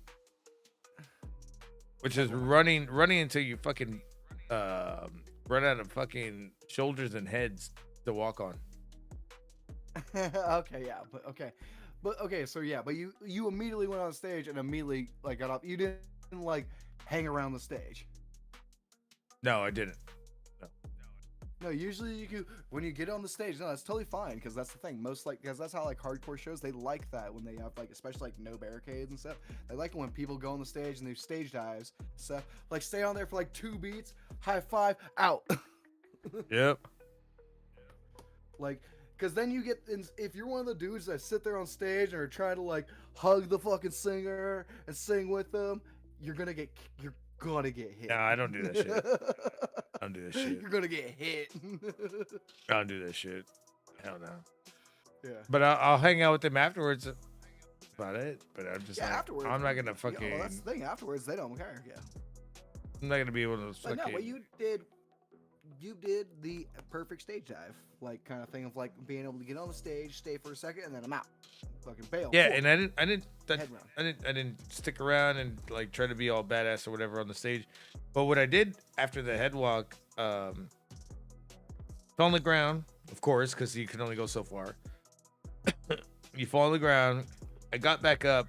The shit was over. I'm trying to get out of the pit, and there's another pit opening up. Stage dive. And then I go outside of the pit, and I remember hopping over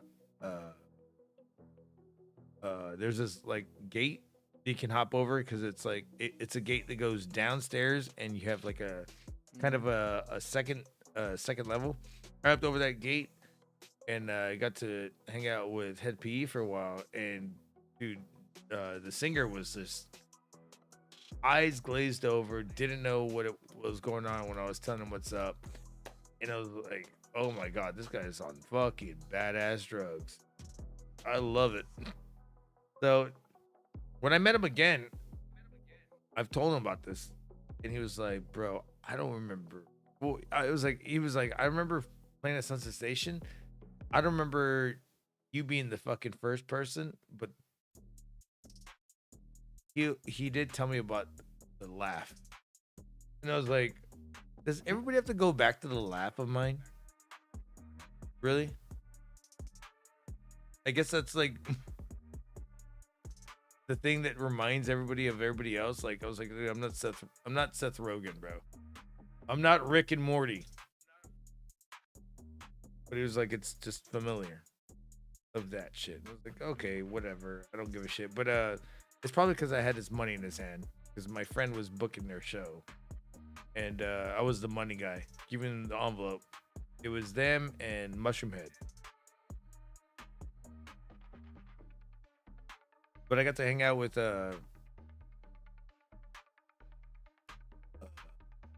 P and Mushroom Head. Smoked weed.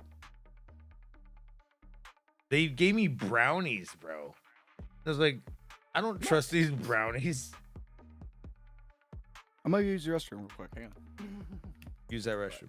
I mean, keep going, but hang on. I'll be right back. They gave me brownies, dude, and my friend took them. That was a promoter, and that's why he fucking gave me the money. He was like, "You go take them their envelopes." I was like, what? Like, that's kind of an honor at the same time. Why? He's like, I'm fucked up on brownies. I'm just gonna fall asleep in the office. He fell asleep in the office for like 3 hours while I was partying with them.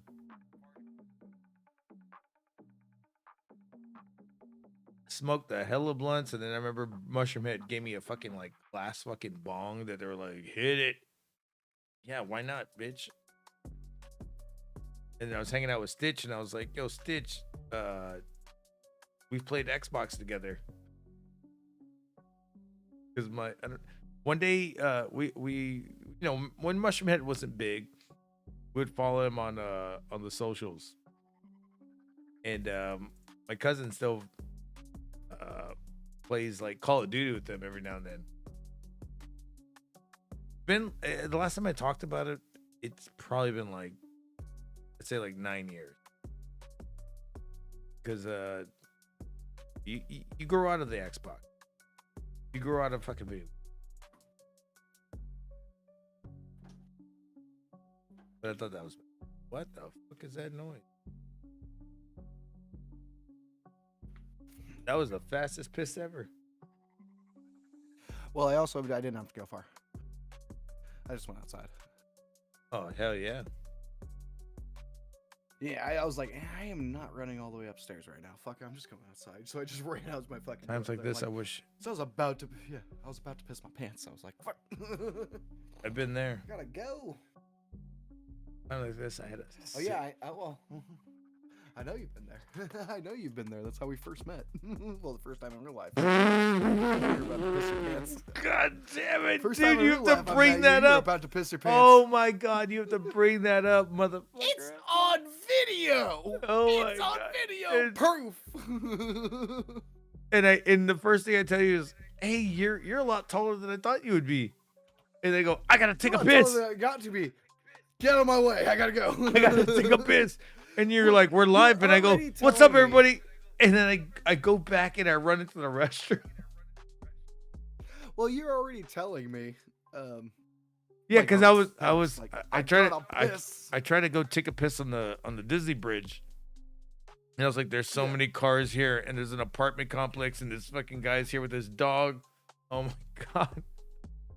So I squeezed a bit. Just to fucking relief it. Yeah, you're just like, but too shy. And I was like, I'm not gonna go all the way. You know what? I should have, because by the time a cop got there, it doesn't matter. But it was Disney fucking still property to me. That's how sometimes you just gotta think, especially for a piss. Sometimes it's just like, I have literally lately, when I've gone out or like gone somewhere, especially like down San Francisco. Yeah. Like for my birthday this last year, when I came out of like some bars, especially like on my because I went the day after my birthday, but it was like I was the night that I was by myself, because it was the first day I went with Laz and all of them, and then I went to a game by myself. But I was by myself for a while, and I went to some really good bars, and I also went and found myself a bowl piece for my bong. Oh yeah, because I needed a new bowl. Because I had a broken bowl piece with me, and went somehow like stuffing it. Like I was using it perfectly fine at home, and it was working, but like putting it into my bag and bringing it down to San Francisco with me, it got all messed up. So like it just was not working, and I'm like, fuck it. I'm in the heart of San Francisco. It's like 10 o'clock at night. I bet you I can find a smoke shop that has a fucking bowl piece. Oh yeah, $5 or $10. You know what I mean? Yeah, go to the smoke shop. I'm in the heart of the place that I don't want to be, the Tenderloin. It's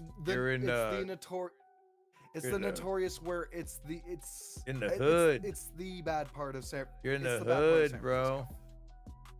Here's the thing, though. What is that, like Chain Reaction? No. The pound. Was it the Pound? So there's DNA Lounge. Slim, the Pound used to be around a long time ago. No. That's all LA. That's all LA. No, it's San Francisco. Pound. No, okay, Chain Reaction is LA. Pound is. Well, yeah, but we have the dog pound. No, we have the dog. We have the dog pound. Yeah, the dog pound. Yeah, it's. That got closed down a long time ago, right? Yeah. Yes. That venue. Yeah, it was called the Dog Pound. Yes, it did get closed down, but it's also something else. It's also not. It's not. It's not like a venue. I believe that was like kind of like a gentleman's club kind of thing. I've seen some fucking videos of it, and it's fucking. No, because that's Powerhouse. It was- No, because that's Powerhouse that I'm thinking of, and that's still definitely. What is this then? That I'm gonna show you right now. Dog Pound might be, but no, but it's because there's a certain side of San Francisco because it's more like you get close to the Bay, towards like the Warriors Stadium and the Giants Stadium, and there's a place out there that's called something. It's this part. Let's see what I could.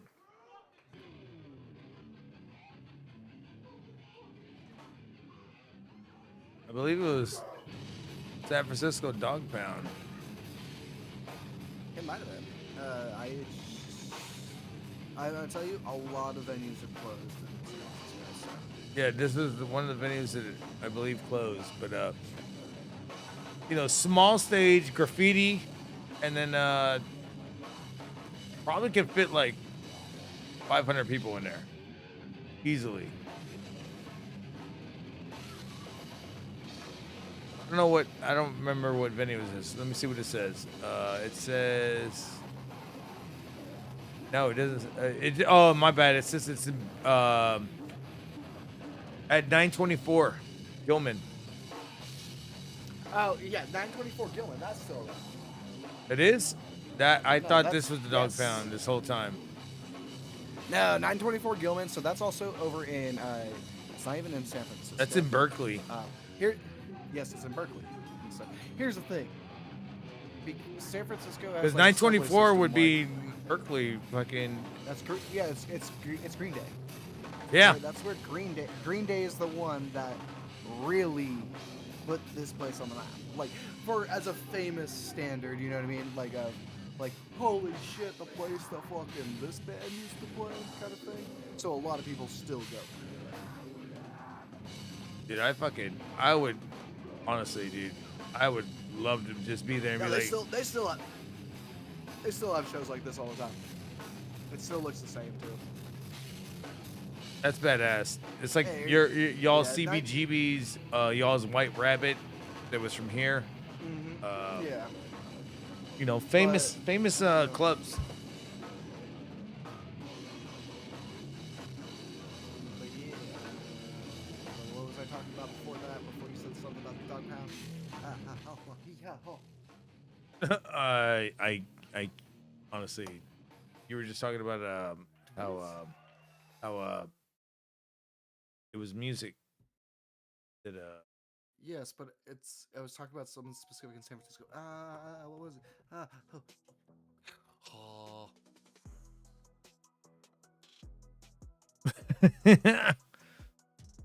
And look, Like, you know what's the nice thing is I can actually figure it out because we're live. We're live. I can figure it out. you just rewind it real quick. Honestly, look at Mark Dickinson. Mark Dickinson looking like fucking Super like Dave. He's about to He's gonna go on a fucking. He's gonna go on a hunt. bike ride out. I don't know what he's doing.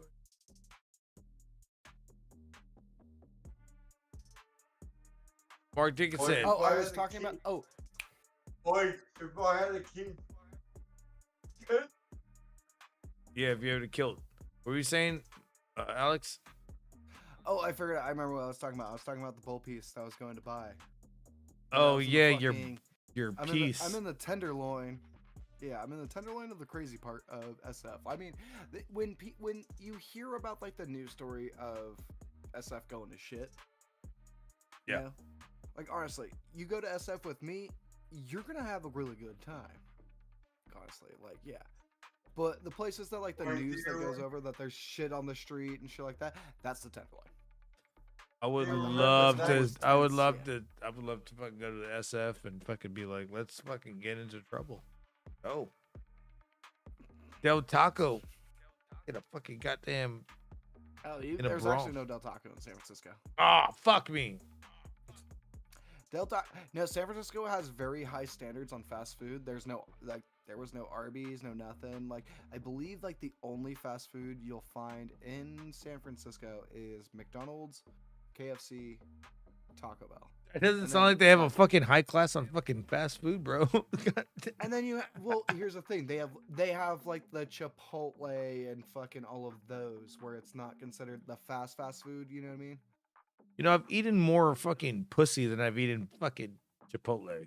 So Yeah, but they don't. Yeah, you can't have Arby's. I don't know about Chipotle. You can't have Burger King. Well, maybe Burger King, but it's you can't have.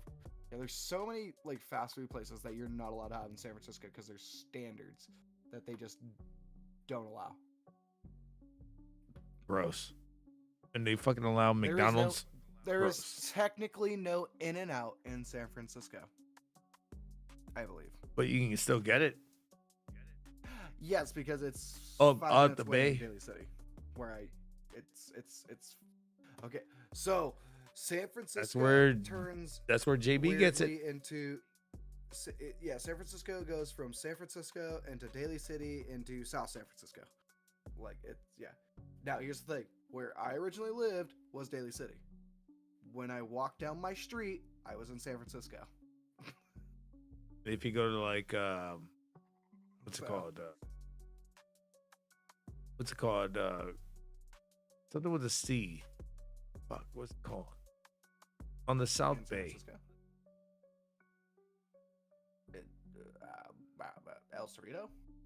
No. In the South Bay of San Francisco. Oh, Cruz? You go there? Santa Cruz. If you go to Cruz, I guarantee you'll find Santa something. Cruz. Yeah. Santa Cruz, where Johnny is. Yep. Well, I mean, a few of my friends. That's where Johnny. That's where Johnny lives. Is Santa Cruz. Live there, but Santa Cruz is the Santa Cruz is different. It's a coastal city, actually a little bit farther down. It's south. It's south.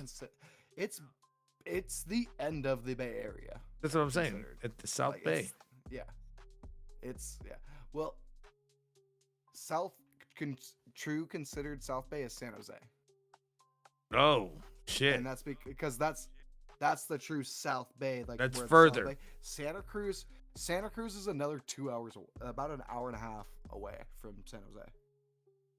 Damn, from Santa Cruz to fucking San Francisco, that's like what, like an hour? Because they go, hour and a half. It goes through some, no, Santa Cruz to San Francisco. No, it's way far. No, it's like last time I went to Santa Cruz, it took me 6 hours. 5.5 Fuck! From my town, and it only takes me 3 hours to get to San Well, it's Francisco. crazy that my friend fucking used to be in a band that was a band from Animosity, and he was from Santa Cruz. There's something there. No, there's something there because you can get around very easily when you're just down there. It's something The like ferry? Johnny lives in Santa Cruz.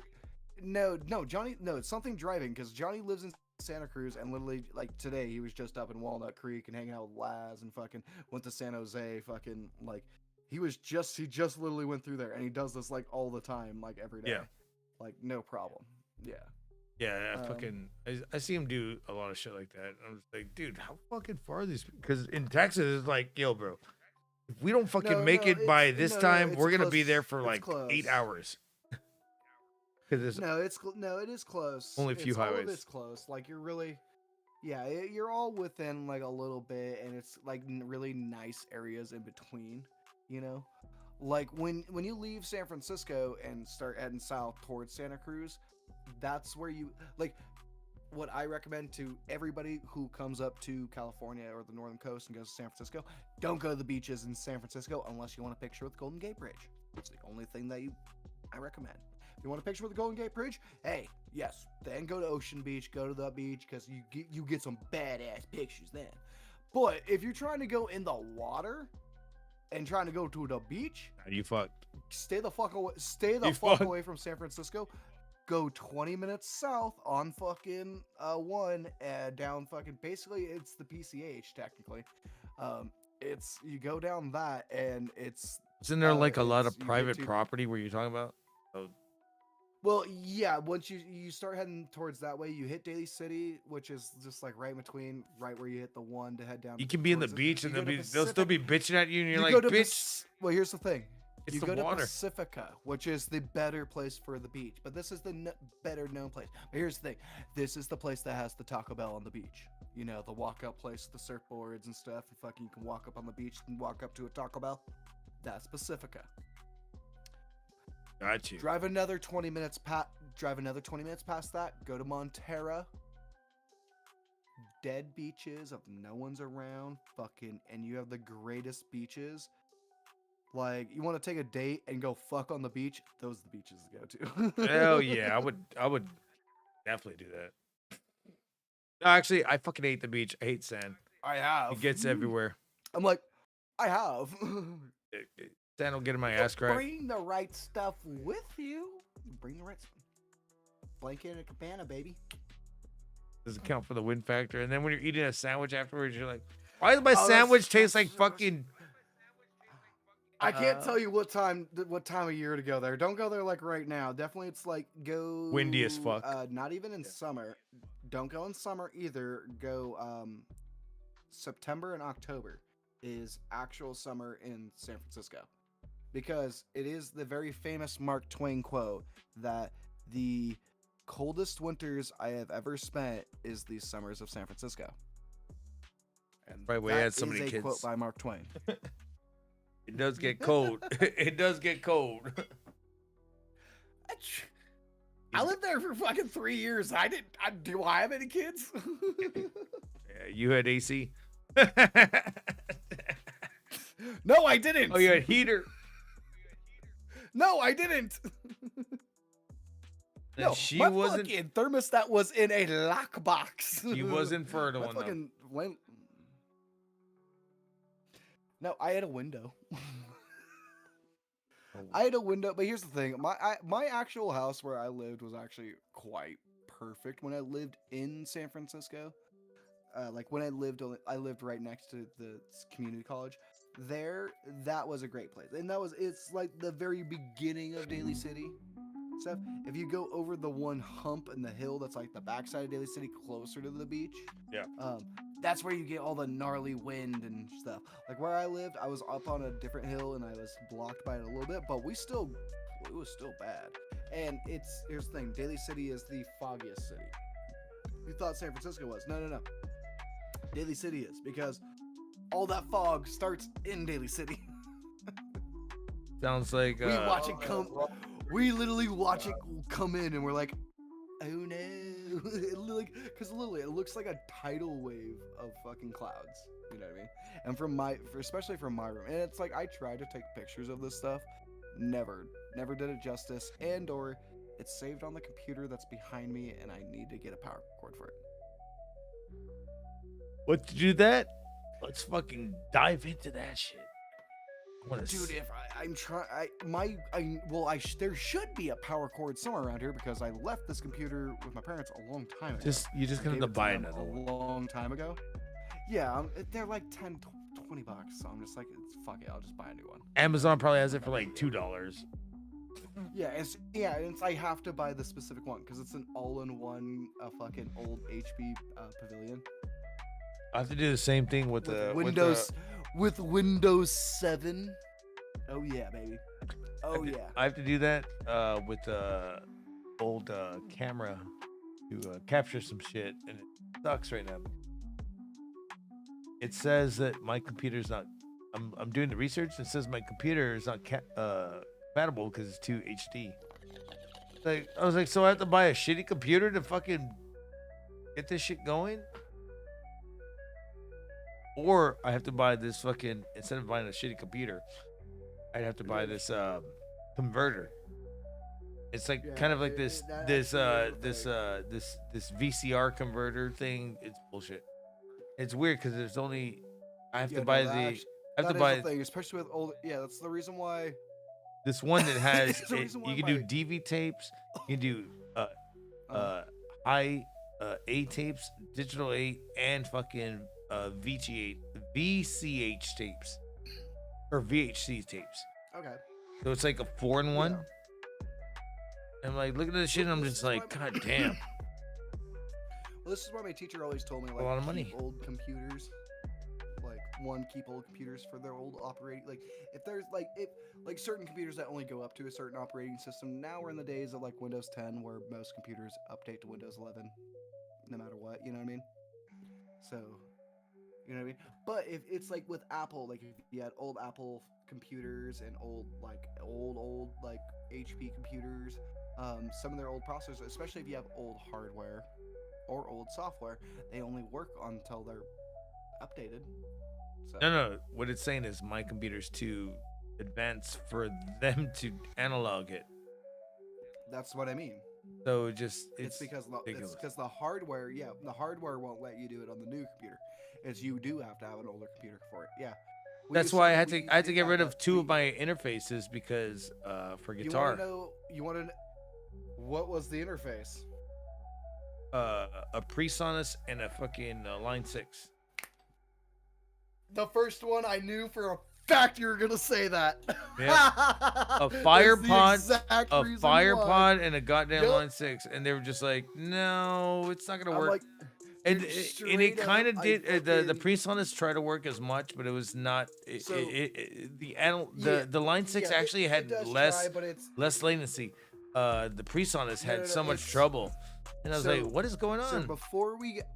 So before we had, it's when I became TA for my college and stuff. That's when my teacher had the money for the grant. After the grants and stuff from the school and stuff, she was able to buy the Behringer X32, as a digital console. That's the console that I fucking learned. I went to school for. Or online school. It was the standard. It was the industry standard at the moment. Yeah, so they were like, okay, because what they were using before was a PreSonus old digital mixer. The problem was with it, the only way they could use it was with an old fucking iMac. That makes sense. And then when it's like, your shit's too advanced. When Behringer fucking did their shit, that you could use it with anything, an iPad, your phone. That's the thing. Nowadays. I was like, this is so much easier when I fucking see this shit. And this one guy was like, well, you don't know how to use this shit. And I go, where it's like you can use excuse me, I did a 2-day class on this shit. But jeez. But yeah, people just expected you not to learn how to do it. I was like, dude, I did technically a full year class. Oh, half the year I was an actual student, half the year I was a TA. I would have done the full year. I would have loved it. Half the year I actually learned it. No, well, it only came in half a year. These were like 12-hour classes each, and like. We had 3 to 4 hour classes, and then plus if we went to studios or something, I literally would ditch other classes, and we would have like 6 to 8 hour days. The one that I did was strictly for live sound. My teacher took us to NAMM. I was like, my teacher. Well, that was same with mine, but it was in my program of like what I had to do to get my recording certificate and my live sound certificate. Still had to take both classes. You know what I mean? And here's the thing: the recording class was always like in both like fall and spring. The live recording class was only in spring. Got you. And it made sense because more live sound events happen in spring. You're awesome. Hey, Garrett, but I just want to say, kids will learn more being homeschooled or getting into work straight away than this fake bullshit they're doing in schools. Hey man, the school that I went to was to community school that it was paid for free. I went to a free online school and I learned a lot of shit, bro. So that could be considered homeschool. But here's the thing, Mark. In California, for me, I had outstanding grades in high school, and I didn't get in trouble. And I was an extracurricular nut with music and stuff. So honestly, if I just took my ACTs or my SETs, I literally could have gotten to almost any college that I wanted. I'm sorry, bro. I don't know what that means. Oh. ACTs. It's some they're standardized tests that you have to take to get into college. Just like some stupid tests you have to take to get into like the actual universities like UCLA or Yale or Harvard. You got to take this one test to get into any of those, and they give you like some stupid score. And yeah, and that's what everyone always like is like so like freaked out about senior year.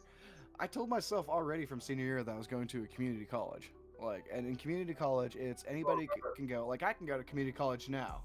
Like, it's the city college, community college kind of thing. So I was just like, fuck it, I'm just doing that, but I'm just not going to the one in my town. That was it. I was just like, I'm gonna go to one somewhere else. Well, it's because they're all because they're all under like a same bracket of community college. They're all like the same price. In I just know kindergarten, primary school, and then high school. Wait, what? I just know kindergarten, primary school, and high school. And then there's college, which or grade 9 through what?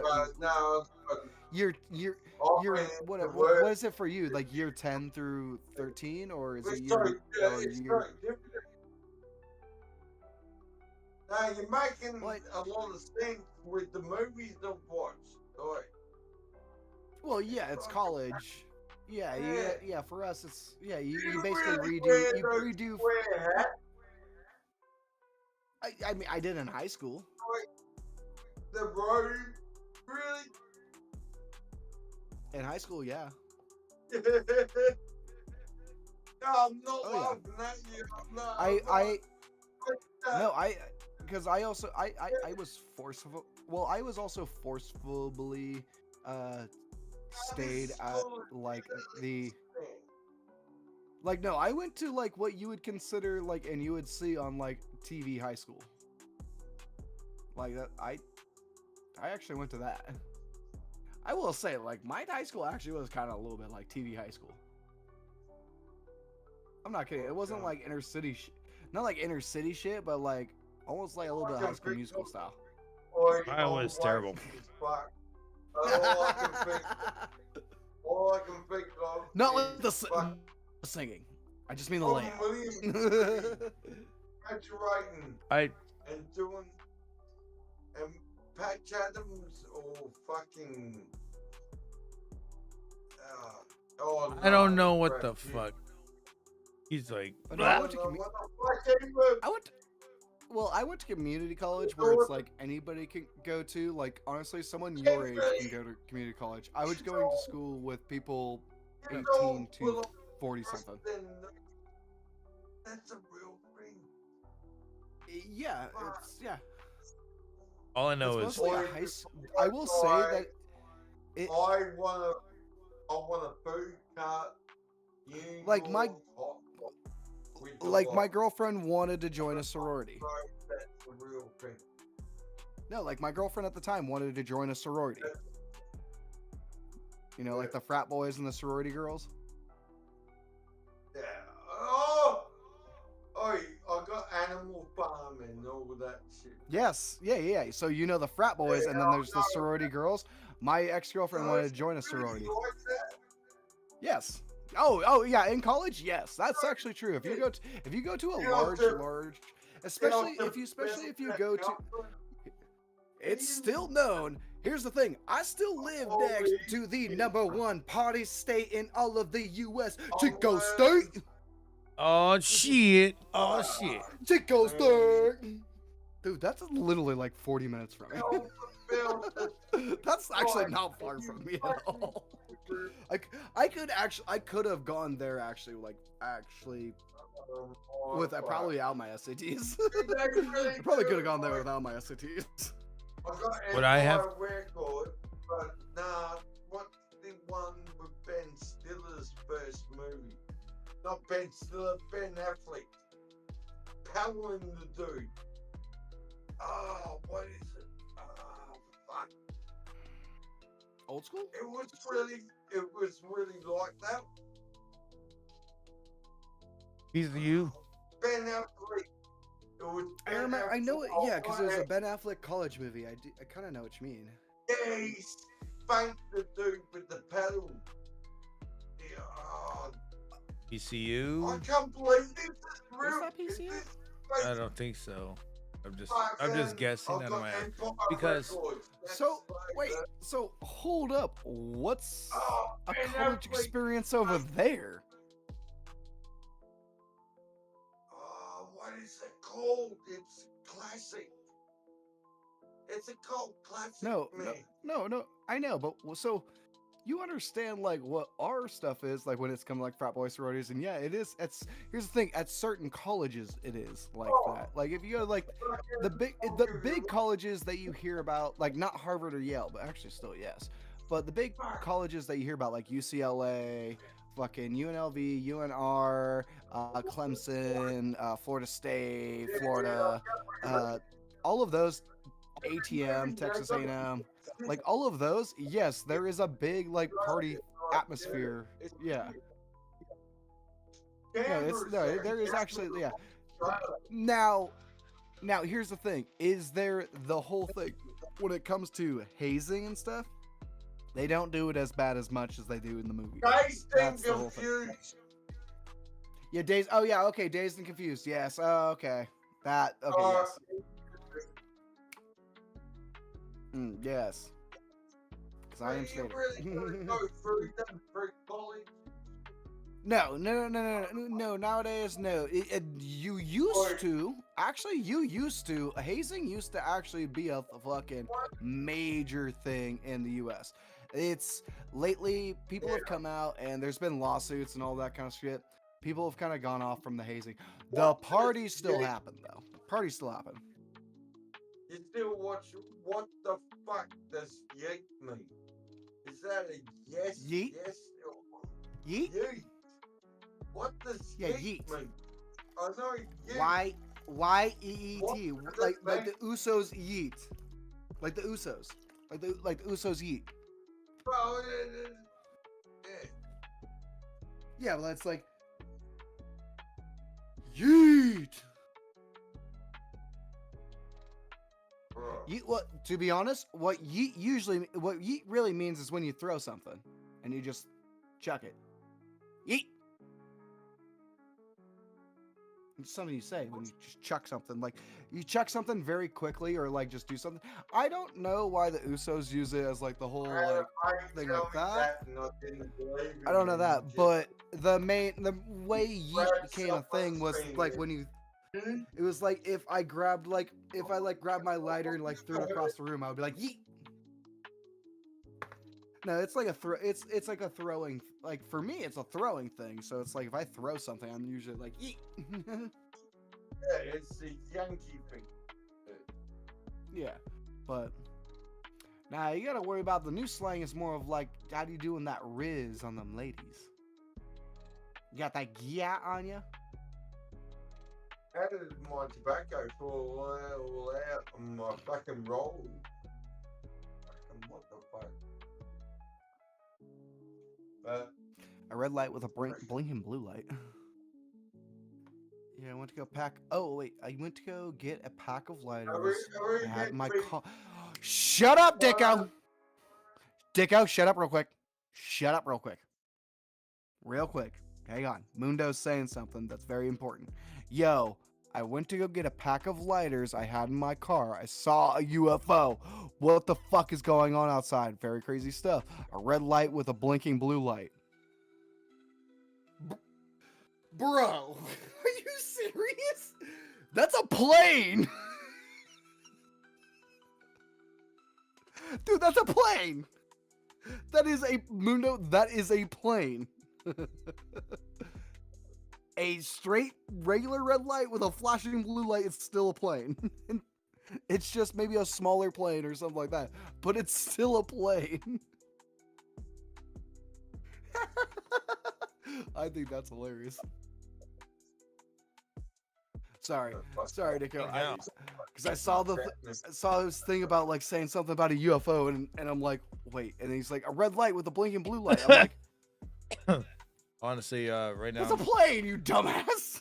I keep I keep going back to I'm actually cooking fucking turkey right now, so I'm just like, So what?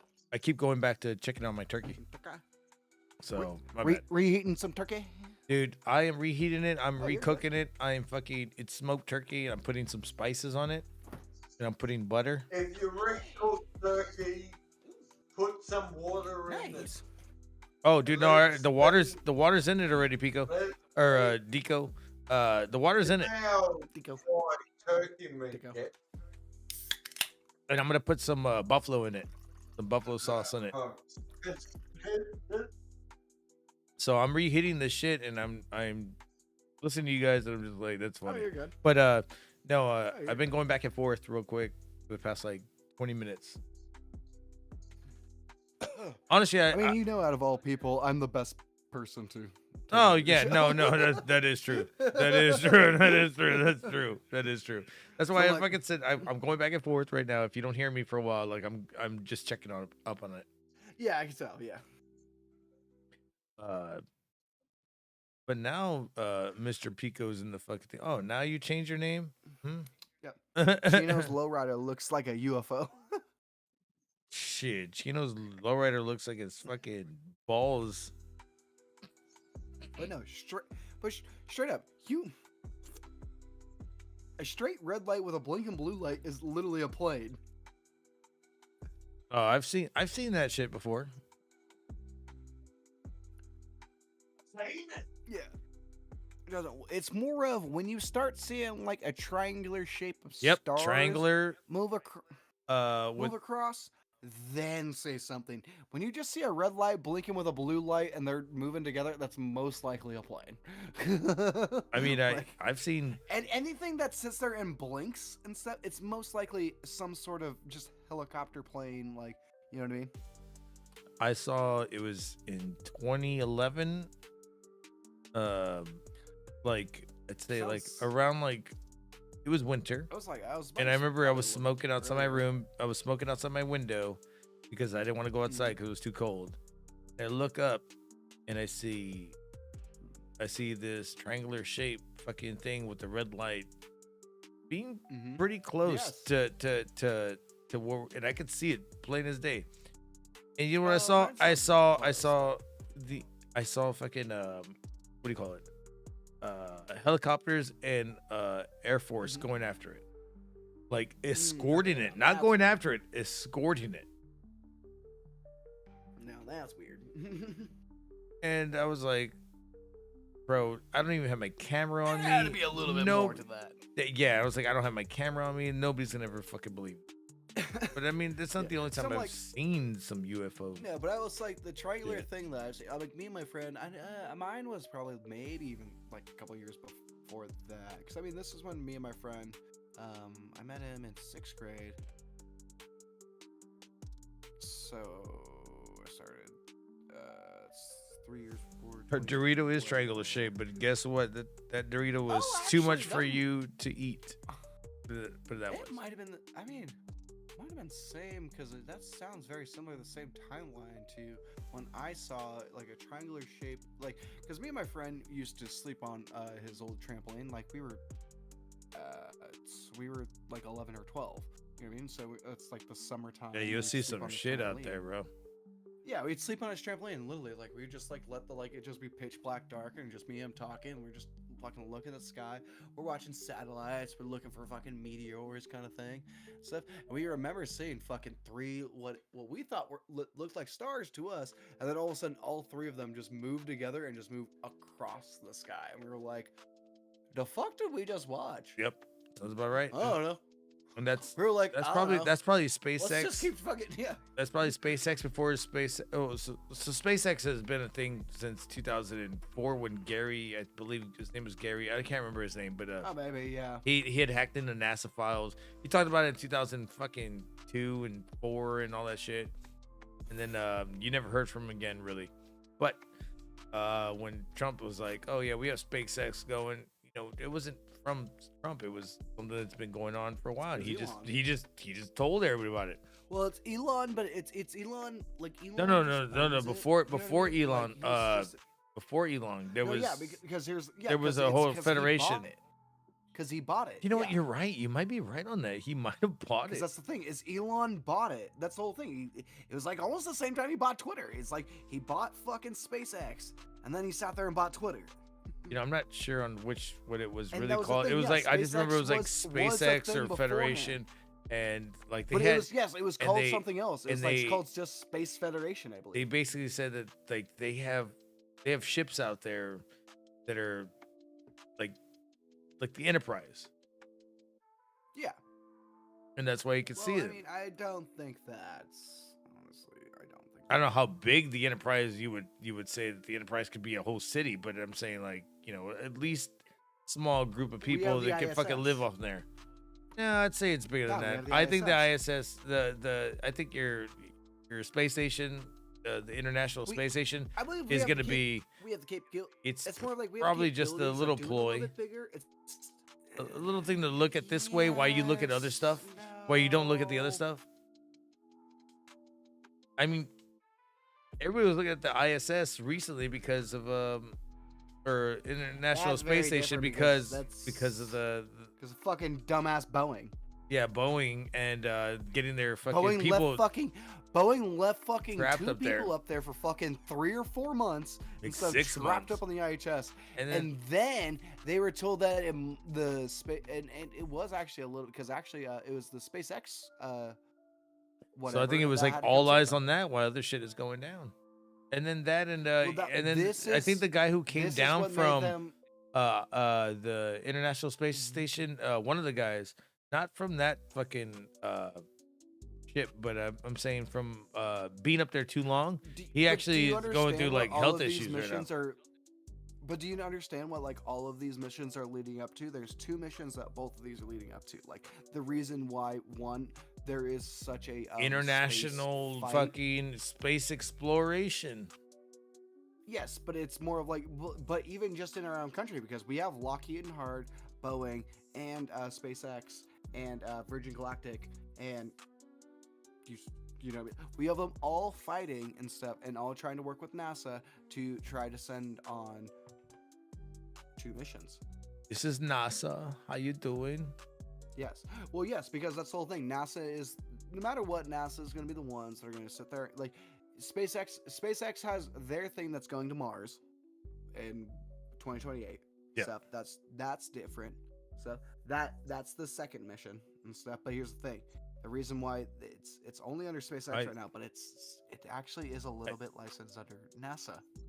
You know what I mean? Like NASA still is like, and we got our toes dipped in this bitch. But the reason there's a mission before it that is actually is what's going on, and it's the Artemis mission. We're going back to the moon. Yeah. We're going back to the moon this upcoming year. They're gonna fucking take. You know what? India went to the moon India went to the moon a year ago, and they put a beacon on there, and it was way fucking brighter. A while ago. Yeah, it was. Yeah, okay. Well, no. They did a exploration where they were. So America's like, we haven't gone back to the moon. I was like, well, India is probably the most enlightened people in the world. Why would America go back to? It's like more like they want to be accepted to the moon, but they can't go there. I can already tell you because the reason why is because they want us to try to create an actual base on the moon and stuff and try to see if they can do it on Mars. The whole point Hold on, is the my fucking shit smells good. SpaceX mission on Mars. Hold on, Go my do that. shit. But trust me, because my astronomy nerd. Astronomy it's what I'm trying to go back to school for. So astronomy is something. It's because I wasn't allowed to go back to school this last year. I've been trying to keep up on shit. So, but it's like so it's like these missions. The reason why SpaceX is like trying to send a satellite. I What? love you guys. Hey, Mark. Dicko, I'm trying get to closer to your microphone where it. No, just get closer to your microphone wherever it is. That's it. Here's the because or you know what you really need is because since you're in you need because your kitchen's very reverberate. It's very like it's so you can hear your voice bounce off the walls when you're in there. You know what I mean? Or it's my fan in the bathroom. Oh my! Now I can hear you, my guy. Like wow, now yeah, now I can hear that voice. Now I understand. You just got. All you gotta do is just like if you put it back up. Now just move into frame a little bit. Stay right there. Right. Stay. No, come a little closer. Come a little closer. Right there. Stay right there. And now talk. My arm's like an aerial. Yes, now I can hear you. The problem was you were so far back by your refrigerator, I couldn't understand you.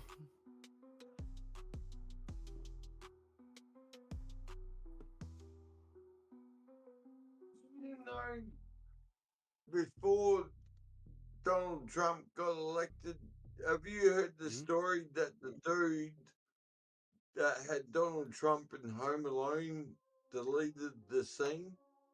Macaulay Culkin? Yeah. When they were at the Trump Tower. Yeah, they've been friends ever since that movie. Of course, the original. Yeah, Macaulay Culkin. Yeah, they've been But friends the since. director apparently, the director apparently, freaking deleted the Trump scene. Hold up. No, it's not. Yeah, that might be a director thing, and it's also really more of a network thing. It depends on who owns it and stuff. That's really yeah.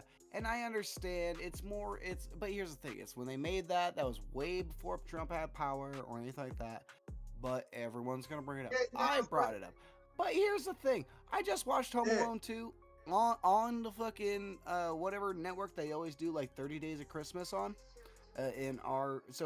In the US, we have one network that always does a thing that does 30 Days of Christmas starting on like right before like the 5 days before November and stuff, and into December, into Christmas. They do 30 days December, and they play holiday movies every time. And it's mostly like the Hallmark movies and all that. Home Alone 2, The Grinch, Rudolph the Red-Nosed Reindeer. They always do that. I just watched Home Alone 2. They had the Trump scene in it. It's that one or that Yep, it's two. That one. The Trump Towers.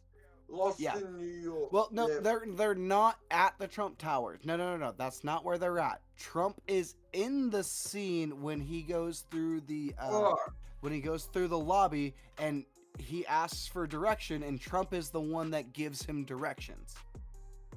Have you seen that the but it's not the Trump Towers. The hotel is right next to the Trump Towers, but it's not the Trump Towers. It's a very high class ritzy hotel. Someone in the chat, what is the Home Alone 2 hotel that Kevin goes to?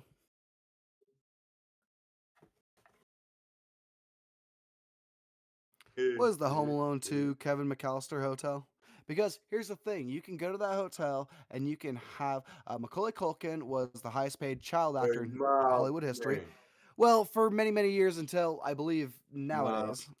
I believe he's been outdone. But back in the day, yes, he was the highest paid, and he was the highest paid child actor. Yes, but 11 million for Home Alone. Yeah, but now, to be honest, nowadays he's a pretty chill guy.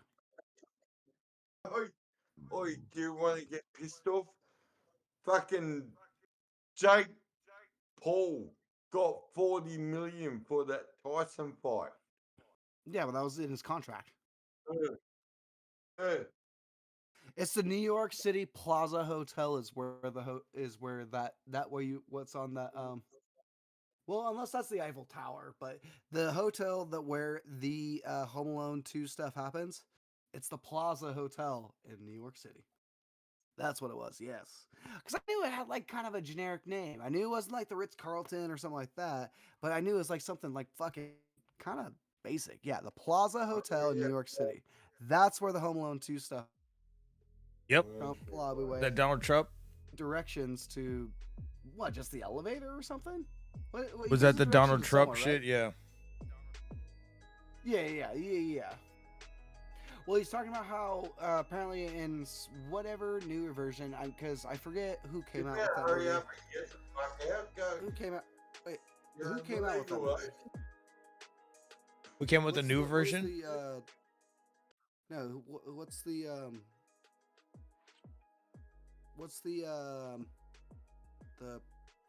like Warner or Disney? You know what I mean? Who came out with Home Alone 2? I thought it was New Lines. No, wasn't it Disney? Did he? Shut the fuck up. Shut up! Shut up.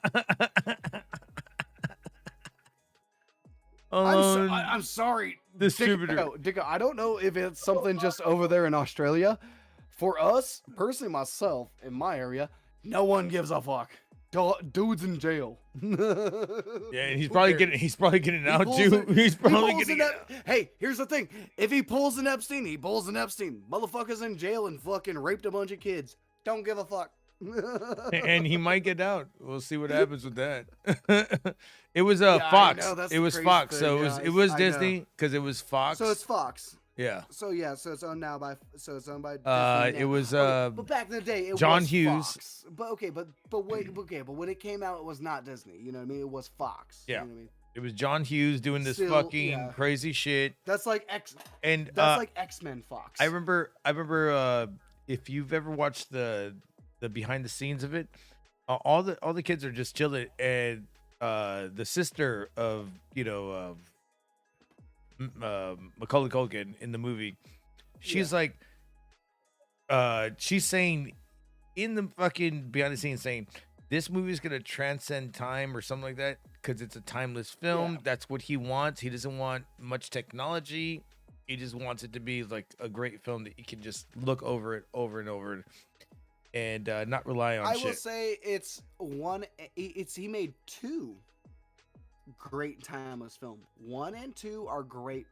Great. Oh, he made films. 3. He made made 4. He made several. He made. I know that's the problem. Yeah, he made several, but kind of forgettable. Oh no, I'm not talking about Home Alone. I'm talking about one- before Home Alone. He did Uncle Bunk. Okay. Uncle Buck. Oh yeah, Uncle Buck. Yes. Yeah. Wait, that's the dude from Uncle Buck? Because I've seen Uncle Buck, and honestly, I've always... Okay, so I truly haven't seen it, but my family has seen it, but I've always been told it's a slightly racist film. Dude, watch the film, and you'll laugh your ass off. I don't give a fuck. But that's the other thing. I've always heard that, but it's like, that's not what I mean. It's like, I always heard it was like racist for other thing, but I don't think it's the same movie. I mean, Uncle You know what I Fuck, mean? Uncle Buck. I'll probably do an Uncle No, Buck there's thing next time I do live because there's an gotta Uncle watch Buck. it 'cause There's an Uncle Buck movie and there's an gonna have Uncle to Buck watch TV show, and the TV show was Okay. It could have been great Maybe if that's it what was it was. something different. But they try to make him be like Uncle Buck so much in the TV look show. right there. Uncle Buck right there. Uncle Buck right there. Uncle Buck right Uncle there. Buck He's with got liar, it. Liar, liar, with Liar, Liar, and Kindergarten Cop. Hell yeah. He's got. That's a 3-parter. Go That's by, a nice go 3-parter. to it. Let me see it again. Let me see it again. Wait, he goes what? Wait a minute. Is that the Uncle Buck TV show? No, that was the Uncle Buck fucking movie. No, because it was with Liar, Liar, and Kindergarten Cop. No, it had to have been the movie because the TV show. And I those are- don't think the those are TV both- show those are has both- ever been those are both released. movies, right? Yeah, I don't think the TV show has ever been released on a DVD. Like at I all. said, I've never seen any of them. Oh, I just know them. you're. I just know them. That's the problem. Every time we talk Garguts. about Uncle Buck, bring up the Yes. Remember when I was born? Yes, I do remember you were born because I was just like, what? Really? In the 2000s? What year was I born? No. Oh, God! Still, no, I am not a 2000s baby. I am not a 2000s baby. I am a 1990s baby. No. Because if you were 2000s when we were hanging out, like, in 2016, 2015, it wouldn't make yeah, sense. it wouldn't make sense. It wouldn't yeah. make sense. No, wait, hold on. Yeah, you would have been like fucking 15 or something. Let me go check on my mashed potatoes. Shit. Come on.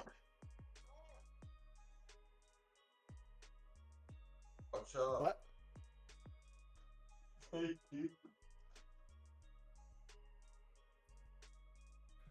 Remember what I said? Get closer to your mic. Unless you're smoking. Yeah, if you're smoking, then you're fine. Yeah, you're good.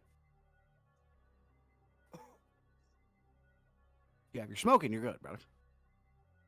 Dico's fridge has a 90s baby.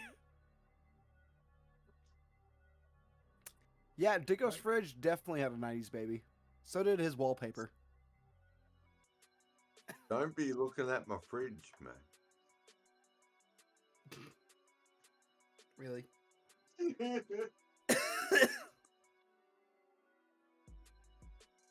See, my roof is from like the fucking 80s, and then my walls are all from the 2000s.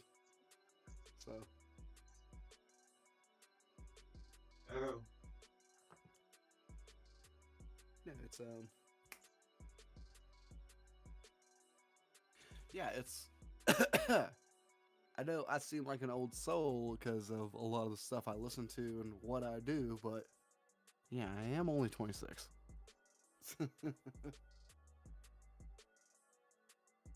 I am still a young one, still partying, having fun. This is pretty cool. It's pretty cool. Oh, good. Yeah.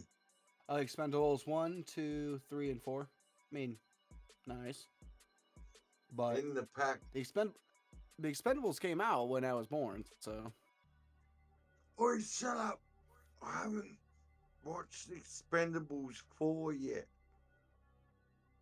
I heard it was. The first one came out when I was born. Is that?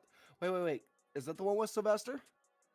You were born when the first is.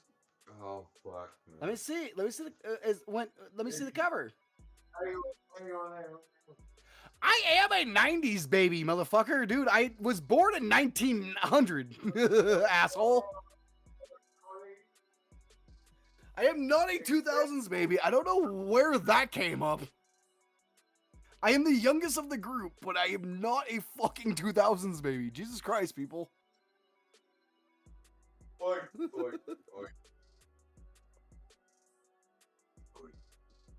It's Christmas time. It is Christmas time. Yeah, Jingle All the Way with Schwarzenegger. Oh, dude, great one. I just watched that actually. Are you wanting me? It's just on TV. You wanted me to do Die Hard? All those fuckers on there. No, I didn't mean like just watch. I didn't mean like I just watched it like for the first time. I just watched it because it was. I just loved it when he punched that reindeer right in the fucking head.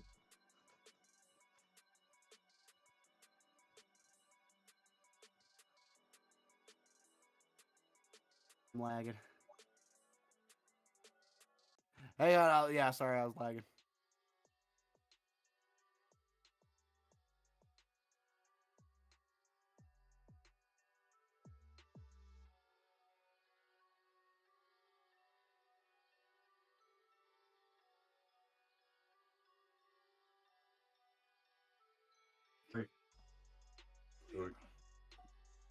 Sorry, I was lagging. Oh, Norbit!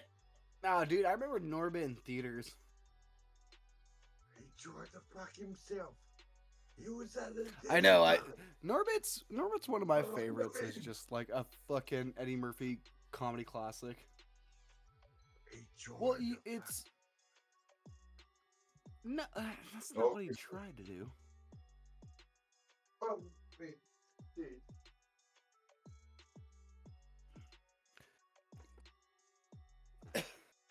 Alright, there he is.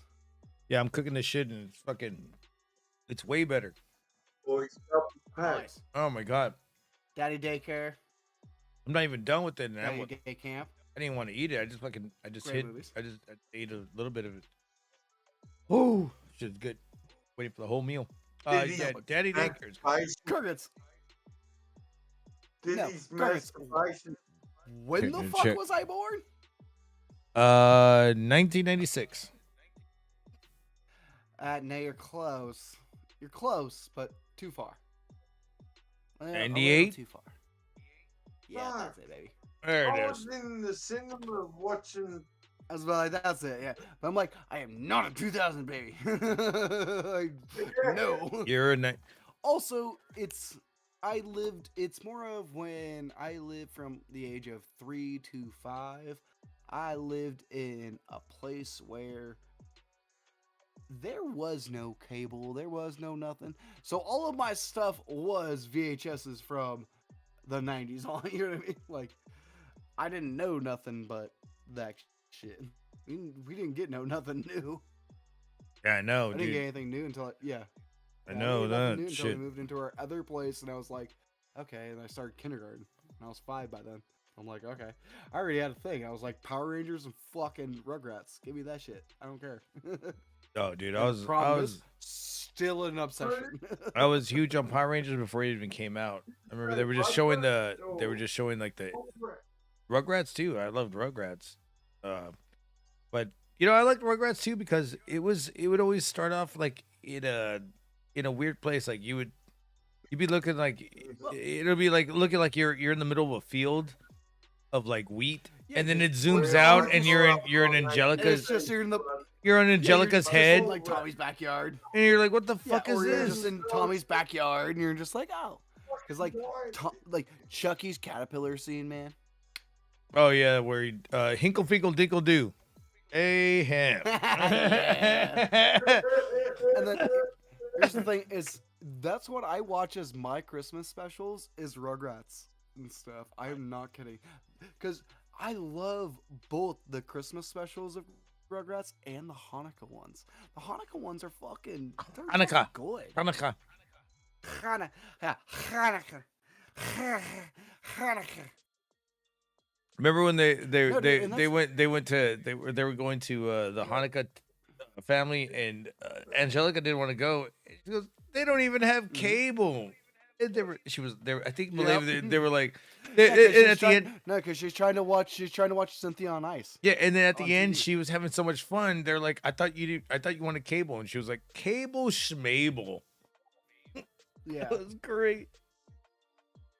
I like those episodes. I gotta rewatch those a lot more. That and it's the whole dude, Nickelodeon, it's like, Pete and Pete.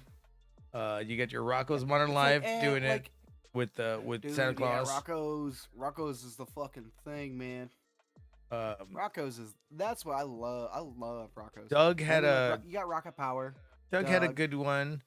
I was obsessed with Doug. That was our camp. So we had you know those TVs that had the VCRs built into them. Yeah, I used to have one of them. Yeah.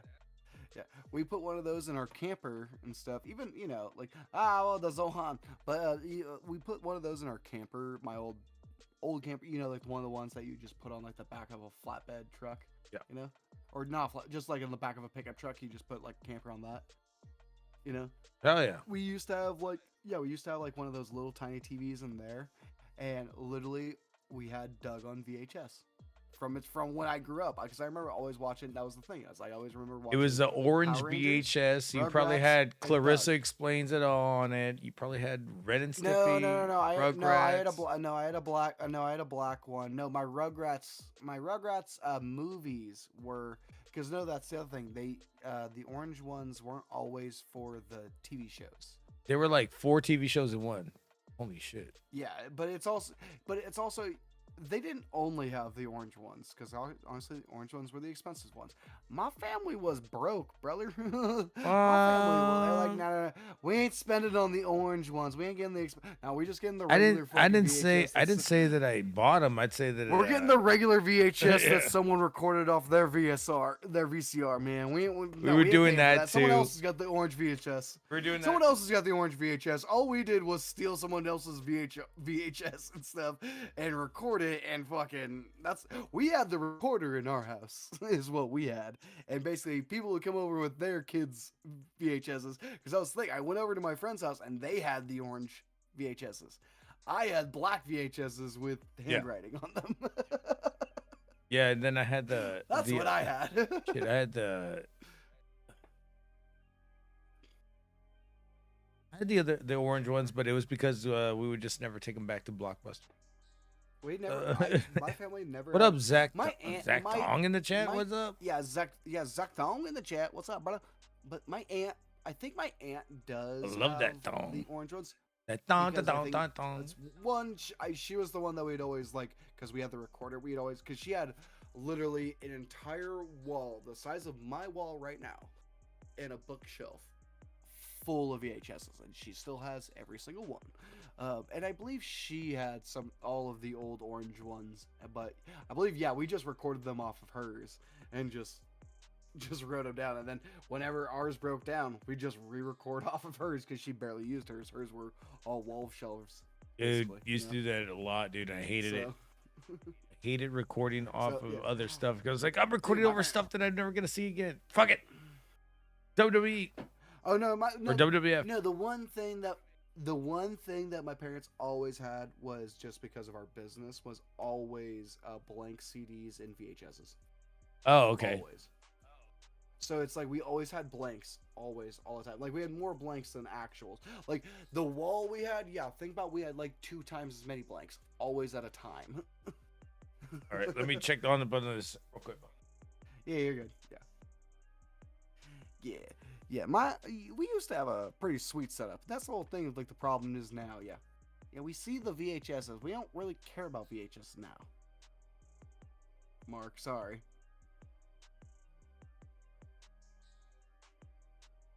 You're not muted. Deer Hunter, my gosh.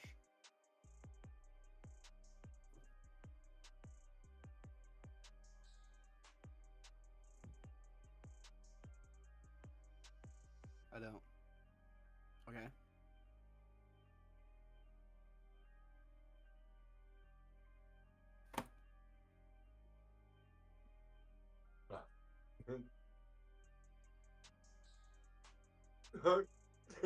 Yeah, LL Cool J is in that shit.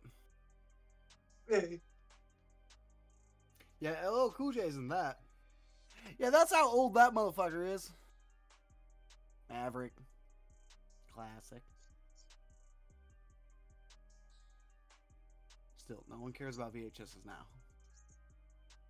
Thing is, when I'm talking about VHSs, we were talking about this about when it was the early 2000s. I don't give a fuck about the money or whatever. I've got my spare room. It didn't matter about the money. We were talking about VHSs back in the early 2000s. We weren't talking about VHSs now. It was back in the early 2000s. My dad used to have the VHS recorder, and we would steal VHSs from everyone. Yeah. No, but you understand, literally, we used to have the VHS recorder, and my dad used to steal VHSs from everyone else.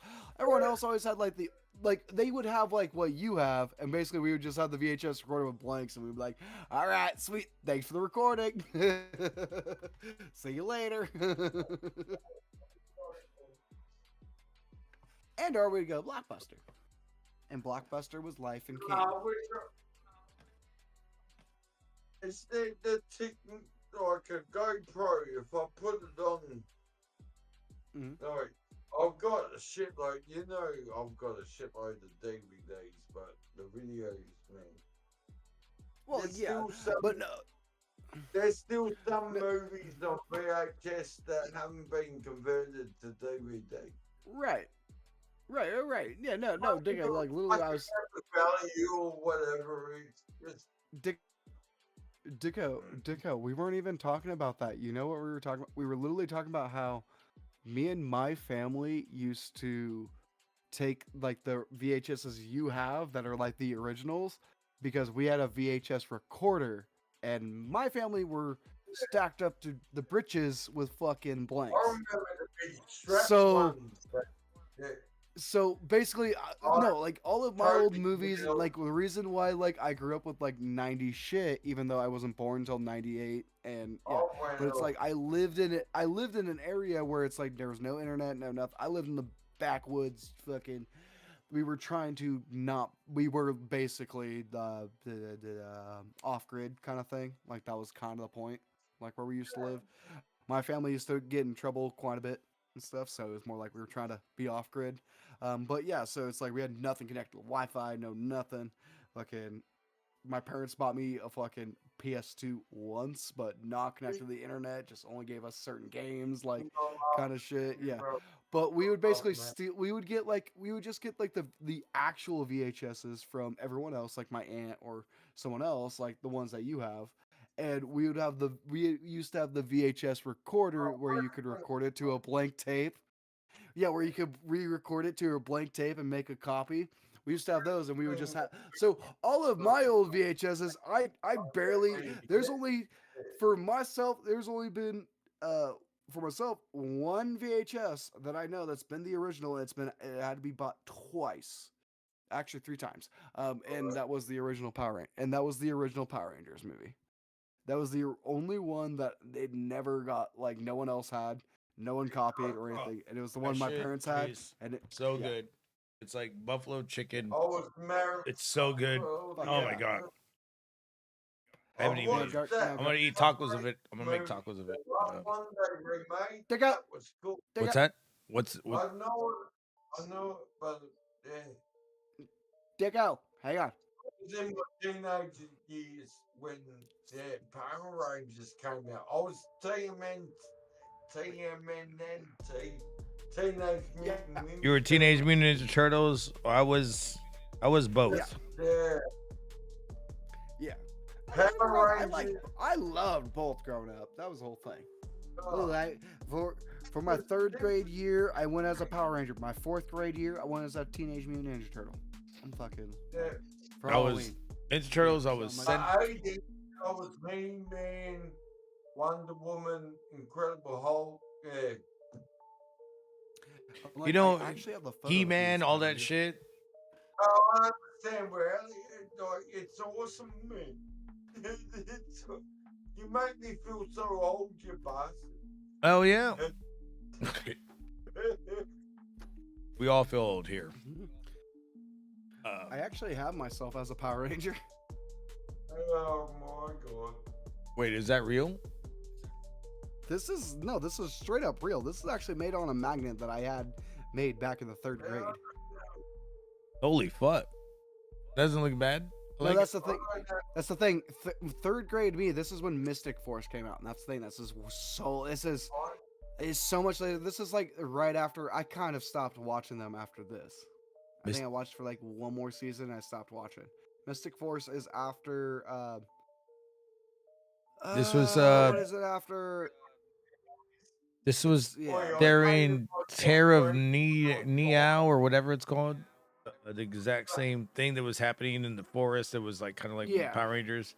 Yeah, it's a lot. It's similar to Wild Force and Lost Galaxy. This is right before they started doing that. So, or this is right when they. Okay. It was It might have been the one right after Dino Thunder or right before Dino Thunder. I just remember when Galaxy came out. I go, I don't care about it anymore because nobody. Oh, Lost Galaxy. But yeah, see, Lost Galaxy is one of my favorites. Oh, it took me a while to fucking get back into it, but I just didn't give a shit about it because it was different people, and I was like, oh, okay, this is what they're gonna do now. And then I realized, well, that's what they did every year for the Power Rangers. Because it was the first one that it was the end of the Zordon era. Why can't they bring back married children? Why can't they bring back what? But Gargants, it was the end of the Zordon era. It's because in space they killed Zordon. Yeah. So Well, it was the first Zordon. one No, without I thought Zordon like sacrificed himself. It's Andros sat there and in space and stuff. Andros had to sat there and break Zordon's barrier and stuff to sacrifice himself to send his good energy across the land and stuff. To his and sister? would vanquish all. Yeah, it would vanquish all. And it would make. What's her face? Andromeda. I remember as the pink. Yeah, Andromeda. So it would make Andromeda good. Well, no, Andromeda. Oh no, actually Andromeda already was good. She was already being. Yeah, she was. She already was starting the to she be was the good as original Pink Kuran. Ranger in his fucking era, or in his. No. Well, no. It was his just sister. and then he got. Yeah, and then he was dangling over an edge of over the edge, like him. His dad, him, and his sister got in a car crash, and they were dangling over the edge of a cliff. And his dad was hanging on to him, and he was hanging on to Corone. Oh my and God. Basically, fucking what Dark Spectre came through and said, "I can only save one of your children, and I'll save you, but one of your children has to come with So me." we picked. So he gave up Corone to. He gave up Corone. So his dad gave up Corone to Dark Spectre. He goes, "This is and my fucking prodigal saved son. him. Fuck her." Yeah. That's yeah, fucked up. so Corone ended up being so Corone ends up being Andromeda, and Dark Spectre ends up fucking he ends up changing his name because he was originally Malgor from Turbo. He's Malgor from the in space from Turbo, the movie. You know, the big monster lava guy. Okay. It's the same dude. It's the same exact. They use the same exact. The one that guy. was I'm the not one that kidding. trapped It's- fucking But Kimberly and Jason. Kimberly and Jason, Yeah. that dude, yeah. His name in the Turbo is Malgor, but in the other one, it's actually, So but that's the whole thing, and it's the funny thing is the girl from in Turbo comes in multiple times. It's like, oh, tries hitting on him, like hits on Dark Spectre, like, oh, I've seen you before. You look like my ex. Like, it's so funny. Like they know what they did in the U.S. version. It was hilarious, but it was. Yeah, but Andromeda ends up being good because her and the Silver Ranger start kind of having a thing and stuff.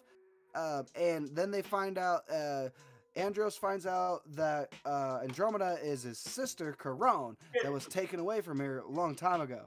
So he was just... wait, no. The one that has the people that are hanging off, that is actually a different one. No, Corone was just taken... when Andros's home And invaded. was destroyed. Or destroyed. The yeah. other one, They started living in space. the other one where the dude has the hanging on and stuff. No. That's the it's the dad of SPD and stuff, and he's the one that runs SPD. He's like just the big. Wow, I didn't realize that. I gotta watch that That again. just doesn't do anything. But the SPD's sixth ranger, his son is the one that has the one dangling, and the dude comes and saves him, kind of thing. But SPD. and that one, and Andros, it was just their planet got.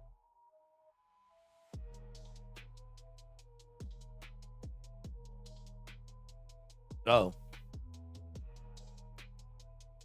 My shit fuck up? Destroyed. No. Oh, okay. No. Okay. Can you hear me? Yeah, Can you hear me? yeah, I can hear you. Yeah. No. Yeah. So they were like having a picnic, and Andros' sister just got taken from him by the green and black like spiky origami dude and stuff, and But in space though, Andromeda and stuff, but it's like it's because you have the Machine Empire and all of this, and you have everything because it's all of every evil thing coming together because they have taken Zordon. You know what we're gonna have to do is we're gonna have to do these. these Christmas ones of Power Rangers just to review it. That'd be great. I'd probably watch one tonight. I was before go to I bed. was just watching Power. I know. And that'd be great. What you're freezing. In space. There you are. I was just watching In Space. Is what it was. Because one, I was like, there's something like going around. Oh, it's because we were talking about the auction. Yeah. Me and you. Yep. We were I started watching In Space after that. just because I was watching like what was the Rangers that wanted to keep their suits and was trying to like when did that didn't that happen? Didn't that fucking auction happen? Or is it soon? I don't know. I just know that the James Vanderbeek auction is happening, but I don't know about the Power Ranger one. I just remember talking about it. I'm gonna have to look that up. But go get your food. Go look at your food. Go look at your food. Oh, my food's ready. And plus I have to chow it down because I gotta go to work at like 5 hours. And I didn't want to be around this long. But no, I'll be around for another 30 minutes while I'm eating. I know. I was surprised you were.